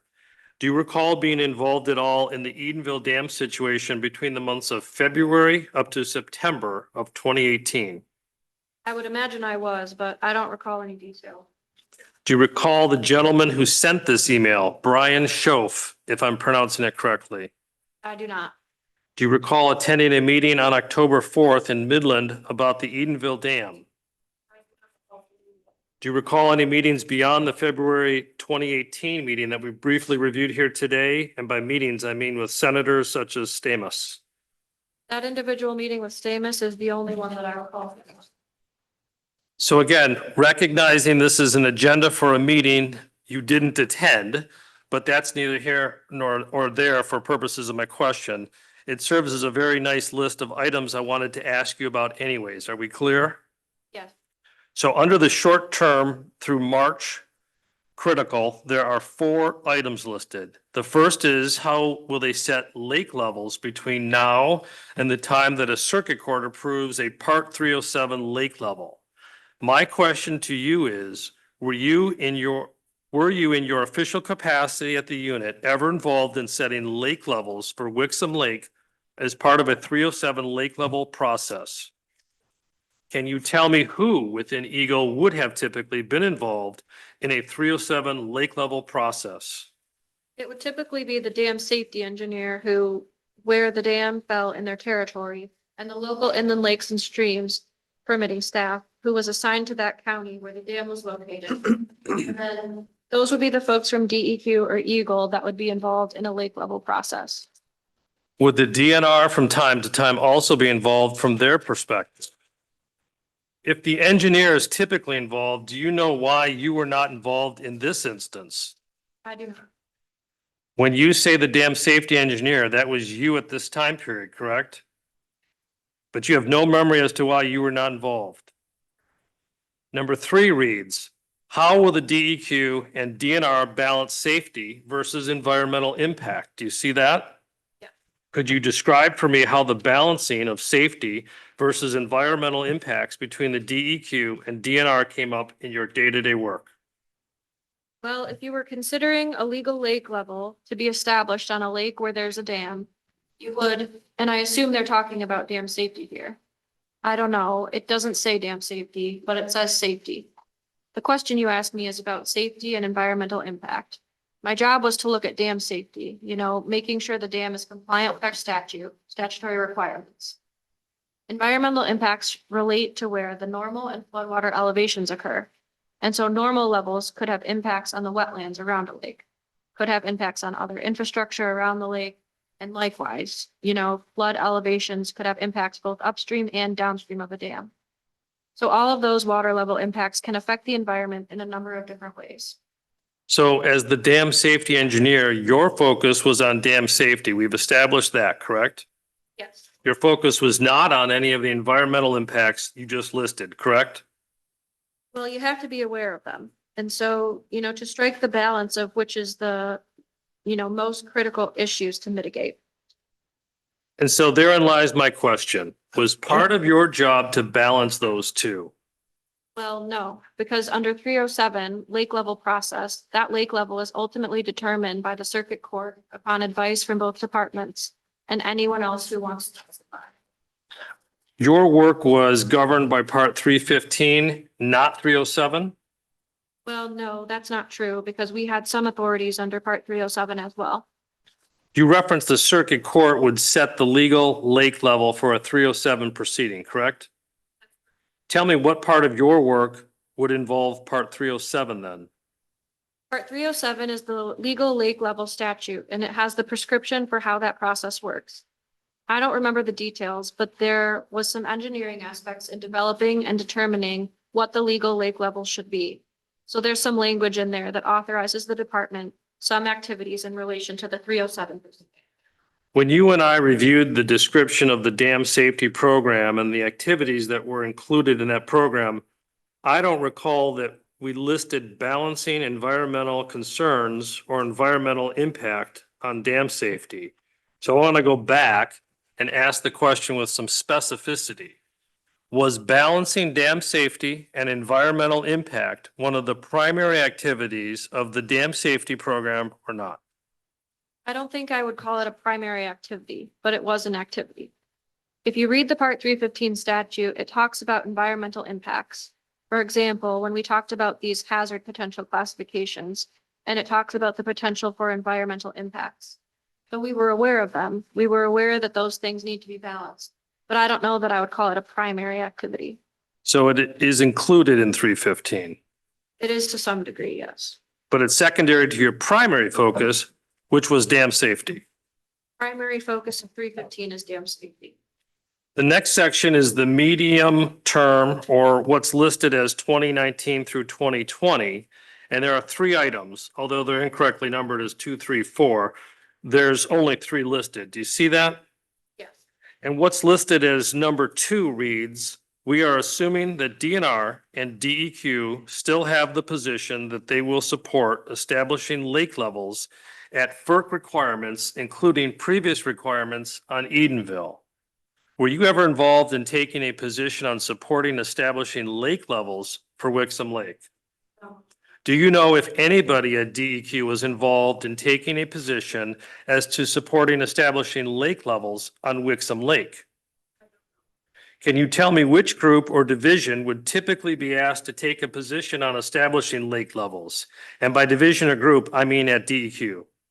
That would fall squarely in the Water Resources Division. It's not part of the dam safety program or your unit? Well, the Water Resource Division is the division and where the dam safety unit was located. I'm talking about the entire division, Water Resources Division.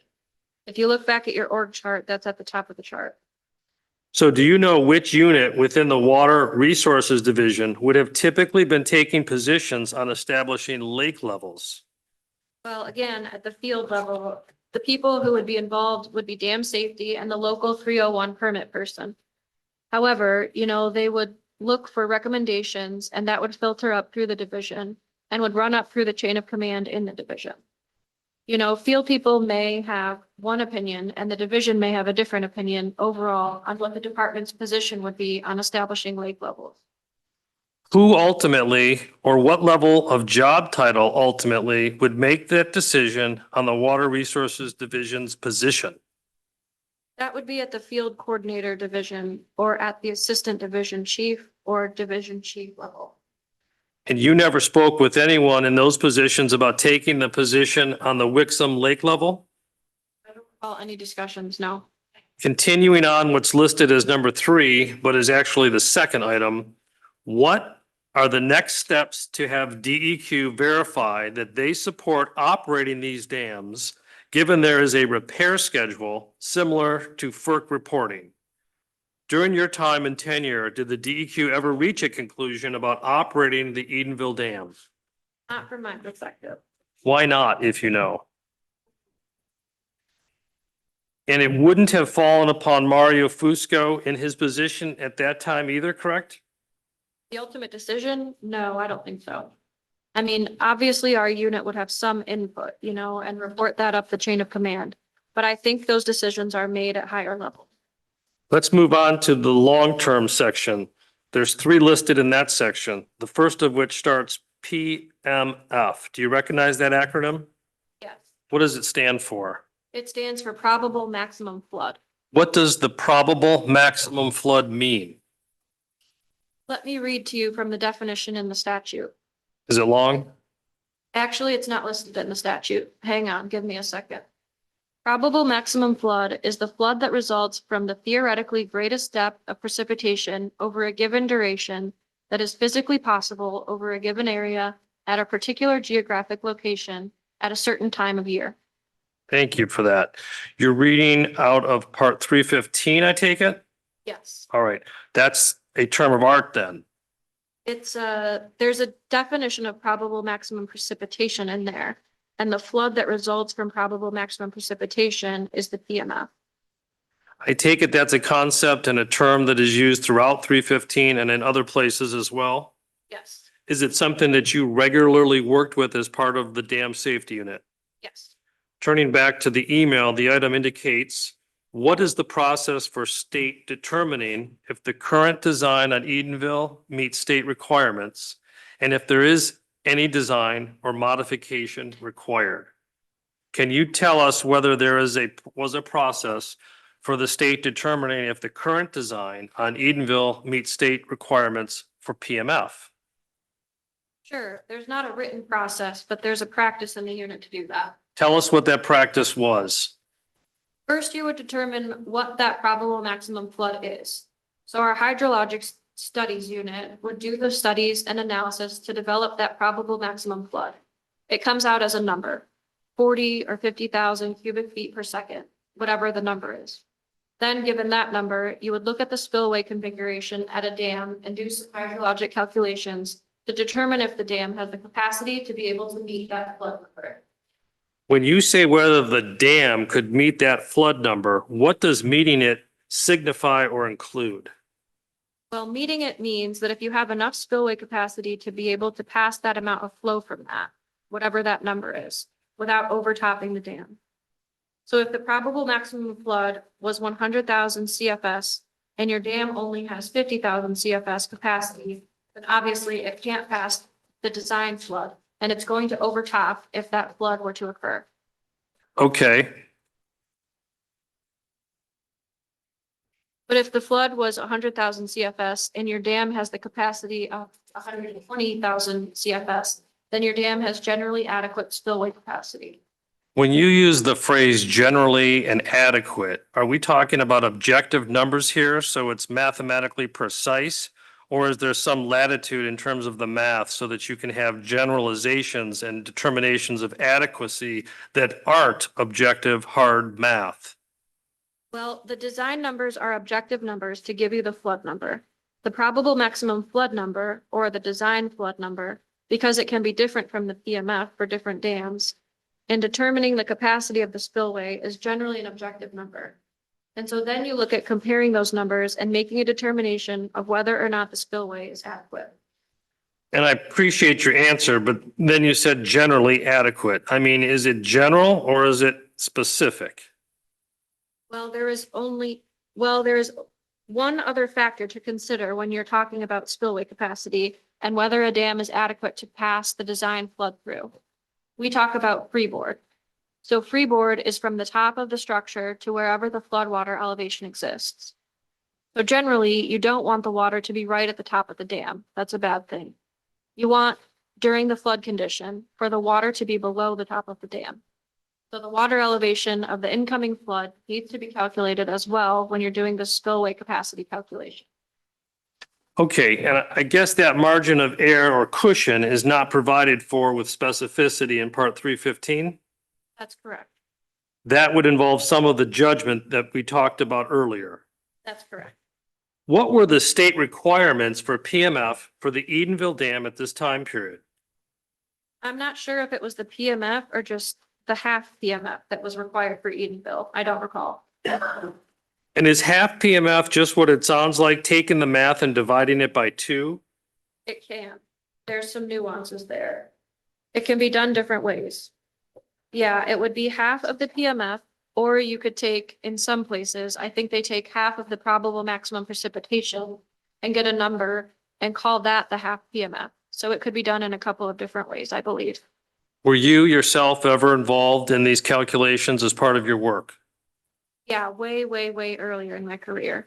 Never with the state did I ever do any PMF analysis. Who did that analysis for the state? Those were done in the hydrologic studies unit. Mr. Pulaski, while Amy is pulling that up, do you recall your work on the Boardman Dam? I recall some work on the Boardman River, yes. Mr. Pulaski, do you remember your work on, you said the Boardman River, but this report indicates a Boardman Dam Safety Inspection Report was completed. Okay. Do you remember this? Well, I guess I'll get my memory refreshed right now. Okay, so it would appear that you did a report. It is signed by you. Is that your signature? Yes. It is indicated in this report, this apparently was a high hazard potential classification. Do you see that? Yes. Is that the equivalent of the high hazard rating of the Edenville Dam? The high hazard potential classification of Edenville Dam was high also, I believe. They're the equivalent. It's one and the same. Yes. So all the things we've talked about in terms of what made Edenville a high hazard all apply here as well. Looks like you did an inspection on September 8th of 2015 and then issued this report on October 6th of 2015. Do you see that? Yes. In terms of inspections, as I understand it from the Water Resource Division website, there's 2 types of inspections. What they refer to as a periodic engineering inspection and then an operational inspection. Are you familiar with those terms? Yes. What's the difference between those 2 types of inspections? The operational inspection is generally a visit and review of the operating procedures of the dam. Does it look like it's functioning and operating? The engineering inspection will generally involve a little more detailed inspection maybe, and a little more engineering analysis. Is the engineering inspection performed by an engineer? Yes, Is it performed by the engineer selected by the dam owner? yes. The operational inspection, can that be done by anybody? It can be done by anyone. The Exhibit 5 inspection, which of the two types of inspections was this one? This would be a periodic engineering inspection. And you would have been the engineer performing the inspection? Yes. So we talked about in some instances, the periodic engineering inspection would be done by an engineer selected by the dam owner. Here, were you selected by the dam owner? Under the statute, Part 215, local units of government as owner of the structure may choose a consultant engineer of their choice, or they can request the department to do the inspection for them. Okay, In this case, it appears that the owner, Grand Traverse County, requested the department to do the inspection for them. and you haven't read that before today's deposition, right? Probably not since 2015. That's fair. I haven't studied it, but just to be fair, I believe there was also a consent order involved too, so it could have been part of that. I don't mean to hold you to how you were selected, but in any event, you were the engineer that actually did this inspection, right? Yes. So let's go to page 2. The introduction, you can read along with me, indicates that in the first sentence that the purpose of the inspection report was to evaluate the structural condition and hydraulic capacity of the Boardman Dam as required by Part 315. Can you tell us just briefly, what is included in a structural condition inspection? Generally, in those inspections that we did, these were just visual observations of the condition of all the features of the dam, the structural condition. You're looking for, Things like displaced concrete, slope, indications of instability with embankment slopes, just general repair of any of the structures associated with the dam. I take it what's guiding you is, again, the overall mission of the unit is dam safety, correct? Correct. And that's provided for in Part 315, and that's guiding your inspection as well. Yes. So you're looking for structural problems that could lead to dam safety issues. Correct. Simple as that, right? Yes. What are you looking at when you referenced hydraulic capacity? That's the description that I give previously about whether or not it has adequate spillway capacity. And you walked us through some calculations and the definition right out of Part 315. However, you're not doing any of that in real time during your inspection of the Boardman Dam, are you? Correct. So what is it that you're actually inspecting relative to hydraulic capacity at this point in time relative to the Boardman Dam?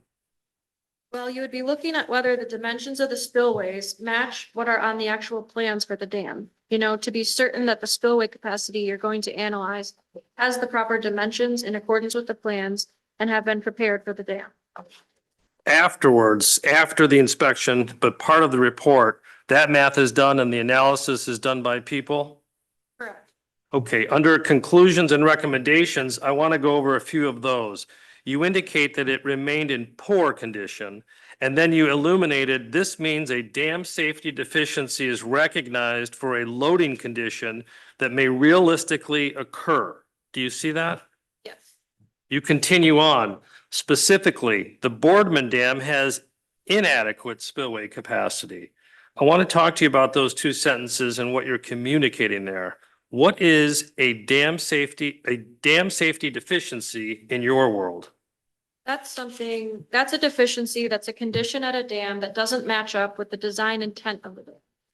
And so since you're going to ask me about inadequate spillway capacity, that is, the statute specifies what the spillway capacity needs to be for dams of certain hazard potential classification. And for high hazard potential classification, I didn't look in the statute, but I think the requirement is 1/2 CMR.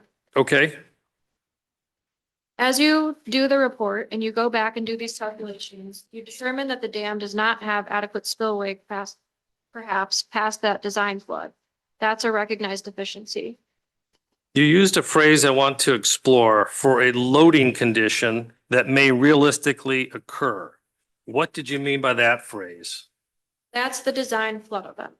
What does loading mean? Loading can be different things. A structural loading, you load weight, the weight into a truck, that's a loading. You apply this flood water against the dam, that's a loading. So the flood water applied against the dam is causing strain on the dam itself. Yes, Is that what you meant here when you referred to the loading condition at the Boardman Dam? the loading condition is the design flood event. Okay, and by realistically occur, you're referring back to the PMF concept again? Exactly. You then continue on in that paragraph, there were no deficiencies observed during the inspection that would lead to the dam's immediate failure. What are you describing there? That's a general statement that says, that means basically the dam looks like it's okay today, but you have these deficiencies that's outlined in the previous statements. So under normal conditions, the dam looks like it's in good condition and it is operating adequately. But under these design conditions, it has a deficiency. So as you're standing there on that day, on that occasion, a PMF was not occurring in real time at that moment. Correct. All right, and so I take it then that the phrase immediate failure is not the same as a safety deficiency, like a PMF inadequate spillway capacity. That's correct. Those are two different things altogether. Correct. If you look down still on this page under the conclusions to number 3, to refresh your recollection, if you don't remember, the dam was scheduled for removal. Do you see that? Yes. Do you remember that? I remember that. Under the project information, the third paragraph contains information on the spillway, and the bottom half of that paragraph indicates it was determined that the spillway was not reliable to handle water discharge during a design flood event. I think we've talked about that. For this reason, and the overall lack of spillway capacity during the design flood event, the impoundment was temporarily drawn down approximately 17 feet via a consent agreement between the county and the DEQ. I want to ask you a little bit about that. What does a drawdown mean in your world? That's changing the level of the water impoundment from its normal operating to some other lower level. What's the purpose of a drawdown? A drawdown is to reduce the risk or the threat of the dam failure. In this instance, can you tell us how the drawdown related to the lack of spillway capacity? What was the relationship there? Don't recollect the details of the consent agreement, but it seems as though we crafted an agreement with them to draw the impoundment down by 17 feet. And I would guess that that would be because of that spillway capacity deficiency, according to this draft. Let's set aside this particular report on this dam for a moment because it's more of a general question that I have for you. Based on your experience and your training, why is it considered a proper reaction to do a drawdown when there is a spillway capacity deficiency? Help me understand the two, the cause and effect, or what's the relationship there? Well, if you have a spillway capacity deficiency, a drawdown is a mechanism to address that. Now, each situation is different, but it would depend on the magnitude of the deficiency in the spillway capacity. If you're only, for example, let's do some round numbers again. If the design flood is 100,000 CFS and you've got 95,000 CFS capacity, you're in a better place than if you have 100,000 CFS design flood and you only have 10,000 CFS of spillway capacity. Because the probability that this extreme event is going to occur if it gets you closer to the design flood event is smaller than the events that would happen at the lower discharges. So the determination into looking into a drawdown is based on the very specific conditions and the unique conditions of that structure. So if you have a large magnitude of a spillway deficiency, you're better off to do a drawdown. If you have a low magnitude of spillway deficiency, you may be able to get by with a smaller drawdown, or you may be able to change your operations somehow to anticipate some of those flood discharges that might occur. I take it then that the drawdown provides an advantage in that when a flooding event would happen, the starting point of the water level would already be lower or be relatively lower than before the drawdown. That's correct. And so it gives you a little bit of buffer, and you can end up storing some of that water in the impoundment as the water in the impoundment rises. And you may be able to pass the design flood because you're accumulating some of that storage in the impoundment during the event. So it's just like a bathtub. If a spillway capacity were to increase, that's just a function of math then, right? And you could tolerate more rainwater or runoff and still not run into an overtopping.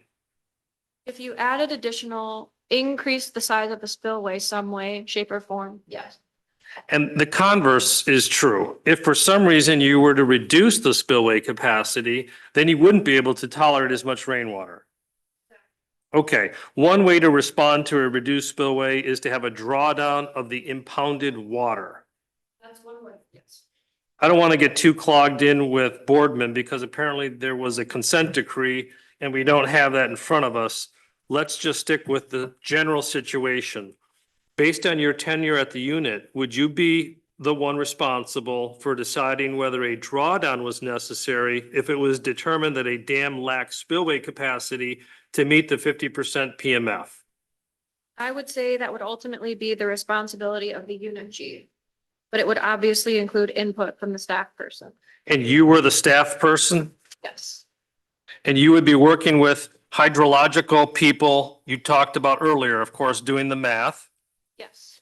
Let's turn to page 5. I want to talk to you a little bit about something you described just now.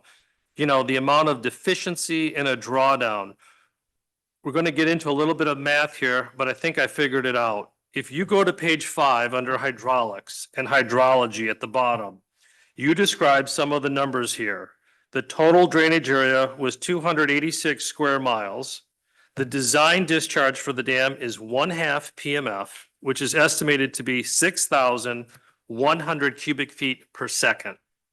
And the next paragraph continues with the existing spillway capacity is estimated to be approximately 5,600 CFS with no freeboard. Do you see that?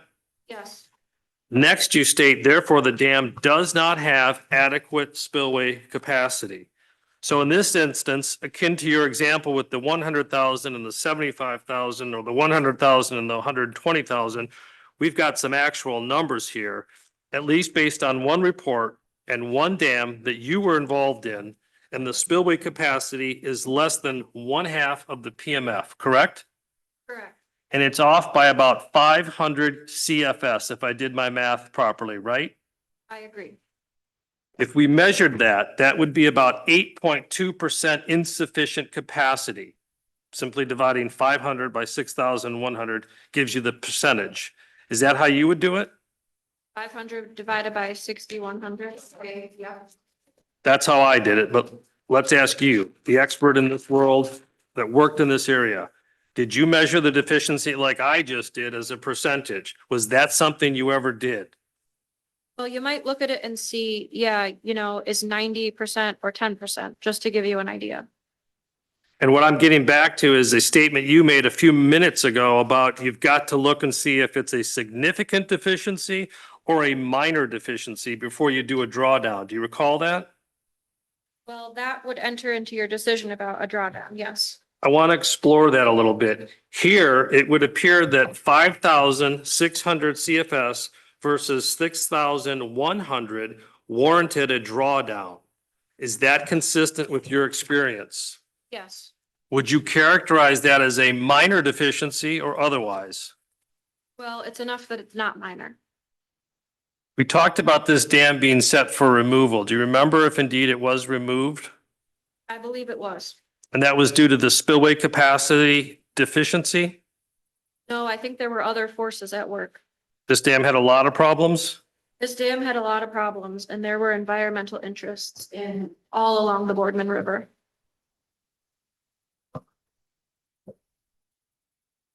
It's Mr. Pulaski's October 8th, 2018 report for the Edenville, his inspection and his report.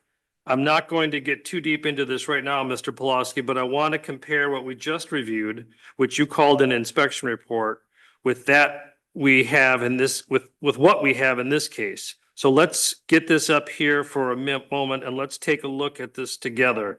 Do you recall putting together, as you called it, this memo? Yes. Tell us why you call this a memo, but in the Boardman Dam situation, you referred to that as a dam safety inspection report. Yeah, the inspection on the Boardman was required under the statute, and so that inspection was conducted as a periodic engineering inspection, which requires a report to be filed by December 31st of any given year. That inspection is required. In this case. Go ahead. In this case, you were not actually performing the 315 required inspection report, I take it. That's correct. And that's because FERC had revoked the license and this dam sort of fell into the lap of your unit around September 25th of 2018. And that's a unique event. So as part of that happening, going back to Mario's email to you and Luke, he suggested you guys get out and do an inspection, right? He suggested we get out and do a visit. Visit, okay. To be clear then, what we've marked as Exhibit 6, and it's mainly full of photographs and a one-page memo, this is not either a periodic engineering inspection nor an operational inspection as we've defined, right? I would say correct. Do you know how long you were at the site? An hour or so. Maybe. It indicates some conclusions were noted on the memo. The second paragraph, for example, indicates during the inspection, the dam was observed to be in fair structural condition. Is it fair to say then that your observations at the site informed your statement as to the structure being in a fair condition Yes, and nothing more, right? correct. The rest of your findings here again, is it fair to say in this paragraph, we're limited to that hour or so visit to the site? That's correct. And as far as earthen dams in the state of Michigan that you're aware of, give us a sense of how large the Edenville Dam was relative to all the others. Edenville would be considered to be a large earth embankment dam. And was it the largest in the state? No. But it was among the largest, if you would call it a large one? Yes. If you were to estimate for me how long it would take to perform the type of inspection that you did at the Boardman Dam for the Edenville Dam, how long would you expect or estimate that type of inspection to take? It would take several hours to do a thorough engineering inspection. You indicate in the middle paragraph that the embankment drains appear to be functioning. Do you see that? Yes. I take it you didn't do any investigation in terms of tile drains? That would have been a statement that reflects some observations that I made on site. There were some drains and they appeared to be functioning, flowing water. There were no measurements, no other further investigation. It says all embankment drains. Can you even confirm as we sit here today that you actually visually inspected all the embankment drains? I think that's a misstatement. I can't confidently say that I looked at all of them. Okay. Because often sometimes drains get covered up with soil and growth and you can't see them. So that's probably not a true statement. I appreciate you pointing that out. You also continue on to make a statement that all spillway gates appeared to be operational. Do you have a recollection of determining whether they were able to be operated to their full heights and operating at their full capacity at this point? No, that statement reflects, I think what we saw is that all the gates were open. So that would lend to the conclusion that they're operational. In terms of whether fully operational means their full capacity, you were not making that statement here? No.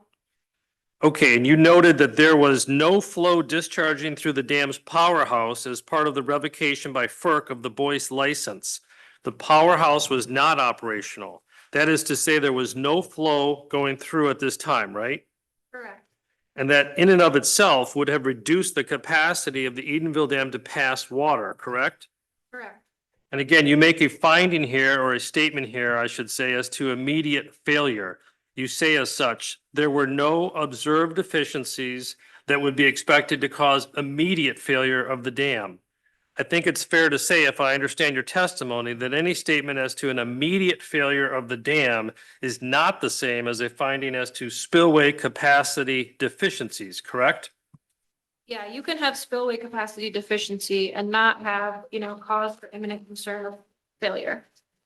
Mr. Pulaski, I'd like to turn our attention now to your activities, the unit's activities upon assuming jurisdiction over the Edenville Dam, okay? We talked about the visit to the dam a little bit. I don't need an encyclopedic description of everything that was done, but we have to start somewhere. So why don't we start just with a general description of what it was that your unit was tasked with doing relative to the Edenville Dam on or about September 25th, 2018. Well, at that point, the facility became regulated under the state dam safety statute. So anything that applies to a dam that falls under those regulations would apply to that dam beginning on that date. And so did you come up with a game plan? I mean, is there a playbook for this? What do you do when this happens? Well, it's a rare event, and so the answer is no, there was no. So the first order of business was to come up with a plan, I presume. I don't know that I was ever tasked with coming up with a plan. All I recall is, the email that you showed me from Mario asking to do a site visit. So I did a visit and prepared the documentation that we were. Okay, is that the last you touched of the Edenville Dam? Were you involved in any of the assessments of the dam's abilities and capacities relative to 315? I don't think that I did any further analysis beyond what was done in October. At any time during your involvement with the Edenville Dam, did the concept of increased water flow through the spillways due to the turbines being taken out of service come to bear or play in your work? You didn't do any assessment in terms of spillway capacity. He also draws somewhat of an equivalency to the potential hazards of the Orville Dam and a similar catastrophic event of spillway failure, although smaller in magnitude, would result if constant flow through the radial tainter gate spillways was instituted in the near future. Do you see that? Yes. Were you familiar with the Orville Dam catastrophic event that he's referencing here? Somewhat, yes. Was that an event of some national significance in your world? Yes. The next day, there's a reply email sent from Luke Trumbull around 9:57 a.m. and you are listed as a recipient. Do you recall this email? I don't know. Mr. Trumbull advises Mr. Mueller that he's received his concerns with regard to the structural integrity of the dam and then identifies Mario Fusco as the point of contact for dam safety related matters moving forward. Do you see that? Yeah. Was that your understanding that Mr. Fusco was the point of contact for dam safety related matters as of September 14th, 2018? Mr. Pulaski, this is an email from Lee to Luke and the engineer D. Perkypile dated October 3rd of 2018. You were not listed as a recipient, and he indicates in his email that D. Perkypile is going to be on site, that he previously had requested that Luke come to the Edenville Dam to meet with Lee and Mr. Perkypile to inspect the dam and discuss dam safety engineering matters. Continuing on with Mr. Mueller's email, the second paragraph, he characterizes the topic on his mind, so to speak, as dam safety, quote unquote. Do you see that? Yes. Your unit was the dam safety unit, correct? Correct. Would it have been common and expected back in 2018 for someone from your unit to meet with Mr. Mueller under these circumstances? I think that a meeting with Mr. Mueller with department staff at some point would have been appropriate. Sure. Do you know why you never had such a meeting with the Muellers? I do not. Was that a failure on your behalf, or were you reassigned to a different project? Or is there some other reason we haven't covered today to explain why someone from the dam safety unit would not be meeting with the Muellers in this context to discuss dam safety? I don't know the answer to that. Let's break it down. Were you ever reassigned on or around October or November out of that unit or removed from this project? At this point in my career, I was planning my retirement. And the reason Luke went along with me on this visit is because I knew that I was leaving at some point. And I knew that someone, another staff engineer, needed to be familiar with the Edenville Dam. He was brought along with me at that point. Okay, so I think that's our answer. You're telling me that Luke was going to be your successor as far as this Edenville Dam project was concerned within the dam safety unit. Correct. Marked for identification, Exhibit 9. For the record, this is a 2-page exhibit, email from Ron Hansen of Spicer Group to Mario Fusco.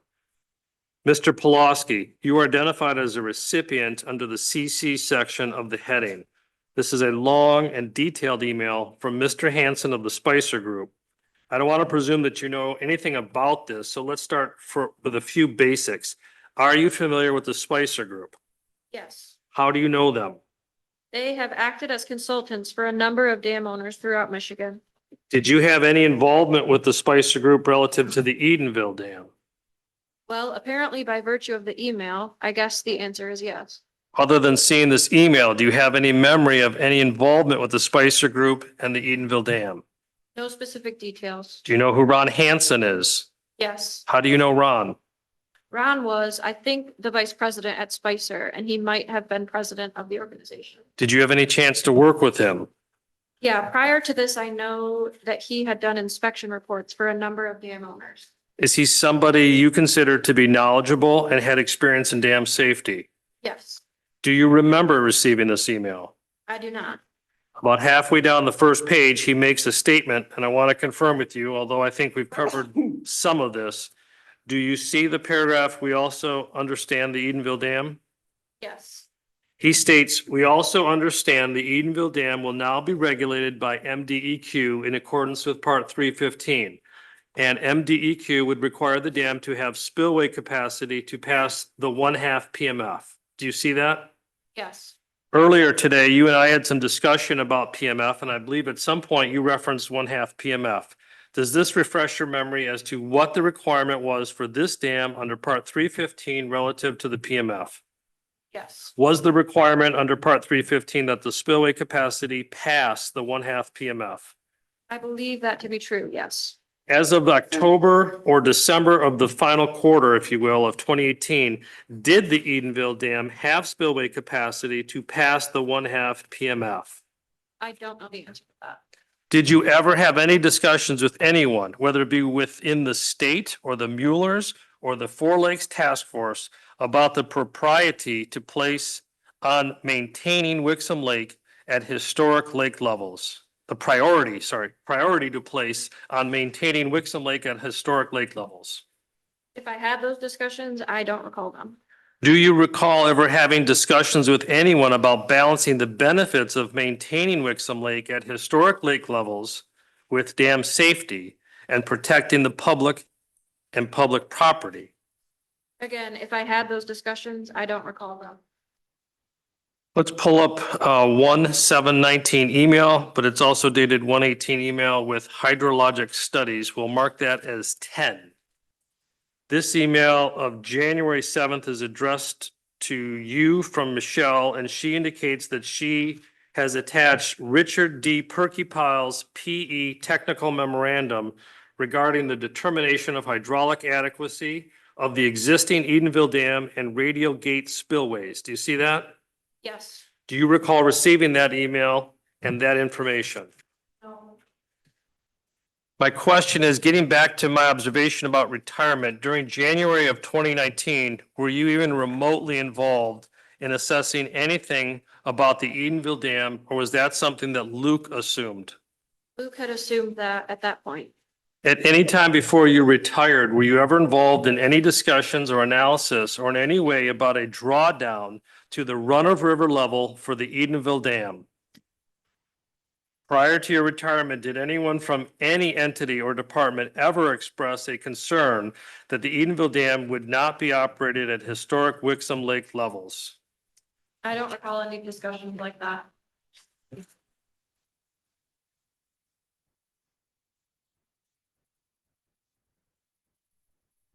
Do you know what the, strike that, do you remember what the status of any assessment of the Edenville Dam was as of your last day in March of 2019? I don't understand what you mean by assessment. The status of an assessment. I don't understand. What is the name that you want to use for the oversight that your unit was responsible for under Part 315? I use the word assessment, but what word would be more appropriate? Oh, like a condition assessment, you mean? Like whether it was safe or unsafe or fair or poor or excellent condition? Is that what you mean? Perhaps not that limited. Let's go back out and go more macro. Would you describe your work as compliance work? I mean, you've talked to us at length about the dam safety program and the dam safety unit and the authority under 315 that you use to guide your work. And that's what I'm talking about in a general sense. Is there a particular word that encapsulates all that? Well, no. All right, well, then that verbose description is what I'm referring to. And we've also talked about how this dam dropped into your lap, you know, when the FERC people left the jurisdiction and the oversight authority fell into your lap. And by you, I mean Eagle under the statute, right? Right. And there was a discussion you and I had about what's our plan?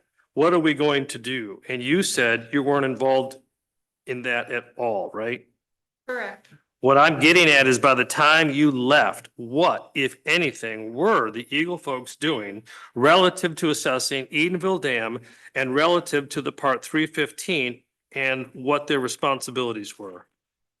Yeah, I think those, I don't have an answer for you. I think those are questions better directed to Luke and Mario. Do you have any memory of what the status of any of those activities were? And if you don't, that's fine. I just need to get it recorded. I don't. As a general matter, would you agree that state regulatory oversight of the Edenville Dam was less stringent than FERC regulatory oversight? State regulatory requirements are less stringent than Federal Energy Regulatory Commission requirements. One that comes to mind is the PMF threshold. Is that one that you're aware of? One is the spill capacity, yes, but there are other technical requirements as well. Any of those other technical requirements have to do with, say, soil borings or erosion? They may, yes. But you don't have any in mind right now, though?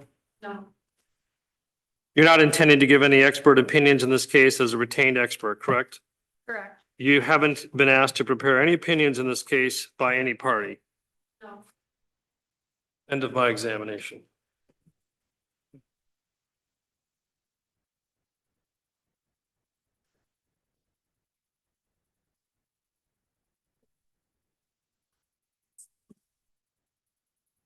You drink, you're all set?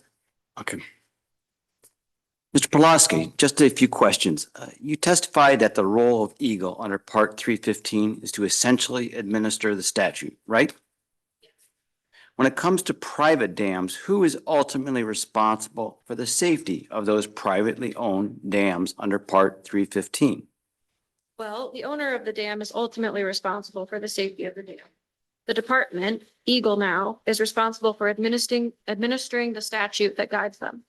So under Part 315, the inspection reports for private dams, those are prepared by the dam owner, right? Well, no, the inspections are required to be conducted and prepared by an engineer licensed in Michigan. But the owner is required to secure a consultant to do that unless they're a licensed engineer themselves. They can do it. So if it's a privately owned dam, the private dam owner hires an engineer to do the Part 315 inspection. Is that right? That's right. And if the private dam owner's report prepared by the engineer, highlights a deficiency or a problem with the dam. Under Part 315, is it the dam owner's responsibility to address that deficiency, or does that fall with Eagle? No, the responsibility for mitigating whatever deficiencies are the responsibility of the owner. Mr. Thompson showed you an email from October 3rd, 2018, in which Lee Mueller was inviting Luke Trumbull to come and visit the dam either that day or the next. Do you remember that email? Yes. And you and Luke went out to the dam on October 4th, 2018, didn't you? That's correct. It was the very next day after that email, right? Right. Did John Leone come with you on that visit? The name John Leone does not ring any bells with me. I don't think I've ever spoken to him, never met him. He was not involved. Were you ever barred from communicating with the Muellers if you wanted to? No. And were you able to freely speak with Michelle Mueller when you visited the dam on October 4th? Yes. Did you direct Lee Mueller not to attend the October 4th site inspection that he arranged? No, I never spoke to Lee about that. And did you direct D. Percupile not to attend that October 4th site inspection that Lee Mueller arranged? I never spoke to Mr. Perkypile. Did Boyce Hydro ever advise you that the Edenville Dam would fail if the normal level of Wixom Lake was maintained? I don't believe so. What about the Spicer Group? Did they ever advise you that the Edenville Dam would fail if the normal level of Wixom Lake was maintained? I don't believe so. How about the Four Lakes Task Force? Did they ever advise you that the Edenville Dam would fail if the normal lake level of Wixom Lake was maintained? No. When you walked the dam on October 4th, 2018, did the embankments show signs that they would immediately fail? Based on the memo there and my recollection, the answer is no. And you testified previously about the Boardman Dam dispute. Do you remember that testimony? Yes, And Mr. Thompson pointed out that there was a consent decree that required the impoundment behind the Boardman Dam to be lowered. Do you remember that? And let's say DEQ had directed Boyce Hydro to lower the impoundment of Wixom Lake, and Boyce Hydro did not want to do that. They could have appealed it. Is that right? they could have appealed the administrative order. Yeah, And ultimately, it could have taken years before it reached a final resolution, right? my opinion, yes. Turn it back over, Jason. Thank you, Pauline.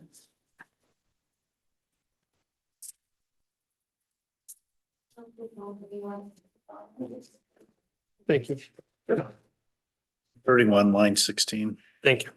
Mr. Pulaski, just a few follow-ups. You haven't had any discussions with the Muellers as to why they lowered the levels to run-of-river, right? I have not had discussions with the Muellers. You don't have any understanding as to the danger and the safety of the public and property that drove that decision, correct? I don't have any knowledge of their reasoning behind that decision. You don't have any information or knowledge as to whether Four Lakes Task Force wanted to lower the levels, right? No. You don't have any knowledge or understanding as to their complaint that the state had been valuing freshwater mussels and environmental concerns over public safety and property, do you? I don't have any knowledge of those decisions, no. Mr. Cool asked you the ultimate responsibility. Mr. Cool asked you about the ultimate responsibility. What does ultimate responsibility mean to you when he asked you that question? Well, the ultimate responsibility for the safety of any privately owned structure is the responsibility of the owner. You're just repeating the word. My question is, what does ultimate responsibility mean in that sense to you? The owner is responsible for maintaining, repairing, operating. The owner is responsible for the water and anything contained in the water behind the dam. Is the owner responsible for administering Part 315? No, the department is responsible for that. And to the extent that the department was responsible for administering 315, that would include protecting public safety and property downstream from a dam, right?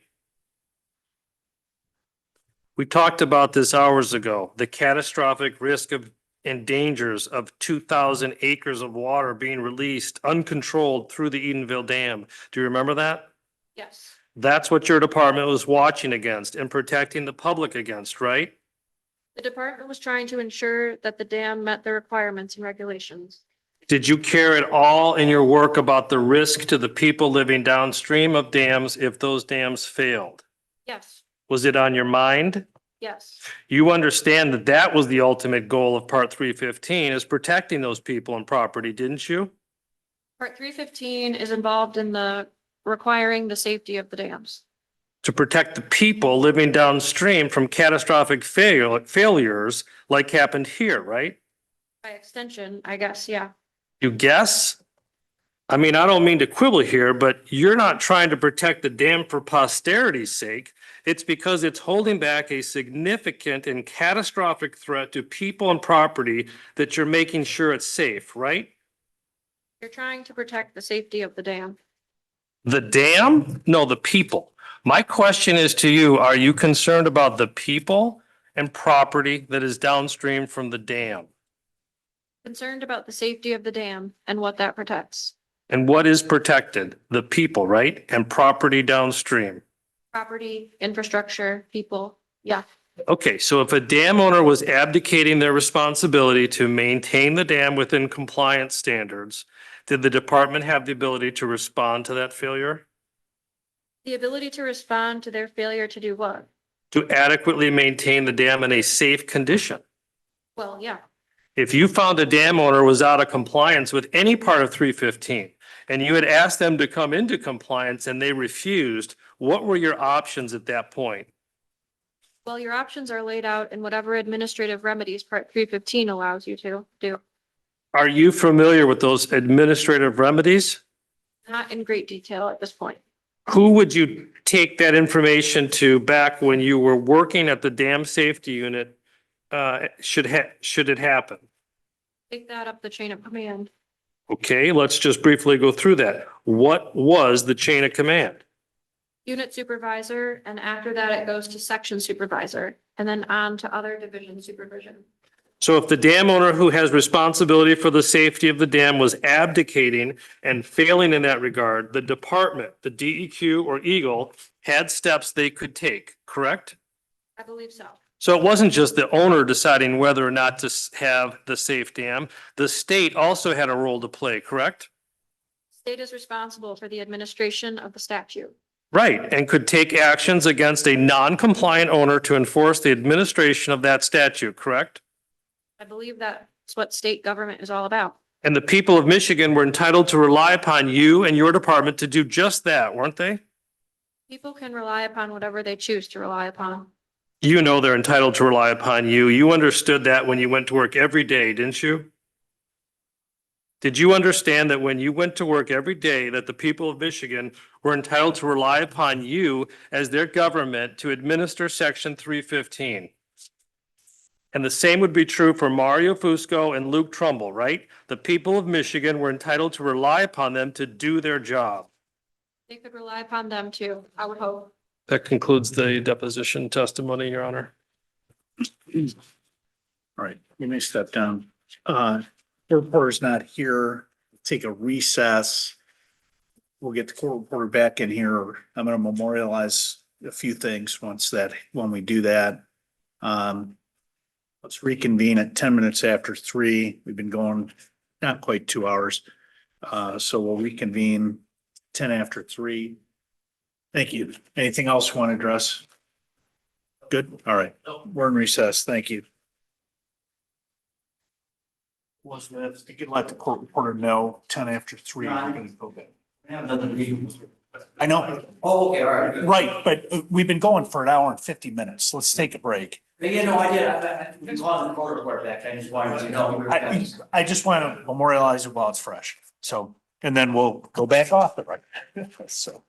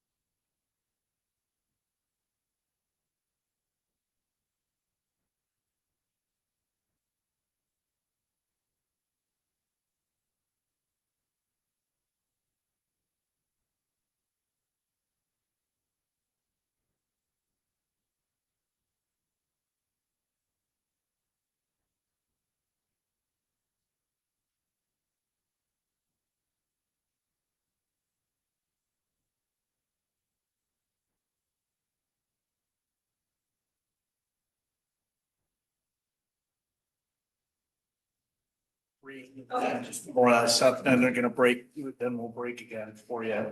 Okay. Thanks.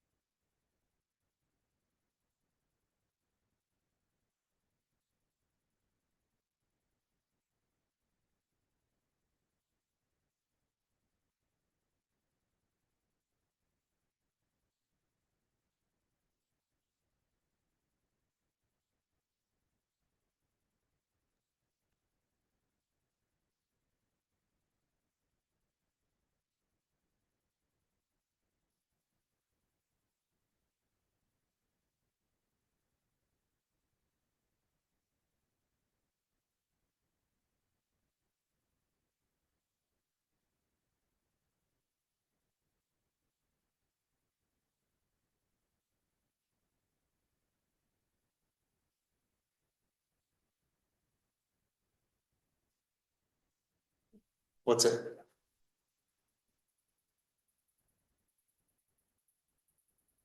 Right, it says no video.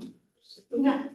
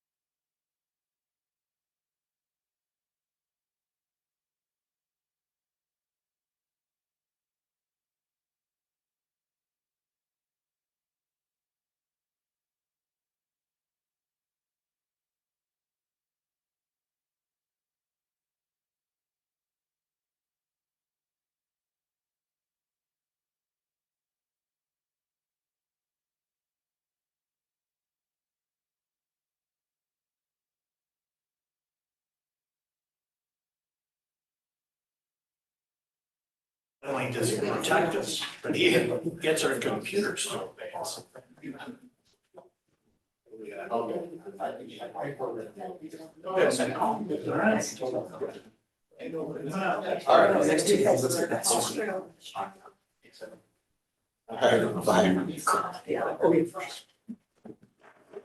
All right.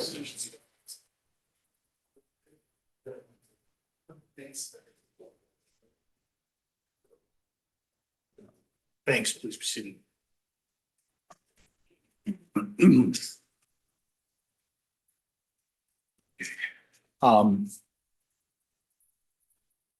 Lawyers know I've talked about this before. Sometimes in trial I'll stand and it's just because I have some back issues. It's not because I'm angry, not because I'm trying to make a point. It's just I need to stretch L4 and L5 in the vertebrae thereabouts. So I don't exercise nearly enough. All right, we're back on the record. It's 12 minutes after 3, January 12th, 2026. Our court reporter's with us. We had our last session went from 10 minutes after 1 until 2:50 p.m. We excused with the agreement of all the parties, our great court reporter at about 1:13. At 1:15, I interrupted the lawyers before or after our court reporter had left. And I said, I'm going to indicate that the transcript reflects that the witness, Mr. Pulaski, being portrayed by one of the plaintiff's counsels, not portrayed, the transcript being read by one of the plaintiff's counsels, had already been sworn. Continued on until 22 minutes after 1, and we had a 2-minute discussion with counsel about various exhibits that, to the best of my ability, I couldn't locate them. And then I was kind enough, the plaintiffs were kind enough to prepare and provide to me the exhibits of Mr. Pulaski's CV. Never understood why we don't just call them resumes, but anyway, it's resumes, curriculum vitae, as well as the Eagle organizational chart. And then several emails that were provided to me without objection by the attorneys for the people. I did note as we proceed through the transcript, it's pages 1 through 138. For purposes of appellate review of whatever the court decides in this case, I would note when I look at the original that was handed to me in the red binder, marked as a judge's copy, there were many sections that were highlighted in yellow, and there were sections that were highlighted in green. Is there any difference for purposes of the court's consideration of the testimony? Do you agree with that? Okay, then the probably 30 entries where I made the distinction are irrelevant, so I won't read those into the record. We'll save ourselves a little bit of time. There were also sections, multiple sections where there were parts of the conversation with the witness, parts of the testimony and the taking of deposition that were not highlighted, were not read into the record. What's the plaintiff's position of what the court should do with the parts of the transcript that were not read aloud? Our position, Your Honor, that that's not part of the record nor the trial and it doesn't exist. All right, I will put I didn't read it. I assume that that's what it was, but so I won't consider that as we proceed.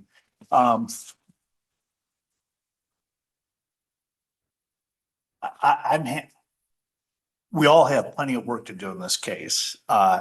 So I'm not going to be starting to read the transcripts, this evening. But if the parties want to further distill that which was provided, I'd be happy to let the parties do that. But at this point, if we just leave it the way it is, I'm just not going to read, nor will my staff read the sections that aren't highlighted. But I'll leave it if the plaintiffs want to supplement the record with we used to, at the circuit court, if this were exhibit 26, the supplemented exhibit would be 26A, and you'd take out the sections that are not highlighted. But that's up to the lawyers. I'm fine leaving it the way it is, but I'll leave the plaintiffs to decide. Okay. All right. So the testimony took around an hour and 50 minutes for 138 pages. How many pages do we have coming up? 48. Okay. So it's probably going to be somewhere between 35 and 50 minutes, I guess.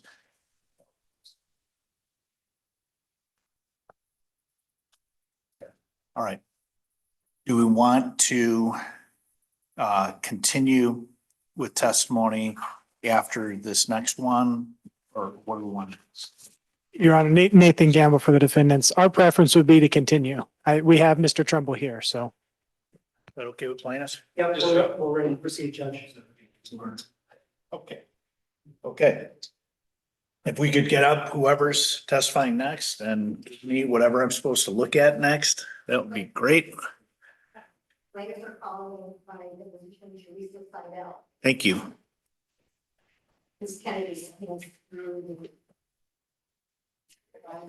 There's no exhibits for this witness that I know of, right? Correct. The deposition refers to the org chart, which doesn't make much. Do I have this? Is that in here? Yes, there's a tab after the philosophy exhibits that begins with IL.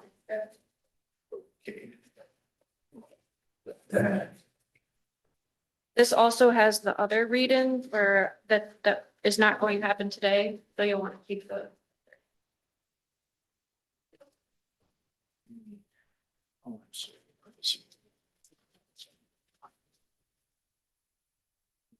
All right, so the next witness then is. Teresa Seidel. Okay, that section. Any objection to us excusing our court reporter for about 30 to 40 minutes? No objection here. No. The time is, all right, 3:20. Okay, thank you. See you in a little bit. May I proceed? You may, thank you. The deposition of Teresa Seidel was taken on April 21st, 2025, and I will be reading questions posed by Mr. Thompson at that deposition. As I understand it, from 2016 to 24, you were the director of the Water Resource Division. No, No, what was your position? time frame is wrong. Time frame is wrong. Okay, what's the correct time frame? November of 2023. So we pulled an org chart off the website. I'm not sure of the date. I presume this is a more current version, and the org chart, as I said, we marked as Exhibit 1. I believe it is about 6 pages or so, 7 to be exact. The first block on the top is titled Water Resources Division. Do you see that? Yes. And it indicates a Jared Sanders was as the director. Is that where your name would have appeared if we had a chart that corresponded to the time period during your tenure? Yes. Okay, and then if we start to go down some of the boxes that are Underwater Resources Division, those would indicate sections within the division, correct? Correct. And all of this you had supervisory authority over as the director, correct? Yes.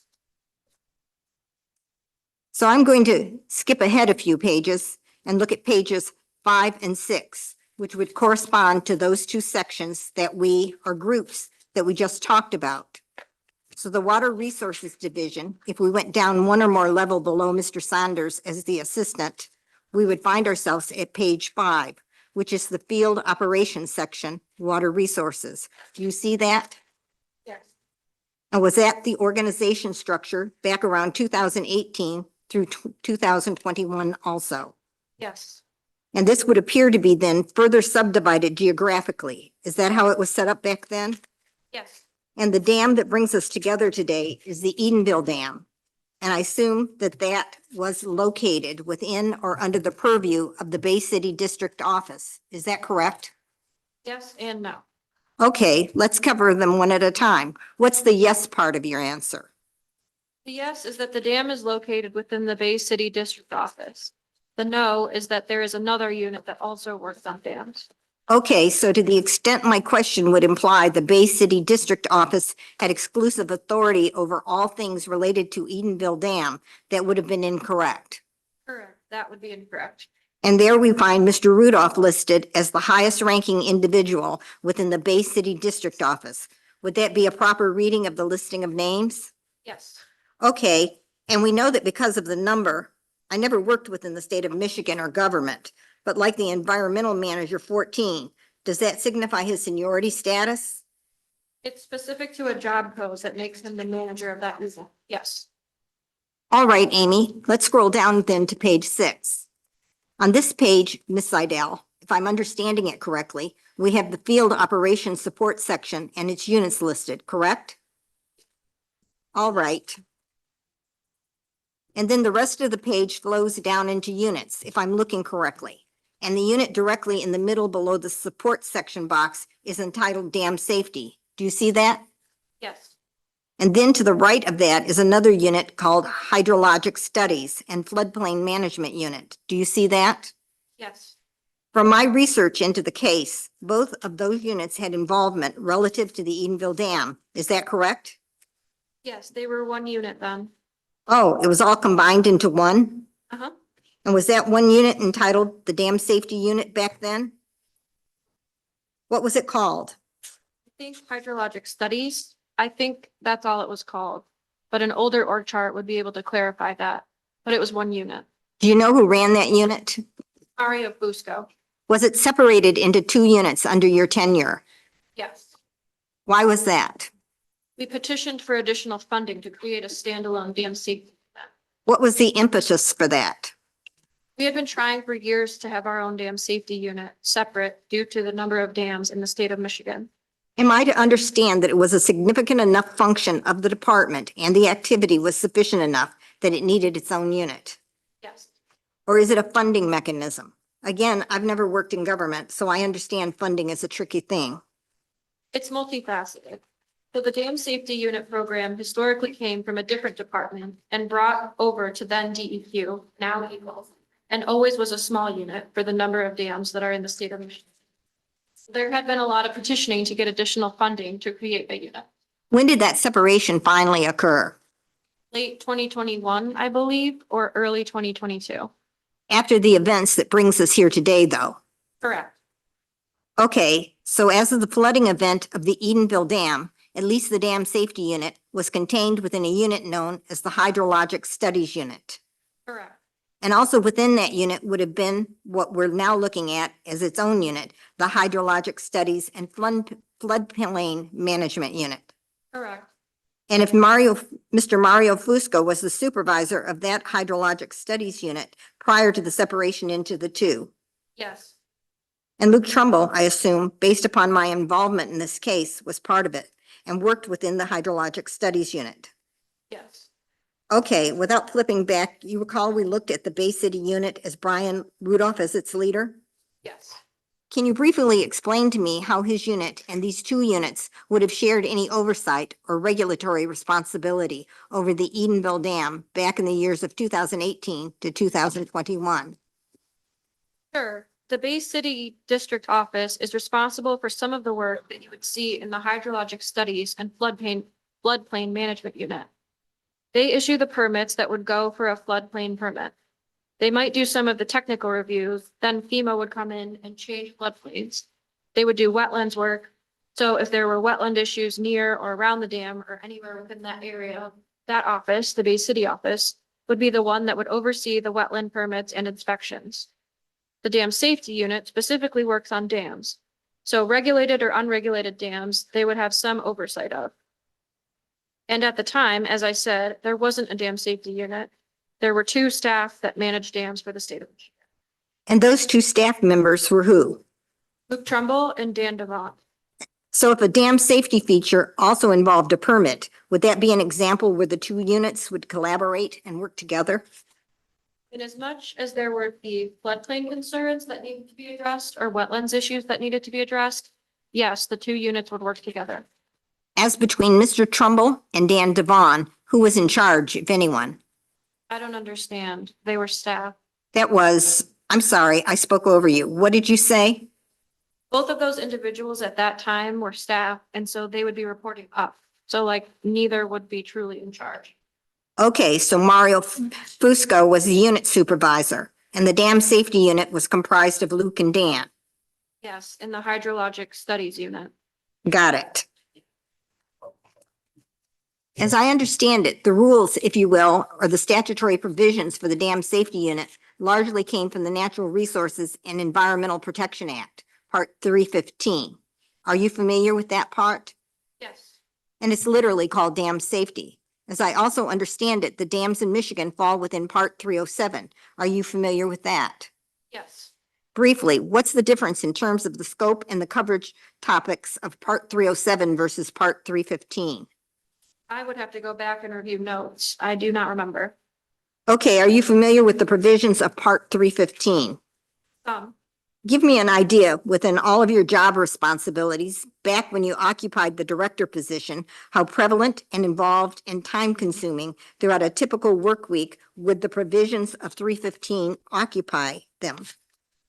Not very much. Okay, The levels within, so the units reporting to sections, reporting to assistants, reporting to me. There's 3 levels removed there. Makes it so it gets to me when it would be a high priority issue. okay, how far down would we go? Or maybe we'll just walk down the levels until we get to Luke and Dan. Which level would you point to say now that's the level that probably had the most, decision-making in terms of 315 compliance? That would have been with Mario at 14. I'm not sure the phrase you used, but essentially said it didn't get to your level or rise to your level unless it became a high priority or something to that effect. Was the Edenville Dam, and what I mean specifically is the assumption of oversight and regulatory authority over the Edenville Dam, once FERC revoked the license, something that was a high priority? Did that get to your attention? It did. Okay, were you involved at all in the assessment of the dam? No, Did you ever visit the dam? no. Who, if anybody, advised you of any of the assessments or activities regarding the dam from when Eagle took over jurisdiction up until the flooding event? Let's see, Luke Trumbull, and I'm not sure if others did or if it was all through Luke. Okay, so that also helps me. You then had a direct line of communication directly to Luke. With all my staff. What was your understanding as to what Luke was doing relative to the dam prior to the flooding event? That's a long time frame. From 2018, when FERC relinquished and sent it to the state, or Right. so an engineering review based on the information that we had, which was not a lot, getting the records transferred from the federal agency to state agencies is challenging. So we began a review of the dam with the engineering study and then an evaluation throughout. But there's a lot of other steps in there. So many steps in there, including lake level evaluations, wetland concerns, a lot of different activity happening.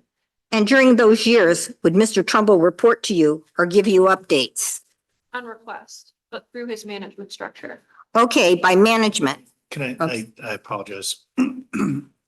I'll make this. Am I gonna have to give this binder back? Okay, so nobody's gonna see if I write things in the margin or anything else. Thank you. I should have asked that previously, but I didn't, so I took a bunch of notes, so, okay. Okay. On page, Interruption. that's okay. On page 20, starting at line 2. Okay, by management, that would be Mr. Fusco at minimum. At minimum, typically through Amy Lowndes or through whoever was sitting in Amy's seat at that time. There was a lot of movement at Eagle at that moment, so it's hard for me to remember who was in which chair at that specific time, but up through management chains, through supervisor meetings. Let's fast forward to early 2020. What was your understanding as to the status of the evaluation of the Edenville Dam as of that point in time? I don't remember. I would need notes. Okay, when you mention notes, do you currently have access to those notes? I do not. You're currently employed with the United States Environmental Protection Agency, is that correct? Correct. Okay, and as we sit here today in 2025, your memory is such that you can't tell me with any specificity what the status of the evaluation of the Edenville Dam was in January of 2020. Correct.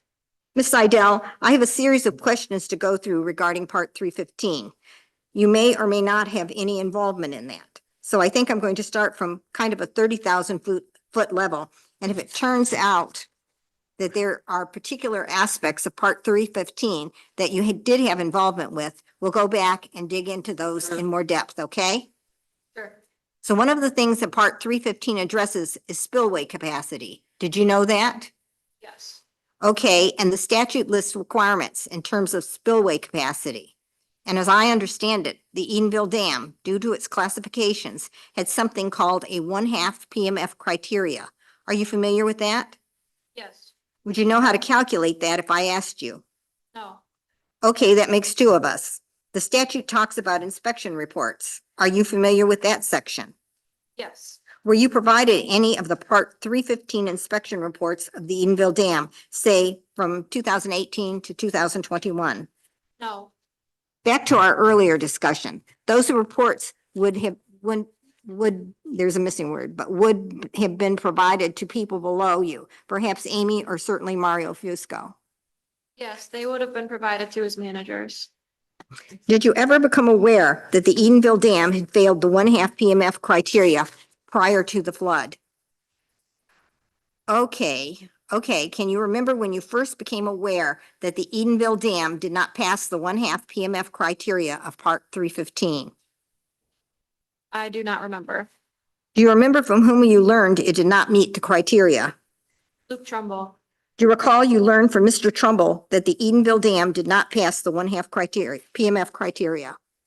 I don't recall how. I just remember having that conversation with him. Okay, would you typically meet face-to-face or Zoom or telephonic?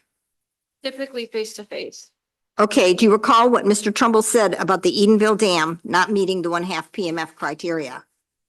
I don't remember other than him telling me that it did not meet the state's criteria, which is different than the rest. And you don't remember when you learned that? I do not. Was it in a special meeting? Was that the sole topic? Or was it one of your regular briefing meetings that you would have had with Mr. Trumbull? I don't recall. Do you recall if the news that he relayed to you carried a certain urgency or emergency consideration or extremely high priority characterization? I really don't recall. Did the 2 of you have any discussion as to the significance of the fact? No, I don't think so. What did you understand to be the significance of that fact at that time? That it was not meeting state requirements, which were different from the federal requirements. Were you concerned? I probably was.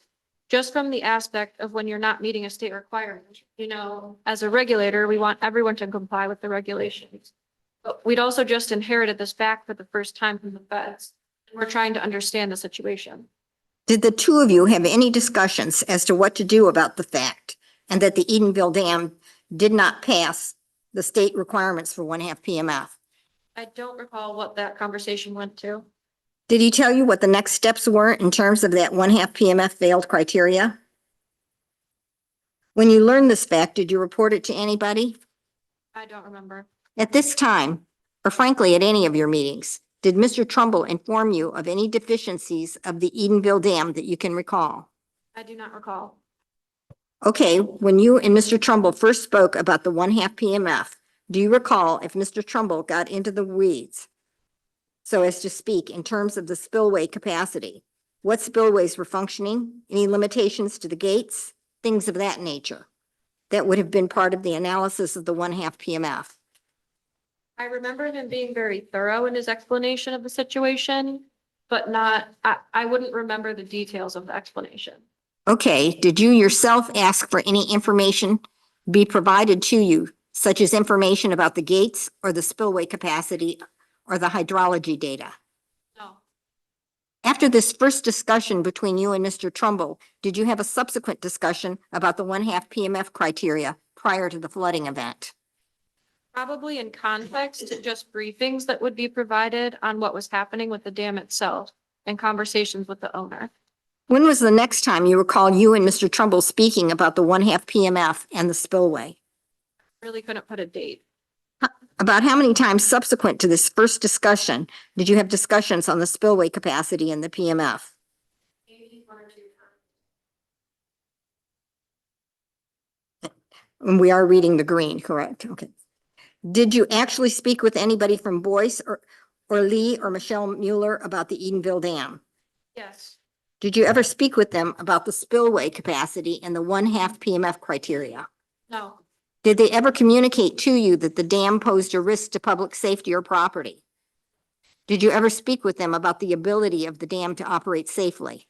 no. What was it that you talked about with Lee and or Michelle? It would have been related to getting the engineering reports in a timely fashion so that we could make decisions on what the next steps for the dam could be. And just general support for Luke of trying to gather the information that we were waiting for from the Muellers. So once it was known that the Edenville Dam could not meet the state standard, you had a discussion with the Muellers about that fact. Yes, After the initial PMF review was done, there was then engineering studies. We had conversations. Oh, I'm reading the answer. I'm sorry. yes. After the initial PMF review was done, there was then engineering studies. We had conversations regarding getting the engineering studies. Okay. These are the Part 315 reports or inspection reports under Part 315. Yes, Okay, so other than talking in general about getting the Part 315 inspection reports, I guess I want to be more specific and ask you, did you literally have discussions with the Muellers about the failed 1/2 PMF criteria? I don't recall. How about anybody from Four Lakes Task Force? Did you have discussions with them about the failed 1/2 PMF? I don't recall if I had discussions with them. Some of your subordinates may have, and they report back to you. Yes, If I were to mention Spicer Group, would that mean anything to you? yes. Who's the Spicer Group? They're the engineering firm that was hired by the Muellers to do most of their work. Muellers or Four Lakes Task Force? Well, that's not sure. Okay, do you know who Ron Hansen is? I do. Who is he? He works for Spicer. Did you eventually get a copy of the Spicer Part 315 inspection report? The agency did, yes. Did you ever put eyes on it and read it? I did not. During either of these 1 or 2 discussions with Luke Trumbull that you had after first learning about the 1/2 PMF, did he ever make any recommendations about taking any action relative to that failed criteria? I do not recall. In any of your discussions with Mario Fusco, did he ever make any recommendations to you about taking action relative to the failed 1/2 PMF criteria? No, Did anybody ever make recommendations to you in terms of taking any actions relative to the failed 1/2 PMF criteria? I do not recall. Did you yourself ever consider taking any actions relative to the failed 1/2 PMF criteria? I think we were looking through the data and trying to determine next steps. Okay, and what were the possible next steps? Well, we have a system of elevated compliance. So if you have a facility, and this is just in general, if you have a facility who is not in compliance, the first one is to compel them to come into compliance. And I believe that was the phase we were at. trying to gather the information to make a decision on what the appropriate next steps would be. And when you say come into compliance, are we talking about make corrections at the Edenville Dam so that it would pass the 1/2 PMF criteria? Well, that's one option. One option would be to decommission and draw down, if that were an option. There's always a course of action when there's engineering reviews. So you're looking for the engineering report to help direct the right decision. Okay, and those terms you just used, let's review those so I know what you mean. What does decommission mean? It could mean to, permanently or draw down, open the gates so that the pond behind the dam would be drawn down. It could be to remove dam completely. It could be to repair the dam to meet the full PMF. There's a variety of options. So there wouldn't be an option. There's always a best option, but there's always lots of options. So I had assumed your prior answer listed decommission as different from a drawdown. Are those two different things? No, they could be the same thing, but there's subsets within what decommission could look like. Is opening the gates your way of expressing allowing the run of river level of the dam? What is your memory as to which, if any, of these compliance steps were being considered by either Luke or Mario? I do not recall. Were those the individuals that would be responsible for overseeing that consideration process within WRD? It would be, and it would rise up to the next level, to Ms. Lowndes, or even to the assistant division director position. Prior to the flooding incident, were you aware whether or not Luke or Mario or anybody above them had reached any conclusions on what the next step should in fact be relative to the failed 1/2 PMF criteria? I am not. Do you know if any conclusions were in fact reached by any of those individuals prior to the flooding event? I do not know. Do you know what the status was in terms of opening the gates and allowing the run of river to take effect? I do not. At any time prior to the flooding event, were you ever involved in a discussion in which someone expressed an opinion as to whether or not that was a proper next step? I do not recall that. Just to be clear then, you can't recall anybody ever suggesting that that is in fact what should be done or contrary that it should not be done. I recall conversations around it. I don't recall what the decision point was. Okay, if I understand the hierarchy, Luke and Mario Fusco would have been two people that would have been involved in reaching that conclusion and expressing that opinion to you if it had ever been reached. Yes. What about Dan Devon?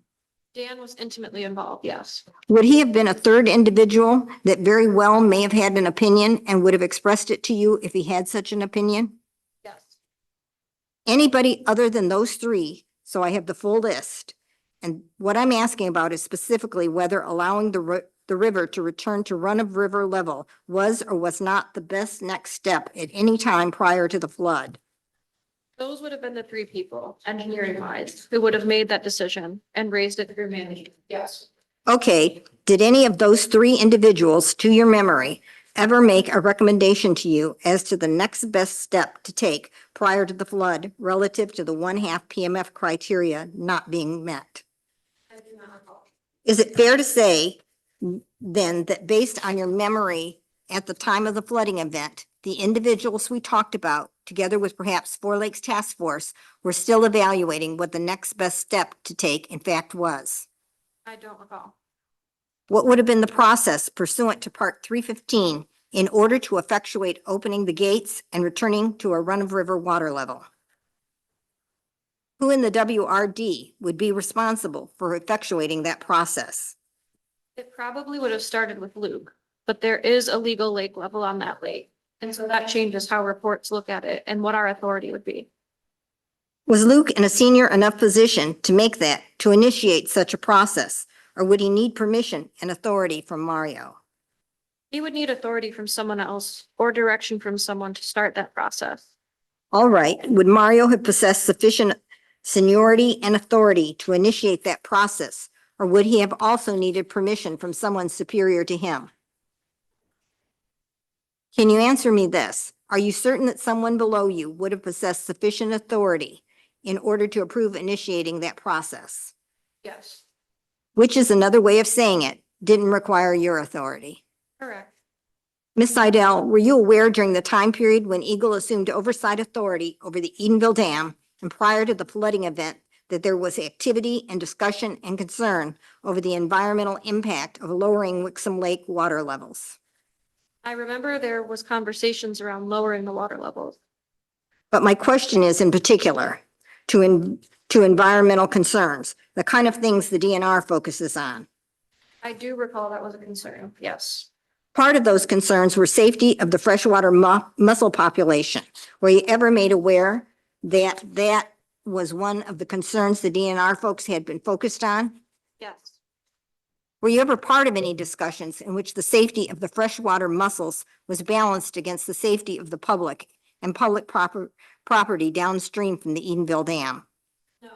Were you ever shown a November 27, 2019 letter from the Clark Hill lawyers to Brian Rudolph, where they accused Eagle of prioritizing the safety and welfare of freshwater mussels above public safety?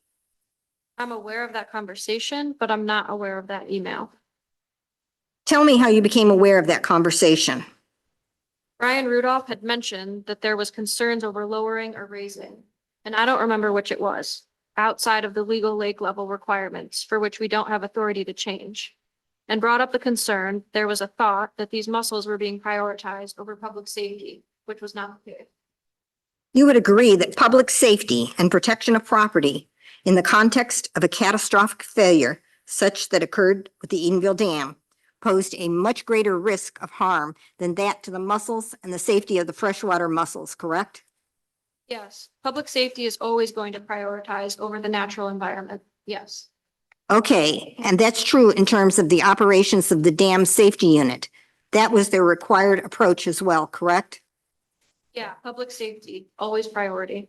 And that would include Luke Trumbull and his decisions and analysis, and same with Mario Fusco, correct? I'm handing it over to Mr. Paul.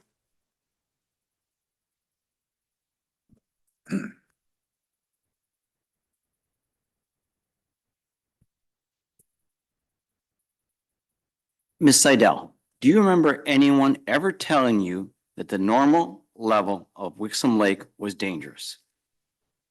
Did anyone, whether your staff at Eagle or someone from Boyce Hydro or the Four Lakes Task Force, did they ever advise you that for safety reasons, the level of Wixom Lake needed to be permanently drawn down to run a river level? Are you aware of any engineering report by any entity that advised you that the level of Wixom Lake should be permanently drawn down to run a river level for safety reasons? No. Do you remember reviewing or being aware of a Part 307 report that was prepared by Spicer Group? Yes, I remember the report being prepared. Yes. And you testified earlier about a Part 315 reporting. Do you remember that? Do you remember when Eagle received the Part 315 report? I believe it was after the dam failed. And you also testified earlier about enforcement options that Eagle could take once they concluded that the Edenville Dam did not satisfy the state PMF requirement. Do you remember that testimony? If someone was already doing what Eagle would have ordered them to do, would Eagle typically still issue an order requiring them to do that thing? No, we would not enter an order as long as someone is working towards compliance and is on the path. We would let them keep going until such time that they weren't. Were you aware that the Four Lakes Task Force already had a construction schedule in place to upgrade the spillway capacity at the Edenville Dam? Yes. So in that circumstance, would Eagle typically have ordered them to do what they were already doing? No, as long as they were continuing to do the work to come into compliance and have all the appropriate permits, we would let them go forward to come into compliance. We would not take any extra action or enter an order. Did you ever conceal information about the spillway capacity of the Edenville Dam from the public? Are you aware of Eagle ever concealing information about the spillway capacity of the Edenville Dam from the public? Do you remember receiving an email from a concerned individual who lived on Wixom Lake asking about the dam's spillway capacity? Yes. Did you answer that person's questions? Yes. Were you concealing information from that person? Thank you.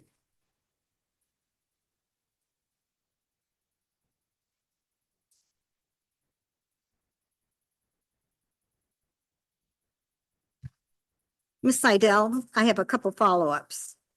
You were asked some questions about whether anybody expressed safety concerns regarding the Edenville Dam. You didn't need anybody to express safety concerns to you in your capacity about the Edenville Dam once you knew that it didn't pass the state standards, did you? Not quite sure what you're asking.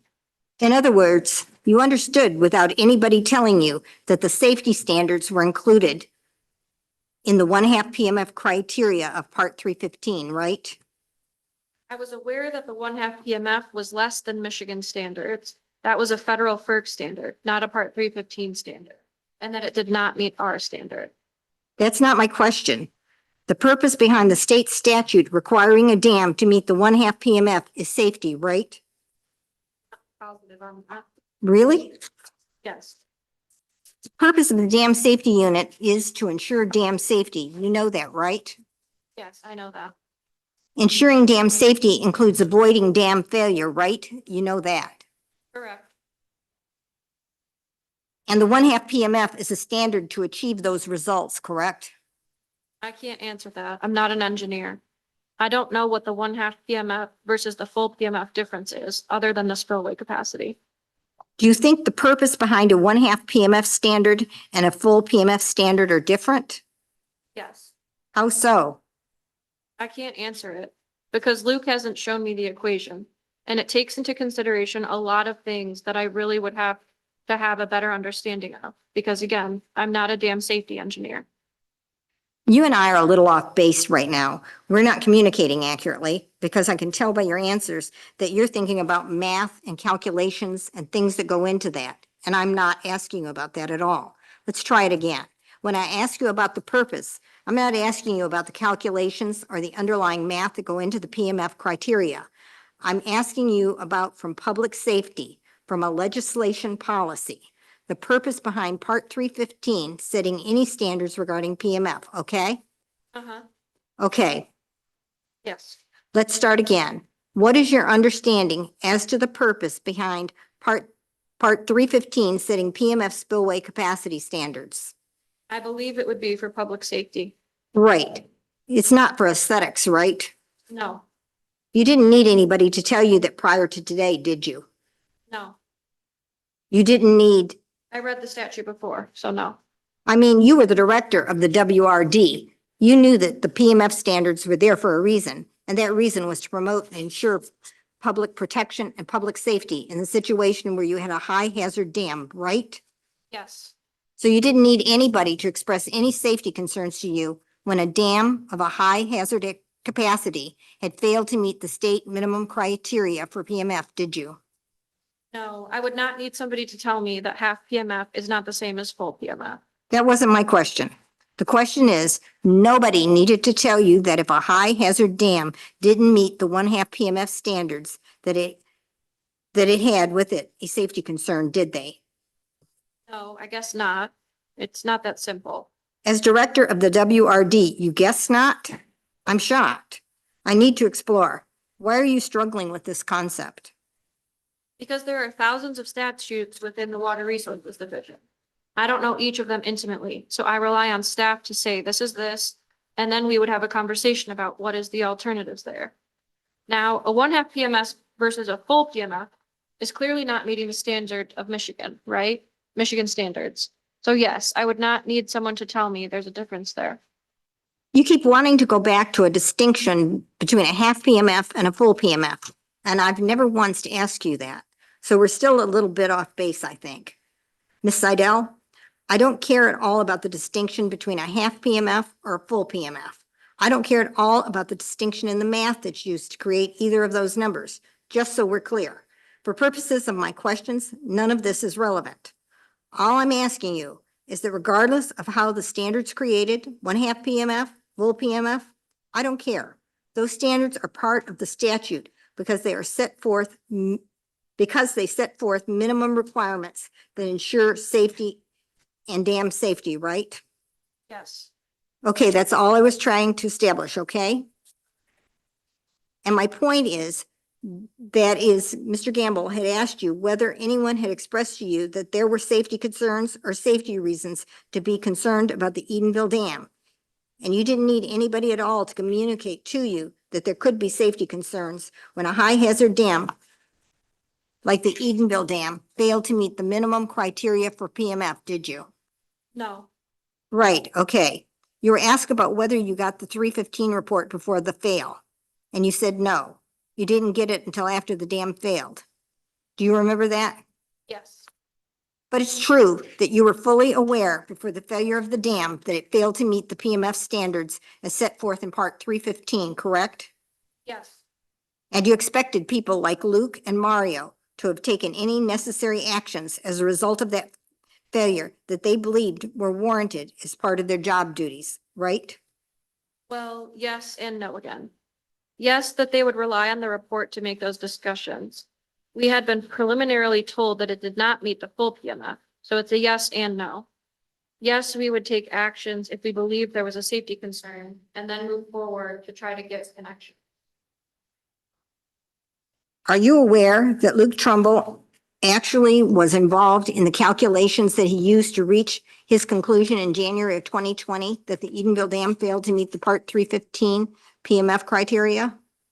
I was aware that Luke had done his own calculations, yes. And he had reached that conclusion prior to an official 315 report being issued by Spicer, correct? Yes, Luke had done his own math while waiting for the engineering report. And that was before it was issued, right? Are you aware of that? Yes. Okay, you were asked some questions about if dam owners or operators were already engaged in measures to respond to any problems or maintenance issues with the dam. Do you remember that? Yes. As we sit here today, you're not aware of anybody taking any action whatsoever to lower the water levels to run of river as a response to the failed PMF criteria, are you? No, no one had taken actions to. So nobody was actually doing that. And that wasn't something that anybody had discussed with you or set in motion prior to the flooding event, right? Correct. And by discussed, I mean actually implementing it. We had talked clearly that that was one of the possible courses of the action, but no one had ever taken it to the next level and suggested it ought to be done. Correct.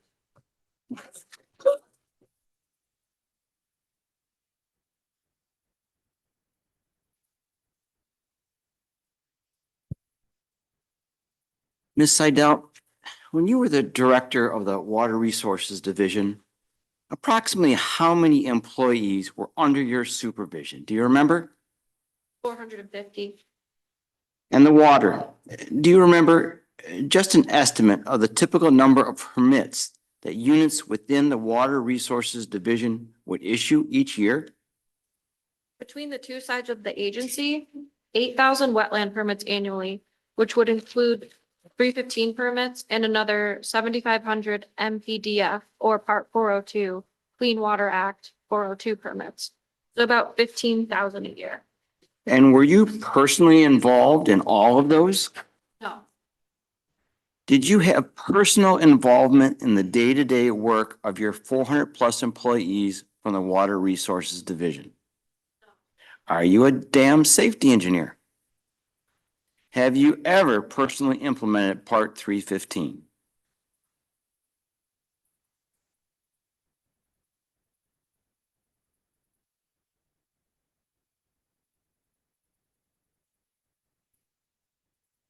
Ma'am, the last few questions and answers you gave is exactly why the structure of WRD has people like Mario Fusco and Luke Trumbull assigned to those tasks, correct? yes. Nothing further. Thank you. So we can return to the council table. Back on the record, Ms. Krieger is with us. Thank you. And our testimony went from approximately 10 minutes after 3 until 3:59. I did interrupt the exam on direct of the Seidel deposition at 3:31 for 2 minutes. I interposed questions as to whether or not the binder I'd been given with deposition exhibits, deposition transcripts, and exhibits was going to be retrieved by the lawyers, or whether, and the purpose was I wanted to take notes in it. The lawyers indicated they were not going to be retrieving it from me, so I started to take notes. That's the only interruption of substance that I'm aware of, but I welcome any further edification from council. Ms. Holman Road, anything? Thank you. Mr. Cool, anything? All right, are we ready for our next witness? Yes, Your Honor. Thanks, Trumbull. Trumbull, if you could approach the witness stand. Once you're there, please remain standing and face me. Please raise your right hand. You swear or affirm the evidence you're about to give the matter now hearing will be the truth, the whole truth, and nothing but the truth, so help you God. Thank you. Please be seated. Mr. Trumbull, please state your first and last names and spell both for me and for our court reporters. Lucas Trumbull, Lucas, Tium. Thank you. Counsel, you may examine. Thank you, Your Honor. You can pull that in and you can. Oh. And I'm sorry, I should be doing that too. Please go ahead, Ms. Carlson. Mr. Trumbull, good afternoon. My name is Kevin Carlson. I don't believe we've met. Is that correct? Okay, nice to meet you. You graduated from Michigan State University in 2007. Is that correct? That's correct. And your degree from MSU is in civil engineering? Civil and environmental engineering. Your coursework for your degree in civil and environmental engineering included classwork in hydraulics? Yeah. Hydrology? Yeah. Structural engineering? Geotechnical engineering? Any other coursework at MSU pertinent to your degree that also bears on working with dams? Would have been physics courses, related to statics and dynamics and properties of construction materials. Mr. Trumbull, could you pull the microphone a little closer to you? I have Yes. my wife says I have a lot of hearing deficits. I think it's more occasional, but we've been going for the day. So if you could speak right into the microphone, it'd be very helpful for me. Thank you. Mr. Trumbull, you started working for the state of Michigan in 2010. That's correct. And that job was in the Michigan Department of Environmental Quality, or MDEQ. First, I started to work for Department of Licensing and Regulatory Affairs on Michigan Public Service Commission for the early part of 2010, and then transferred to DEQ in dam safety in, I believe, September of 2010. Okay. And MDEQ has been renamed Environment, Great Lakes and Energy. Correct. Okay. But MDEQ and Eagle are the same department. Terminology is kind of used interchangeably. That's correct. The job that you took in the Water Resource Division, was that part of dam safety? Yes. Carlson, can you hold on for a sec? Our honorary member of the IT department is going to.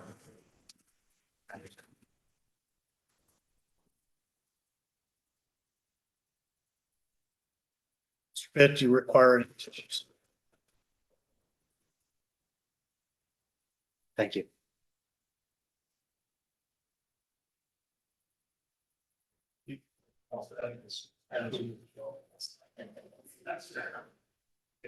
Your first job in dam safety, was that regional engineer? Yes, that's correct. And you worked as a regional engineer for about 11 years until February of 2021? That's correct. And regional engineer was the position you held during the time that the FERC license for Edenville was revoked and through the time that the Edenville Dam failed in May of 2020? Yes, that's correct. In February of 2021, you received a promotion? Yes. And what position did you take in February of 2021? I was promoted to supervisor of the recently split, newly formed dam safety unit. Is that your current position today? No, I've since received another promotion to section manager. When were you promoted from supervisor to section manager I believe that was just in December here. of 2025? Yes, correct. You are a licensed professional engineer, is that correct? Yes, Eagle's enforcement provisions are contained in Part 315 of a law called the Natural Resources and Environmental Protection Act. Is that correct? yes. And is that law also called NREPA? That's the acronym from yes. Okay. So if we say NREPA, we're talking about that statute, right? Right. From the time that you started working in Eagle Dam Safety all the way back in 2010, your job involved administering both Part 307 and Part 315 of the Act. That's correct. And as of today, the administration of both Part 307 and 315 has been part of your job for more than 15 years. That is correct.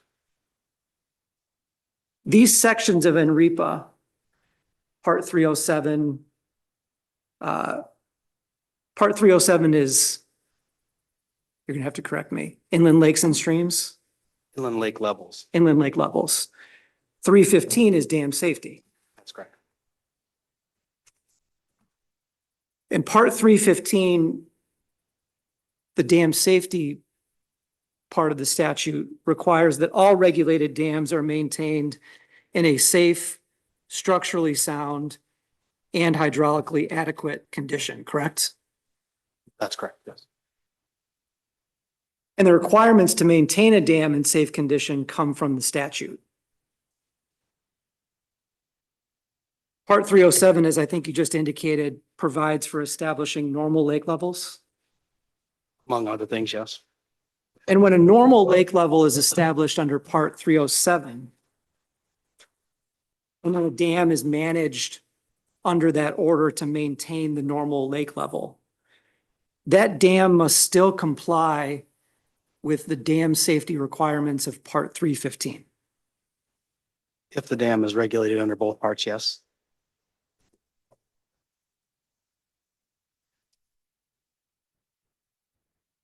A dam that is approved for a normal lake level under 307, that does not abrogate the effect of Part 315 as to that dam.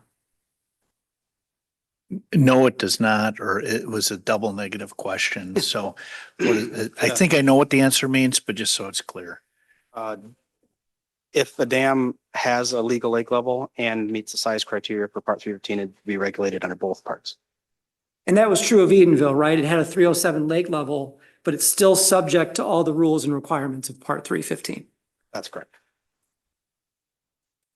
In this case, the normal lake level for Wixom Lake was established by court order under Part 307 in May of 2019. That's correct. And you and the other personnel in the dam safety unit continued to analyze the hydraulic capacity and gate operations and other aspects of the Edenville Dam after the Part 307 order was entered by the court. That's correct. And the reason why you and the other personnel in dam safety would continue to test the hydraulic capacity, gate operations, and other aspects of the dam, even after the 307 order is entered, is because a dam must comply with the dam safety requirements of 315 at all times, correct? Yes.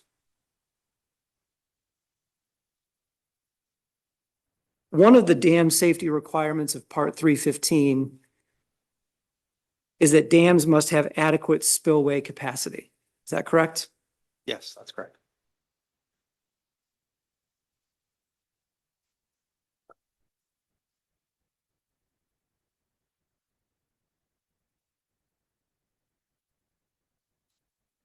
Craig, could we see Exhibit 412, please? Is this one stipulated? This is stipulated and for defense purposes, it's in binder number 7 of plaintiff's complaint. Okay. Mr. Trumbull, are you able to see Hold on a Exhibit 412 on the screen? Hold on, Sorry, please. sorry. What's the number again, please? 412. Thank you.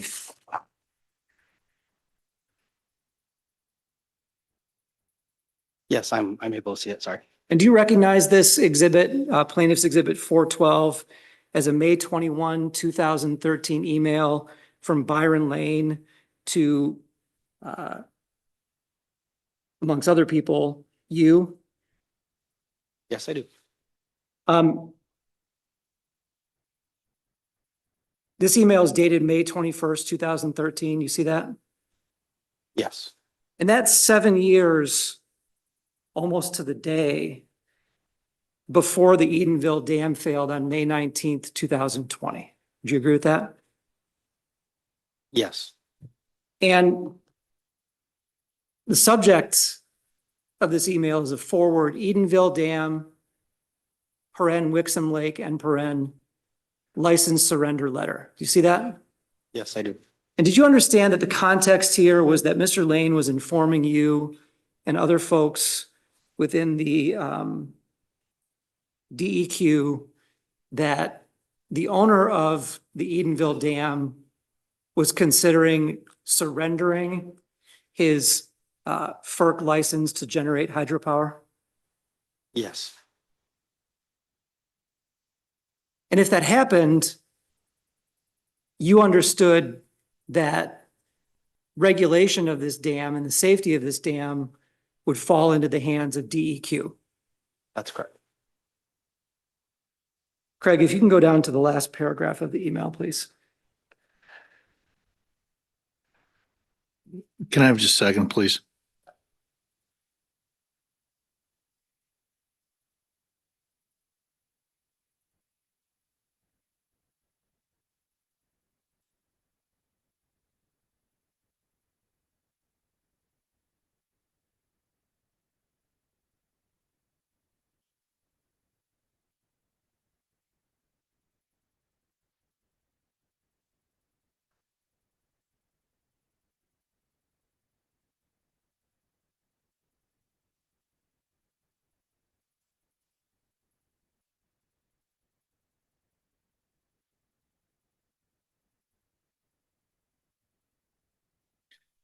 You may continue, Mr. Carlson. Mr. Trumbull, in the last paragraph of this email, Mr. Lane writes, quote, "Note that if the FERC license is surrendered, the dam will revert to regulation by the department under Part 315, Dam Safety of the NREPA.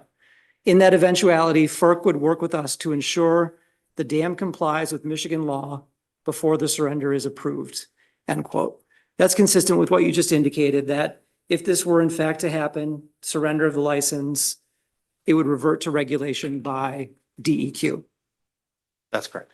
And specifically, it would be subject to Part 315, the dam safety rules of NREPA, correct? Yes, And you agree with me that in this last line where Mr. Lane states, quote, "Our preliminary assessment is that the dam does not currently have adequate spillway capacity to meet the requirements of Part 315, end quote. That indicates a preliminary assessment of insufficient spillway capacity as far back as 2013. that would seem to be what it indicates, yes. One more time, please. That would seem to be what it indicates.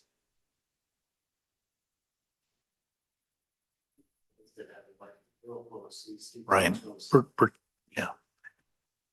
Craig, can we have exhibit 15? I would just almost hold it like that for my 65-year-old ears would be super beneficial.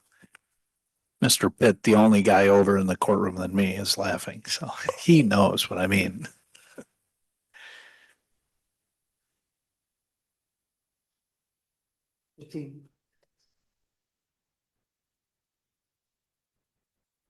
What number? This is plaintiff's exhibit 15, Your Honor. This has been stipulated and admitted.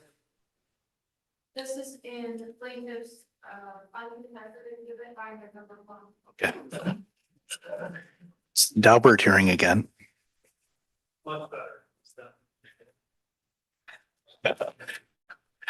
I would say, I'm not, I'm not getting to the gym, but since I don't go to the gym very much anyway, use that as an excuse. Okay. So exhibit stipulated 1, and Mr. Carlson, the number again, please. 15. 5. Thank you. Please proceed.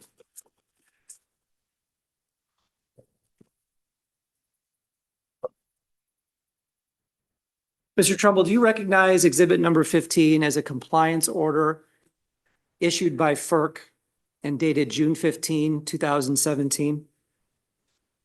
Yes, I do. I'm calling your attention to paragraph 2.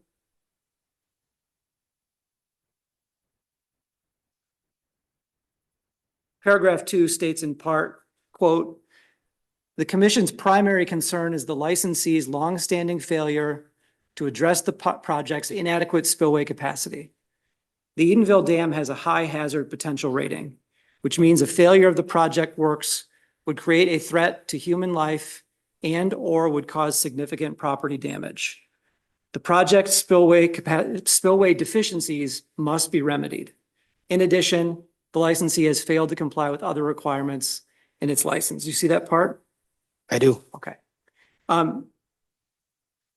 You knew before FERC revoked the license at Edenville that FERC's primary concern was failure to address inadequate spillway capacity.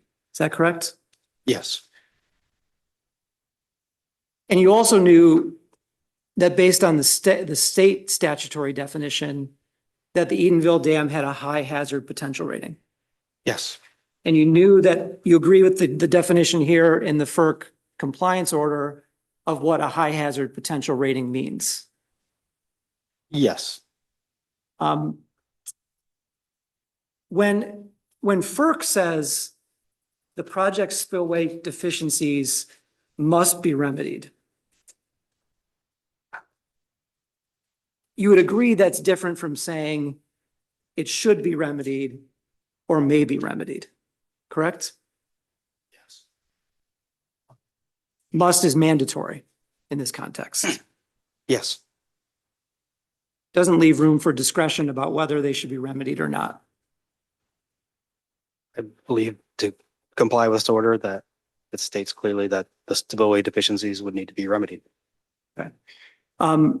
Would you agree that the spillway deficiencies must be remedied not only to comply with the letter of this order, but also that it must be remedied to protect life, limb, and property?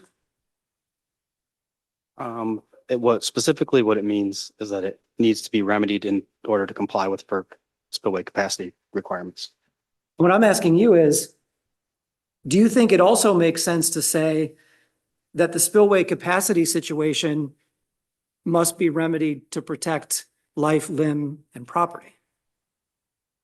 In order to protect them to the level provided by FERC regulatory requirements, yes.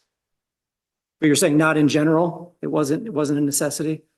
I'm saying that any regulatory requirement provides a certain level of protection. If a flood or a circumstance comes along that exceeds the regulatory criteria, then if the dam only meets that regulatory criteria, it does not provide that protection. So in order to provide the protection as specified in the CFR, it would need to be able to pass full PMF in this instance. Unfortunately, we won't know for certain whether a failure of a dam is going to harm life, limb, and property for certain until it happens, correct? There are, no, for certain, you can't for certain say, because it depends how the dam fails, under what circumstances and what evacuation or emergency preparedness had occurred. But there are engineering methods to estimate what those consequences would be, yes. And there are rules of the road in terms of dam safety laws that draw lines as best as possible to protect safety. I'm unsure I don't understand that. I don't question. understand the question. Sure. The Dam Safety Act is intended to protect dam safety. Would you agree with that? Dam Safety Act, if you're referring to Part 15, sets certain criteria that are related to safety, yes. Craig, if you go to paragraph 16, or yeah, paragraph 16 of the exhibit, please.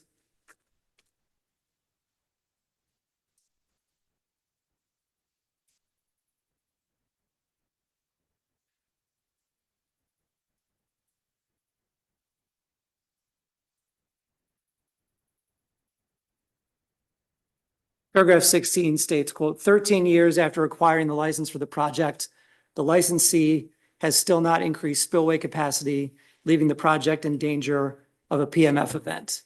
The licensee has shown a pattern of delay and indifference to the potential consequences of the situation, a situation that must be remedied in order to protect life, limb, and property. Do you see what I'm referring to? Yes. And you agree that when the order says the spillway situation must be remedied in order to protect life, limb, and property, it is identifying a dam safety issue? Yes.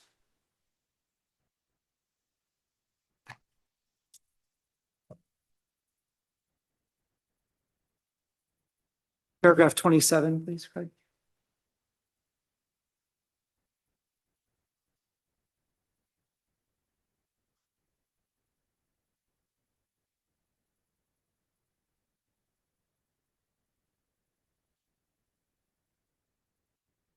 Paragraph 27, Mr. Trumbull goes through what FERC calls a persistent pattern. And the last sentence says, quote, well, let's go back up. Do you see where it says the regional engineer and staff have been very flexible, granting the licensee multiple extensions of time, allowing the licensee to switch its overall plans, and ultimately allowing the licensee to address the spillway capacity deficiencies in stages, starting with 2 auxiliary spillways. Was it your understanding that the arrangement that FERC had agreed to was that Boyce should start addressing the spillway capacity problem by installing 2 auxiliary spillways? I would have to, I'm not unsure of the timeline, but I believe that there was a project proposed by the licensee, Boyce Hydro, to construct 2 spillways that would have brought the dam closer to being able to pass full PMF, but not achieved full PMF capacity as an interim step. And under Michigan law, Let me ask a question. Do you know, is the regional engineer that's referred to in paragraph 27, the federal regional engineer? Yes, that's That's what I would have from thought, but I Chicago, wanted to the make sure. regional engineer covers Michigan. Thank you. Thank you, counsel. Michigan law, part 31516 of NREPA provides that if a dam is not capable of safely passing 1/2 PMF, then an auxiliary spillway must be installed. Correct? In the case of high hazard dams that are over 40 feet, that's correct. And that'd be the case for Edenville, correct? Yes. So if Edenville cannot pass, is not capable of safely passing 1/2 PMF, that statute provides for installation of an auxiliary spillway. That's correct. Paragraph 27 of the FERC compliance order from 2017 says, quote, despite this, the licensee is making no progress in advancing construction of even the initial risk reduction measure, and its disregard for the severity of this situation is appalling. Do you see that part? I do. Did you share FERC's impression that Boyce's disregard for the severity of the situation with the Edenville spillways was appalling. Those aren't words that I would use, but I recognize that there was a long period of non-compliance and lack of progress. Eagle took over regulation of this dam on September 25th, 2018, correct? That's correct. And the dam failed on May 19th of 2020, correct? That's correct. And so by May of 2020, which is almost 3 years after this FERC order, there was still no auxiliary spillway at Edenville, correct? That's correct.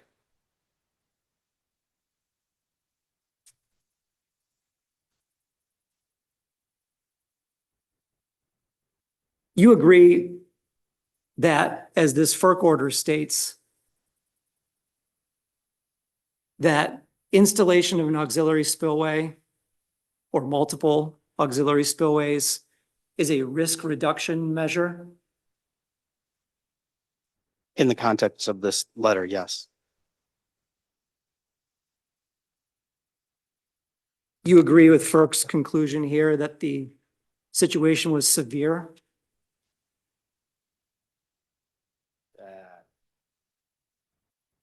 I believe the reference for severity is the lack of progress. Is that what you're asking? Well, I think it's more to disregard a situation of this severity is appalling. Do you agree that the situation was severe? Yes, I would say that 13 years of non-compliance and lack of progress is concerning or severe. These are genuine concerns about dam safety that are being expressed here. Would you agree? Yes.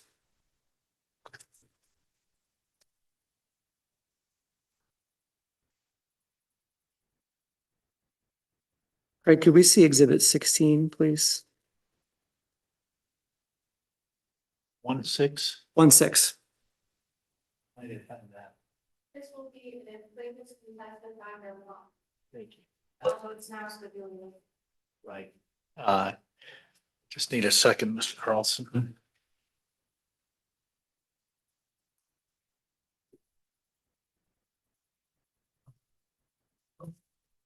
Are we done with the exhibits for binder 1 or contested volume 1?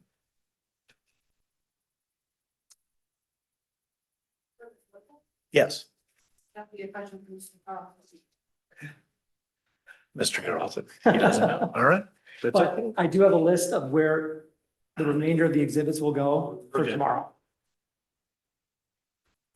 Okay. So from 15 to 16. Please proceed.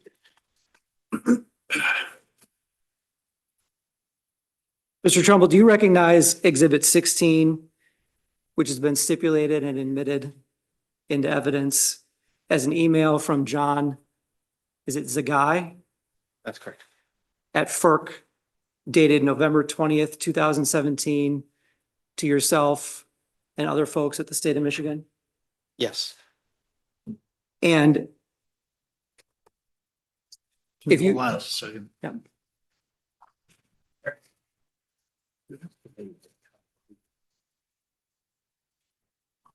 Just making sure our court reporter is not related to Kyle Krieger of DNR.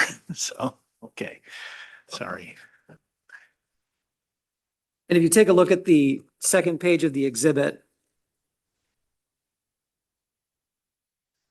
this is an actual order to cease generation at Edenville issued by FERC on November 20, 2017. Is that correct? Yes, that's correct. And like the previous notice that we saw in the last exhibit, paragraph 1 here states that the commission's primary concern with the Edenville project is the licensee's longstanding failure to address the project's inadequate spillway capacity. Correct?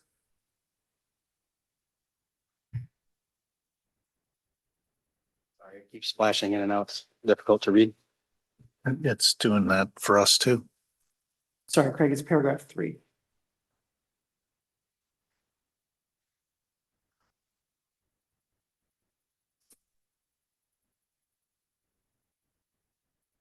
Mr. Trumbull, you see where it states that's still their primary concern?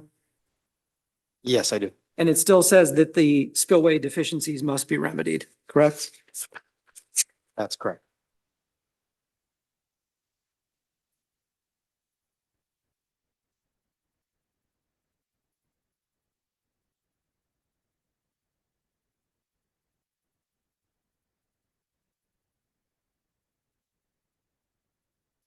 If we could have exhibit 226.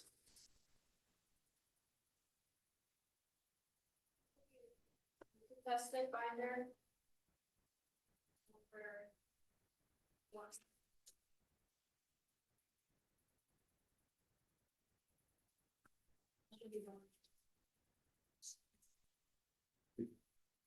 Uncontested.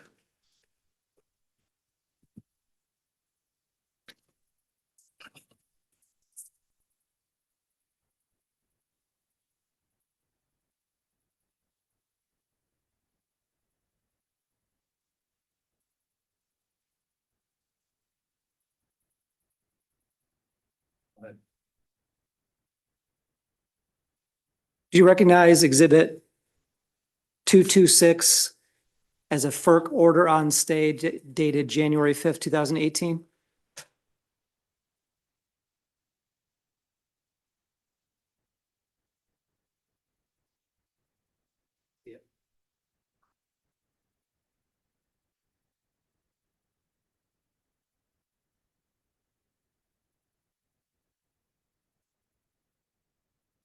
Okay, if you stand up, Mr. Trumbull, and you take the first big binder all the way to the left, yep. And turn to tab 226, that should have us on the scene. Thanks, Sean. Welcome. I know everybody said, crazy Judge Redford ordering us to get binders. You're welcome. Yeah, I do want the Court of Appeals and Supreme Court, when they're reviewing what I just said, it's just, it was a little late in the afternoon ribbing of the lawyers. I didn't mean it meanly or just kidding around with them. But anyway, now that I've filled the airspace, we are on exhibit 226. Yes, I'm on exhibit 226.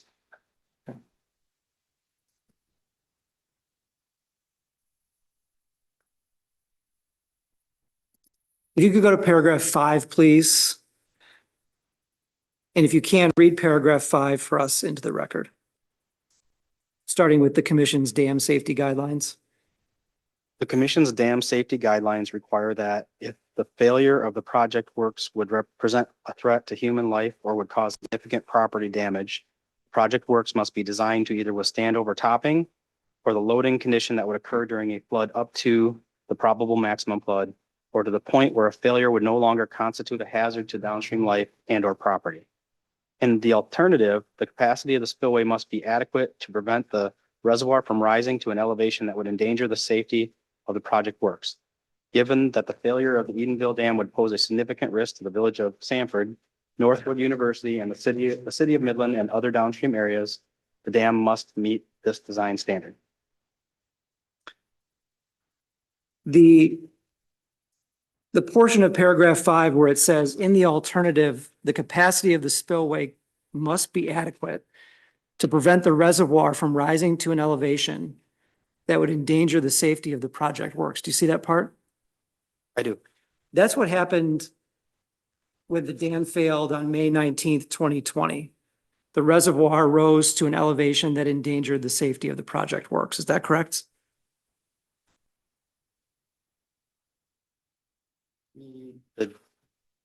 Can you rephrase? Yeah, the reservoir of Wixom Lake on May 19th of 2020 rose to an elevation that endangered the safety of the project works.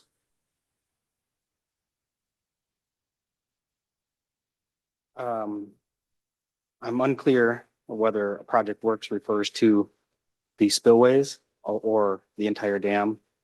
But on May 19th, 2020, the water level rose to an elevation that endangered the dam, correct? And if the spillways had been more adequate, it might have prevented the reservoir from reaching that elevation? If by adequate, you mean had additional capacity, then the water level would not have risen as high as it did. Correct.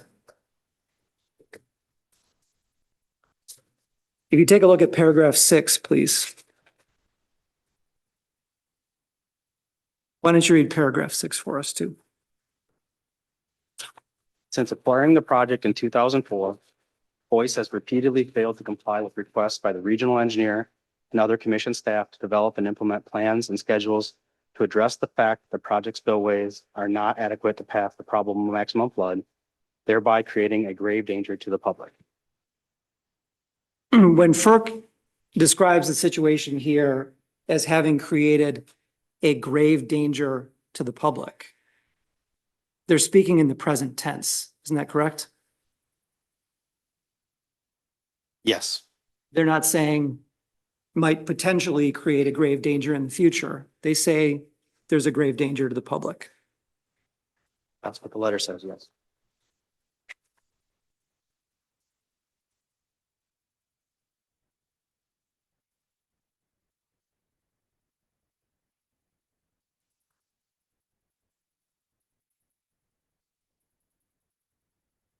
Do you recall that FERC issued the notice of revocation for the Edenville Dam's hydroelectric license on September 10, 2018? I would have to look at the date on the revocation order. All right. If you take a look at Exhibit 24, please.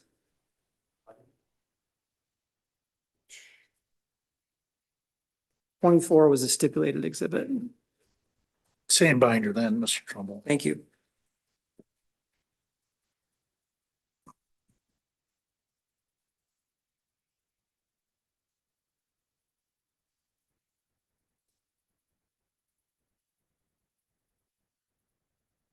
Exhibit number 24, Mr. Trumbull, is an order revoking license from FERC dated September 10, 2018. Do you recognize it?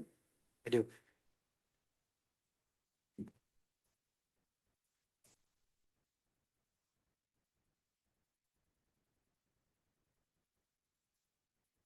Why don't you read the first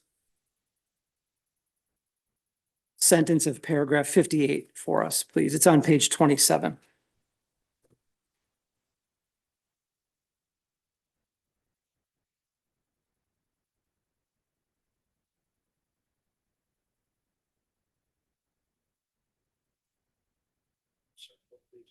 Twenty-seven.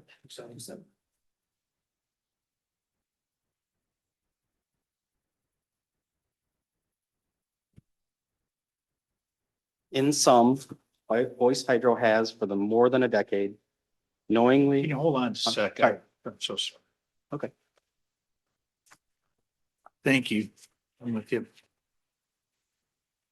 In sum, Boyce Hydro has for more than a decade knowingly and willfully refused to comply with major aspects of its license and the commission's regulatory regime, with the result that public safety has been put at risk and the public has been denied the benefits, particularly project recreation, to which it is entitled.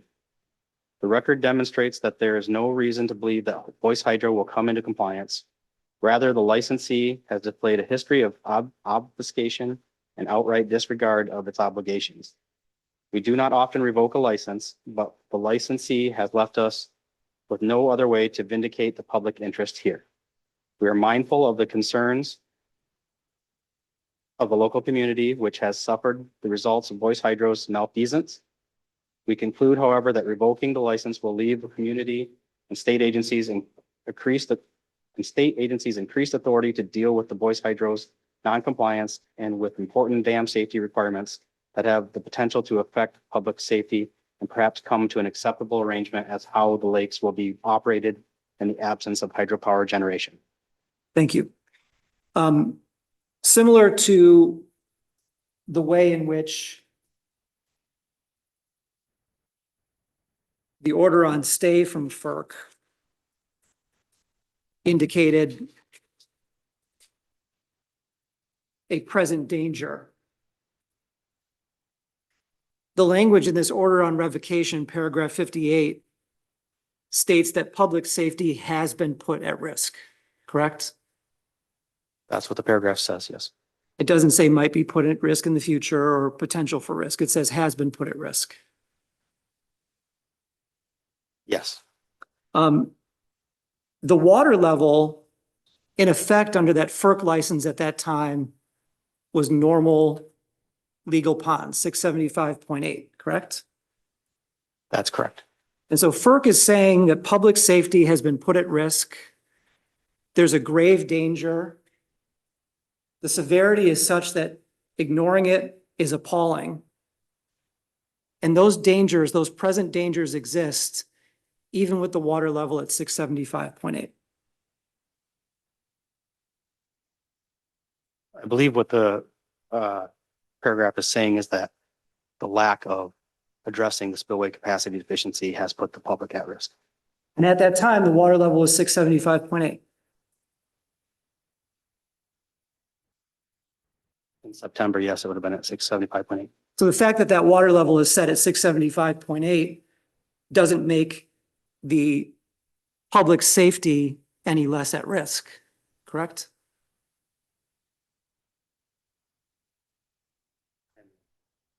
The water level?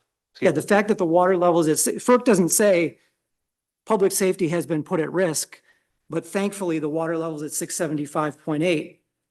So we're safe. It doesn't say that. No, it does not. And it doesn't say disregarding this spillway capacity problem has created a grave danger, but thankfully the water's at 675.8. So the grave danger isn't there. It doesn't say that.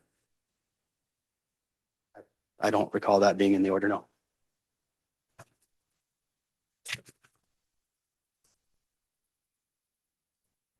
If you go back to paragraph 3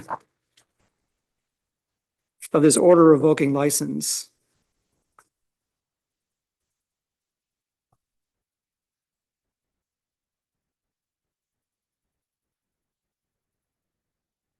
the last line reads, quote, currently spillway capacity at the Edenville project can only pass about 50% of the PMF. You see where it says that?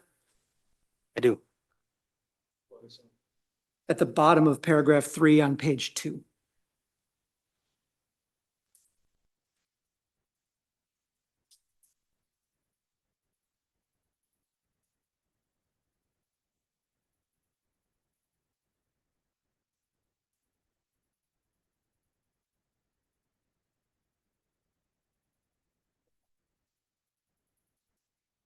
Thank you. Mr. Trumbull, you said you saw where it writes, currently spillway capacity at the Edenville project can only pass about 50% of the PMF. I do see that, yes. And that was with the turbine operating, which could pass about 2,000 cubic feet per second, correct? I'm unsure of the exact number, but I believe the spillway capacity estimates in the FERC reports would have included flow through the powerhouse. And after FERC revocation, when it came under state jurisdiction, a legal lake level was set where the dam would be operated at the same lake level as the FERC level. Yes, that's correct. But without that additional capacity of water flowing through the turbine. That's correct. Once the order was, I believe it went effective on the 25th, I believe. No, one of the conditions of the order is that power generation must cease. And you knew pretty early on, if not before this revocation, that if the FERC determination of Edenville passing only about 50% of the PMF. If that was overstated in some way, then the dam was in fact not capable of safely passing 1/2 of the PMF, correct? I'm unsure of your question, but I would point out that 50% of the PMF and half PMF are not the same thing. It's like apples to oranges. I think you testify in your dep, right? Yes. Okay. So let's say, Let me, we're gonna stop in a couple of minutes so that we can talk about exhibits and then we'll continue the direct exam. I assume you're not gonna finish in the next several minutes of the, okay? Then we'll, take up our administrative, and matters. The lawyers have talked about exhibits and things. So why don't you, wrap up a couple of questions and then we'll continue with Mr. Trump. Yep. All right, thank you. Craig, can you put up the statute 31516? Thanks. What's the issue? 31516.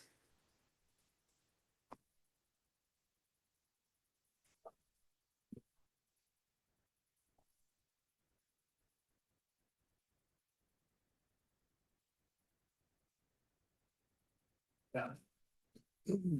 Mr. Trouble, you're very familiar with this statute, MCL 324.31516, correct? I am, yes. And the title of this statute is Spillway Capacity, Minimum Criteria, Freeboard, Auxiliary Spillway, Duty of Owner, correct? That's correct.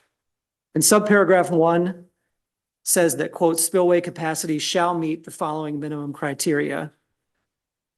And under D, high hazard potential dams 40 feet or greater in height, as measured from the 200-year design flood elevation to the lowest downstream toe elevation, shall be capable of passing the half probable maximum flood. That's correct. And then under paragraph 3, if a dam cannot pass the design flood, an auxiliary spillway must be provided. The owner must document to the satisfaction of the department that the dam has sufficient spillway capacity and that proper means are available to operate the spillway or spillways during the design flood, correct? That's correct. In subsection 1, the use of the word shall means that it is mandatory that the spillway capacity must meet the criteria in the statute, correct? Yes, in order to comply with this section of 315, that would be correct. And in subsection D, it says shall, which means it's mandatory that a dam the size of the Edenville Dam must be capable of passing the half probable maximum flood, correct? That's correct. In subsection 3, when it says if a dam cannot pass the design flood, an auxiliary spillway must be provided. I think we talked about this earlier, means that if a dam is not capable of safely passing 1/2 PMF, then it's mandatory an auxiliary spillway be installed, right? Yes, and that's what the statute indicates, yes. Doesn't say that an auxiliary spillway should be considered, correct? Looking at the last sentence of subparagraph 3, when it says the owner must document to the satisfaction of the department, means that if the dam is not capable of passing the half PMF, then it's mandatory that the owner do a couple things, right? Yes, And if they don't do those things, the dam is not compliant with this section of the Dam Safety Act. that's correct. It was determined in January, February of 2020 that the Edenville Dam was not capable of passing 1/2 PMF, correct? Yes, that's correct. And an auxiliary spillway was never provided, correct? It was not provided. It was in planning, but was not provided. And the planning had an ambition to complete upgrades by the year 2024. Is that right? I believe it was 2023 for the auxiliary spillways. So if the Spicer report says 2024, you would say it was going to be completed in 2023? Said I believe. I could be wrong, but I had a document in front of me that said otherwise. Then And because, Last last question? for the day. Okay, thank you, Your Honor. Because there were issues with the spillway gates at Edenville, the owner never documented to the satisfaction of Eagle that there were proper means available to operate the spillway or spillways during the design flood, correct? that's correct. Yes. Thank you. All right, thank you, Mr. Trumbull. Thank you for your testimony. We'll look forward to continuing it tomorrow. During the time period between now and tomorrow, certainly free to speak with your lawyer, with the lawyers from the department. If you want to speak with the plaintiff's counsel, you may, you're certainly invited to. And we'll look forward to continuing the testimony.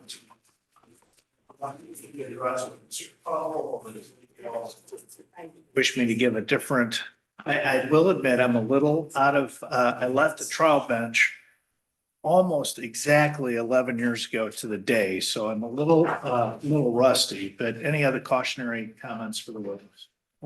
Anybody? All right, thank you. Thank you, sir.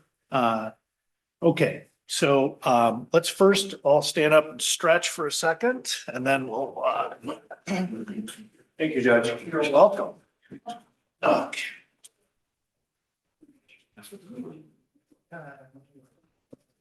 All right. And you can remain standing if you would like. What's the situation on our exhibits? What do we want to talk about on that? You said you've stipulated to a bunch of them. Anybody have a suggestion on how we address that? All right, our expert. Gosh, you look a lot like a couple of our witnesses today. We were gonna bring a mustache in.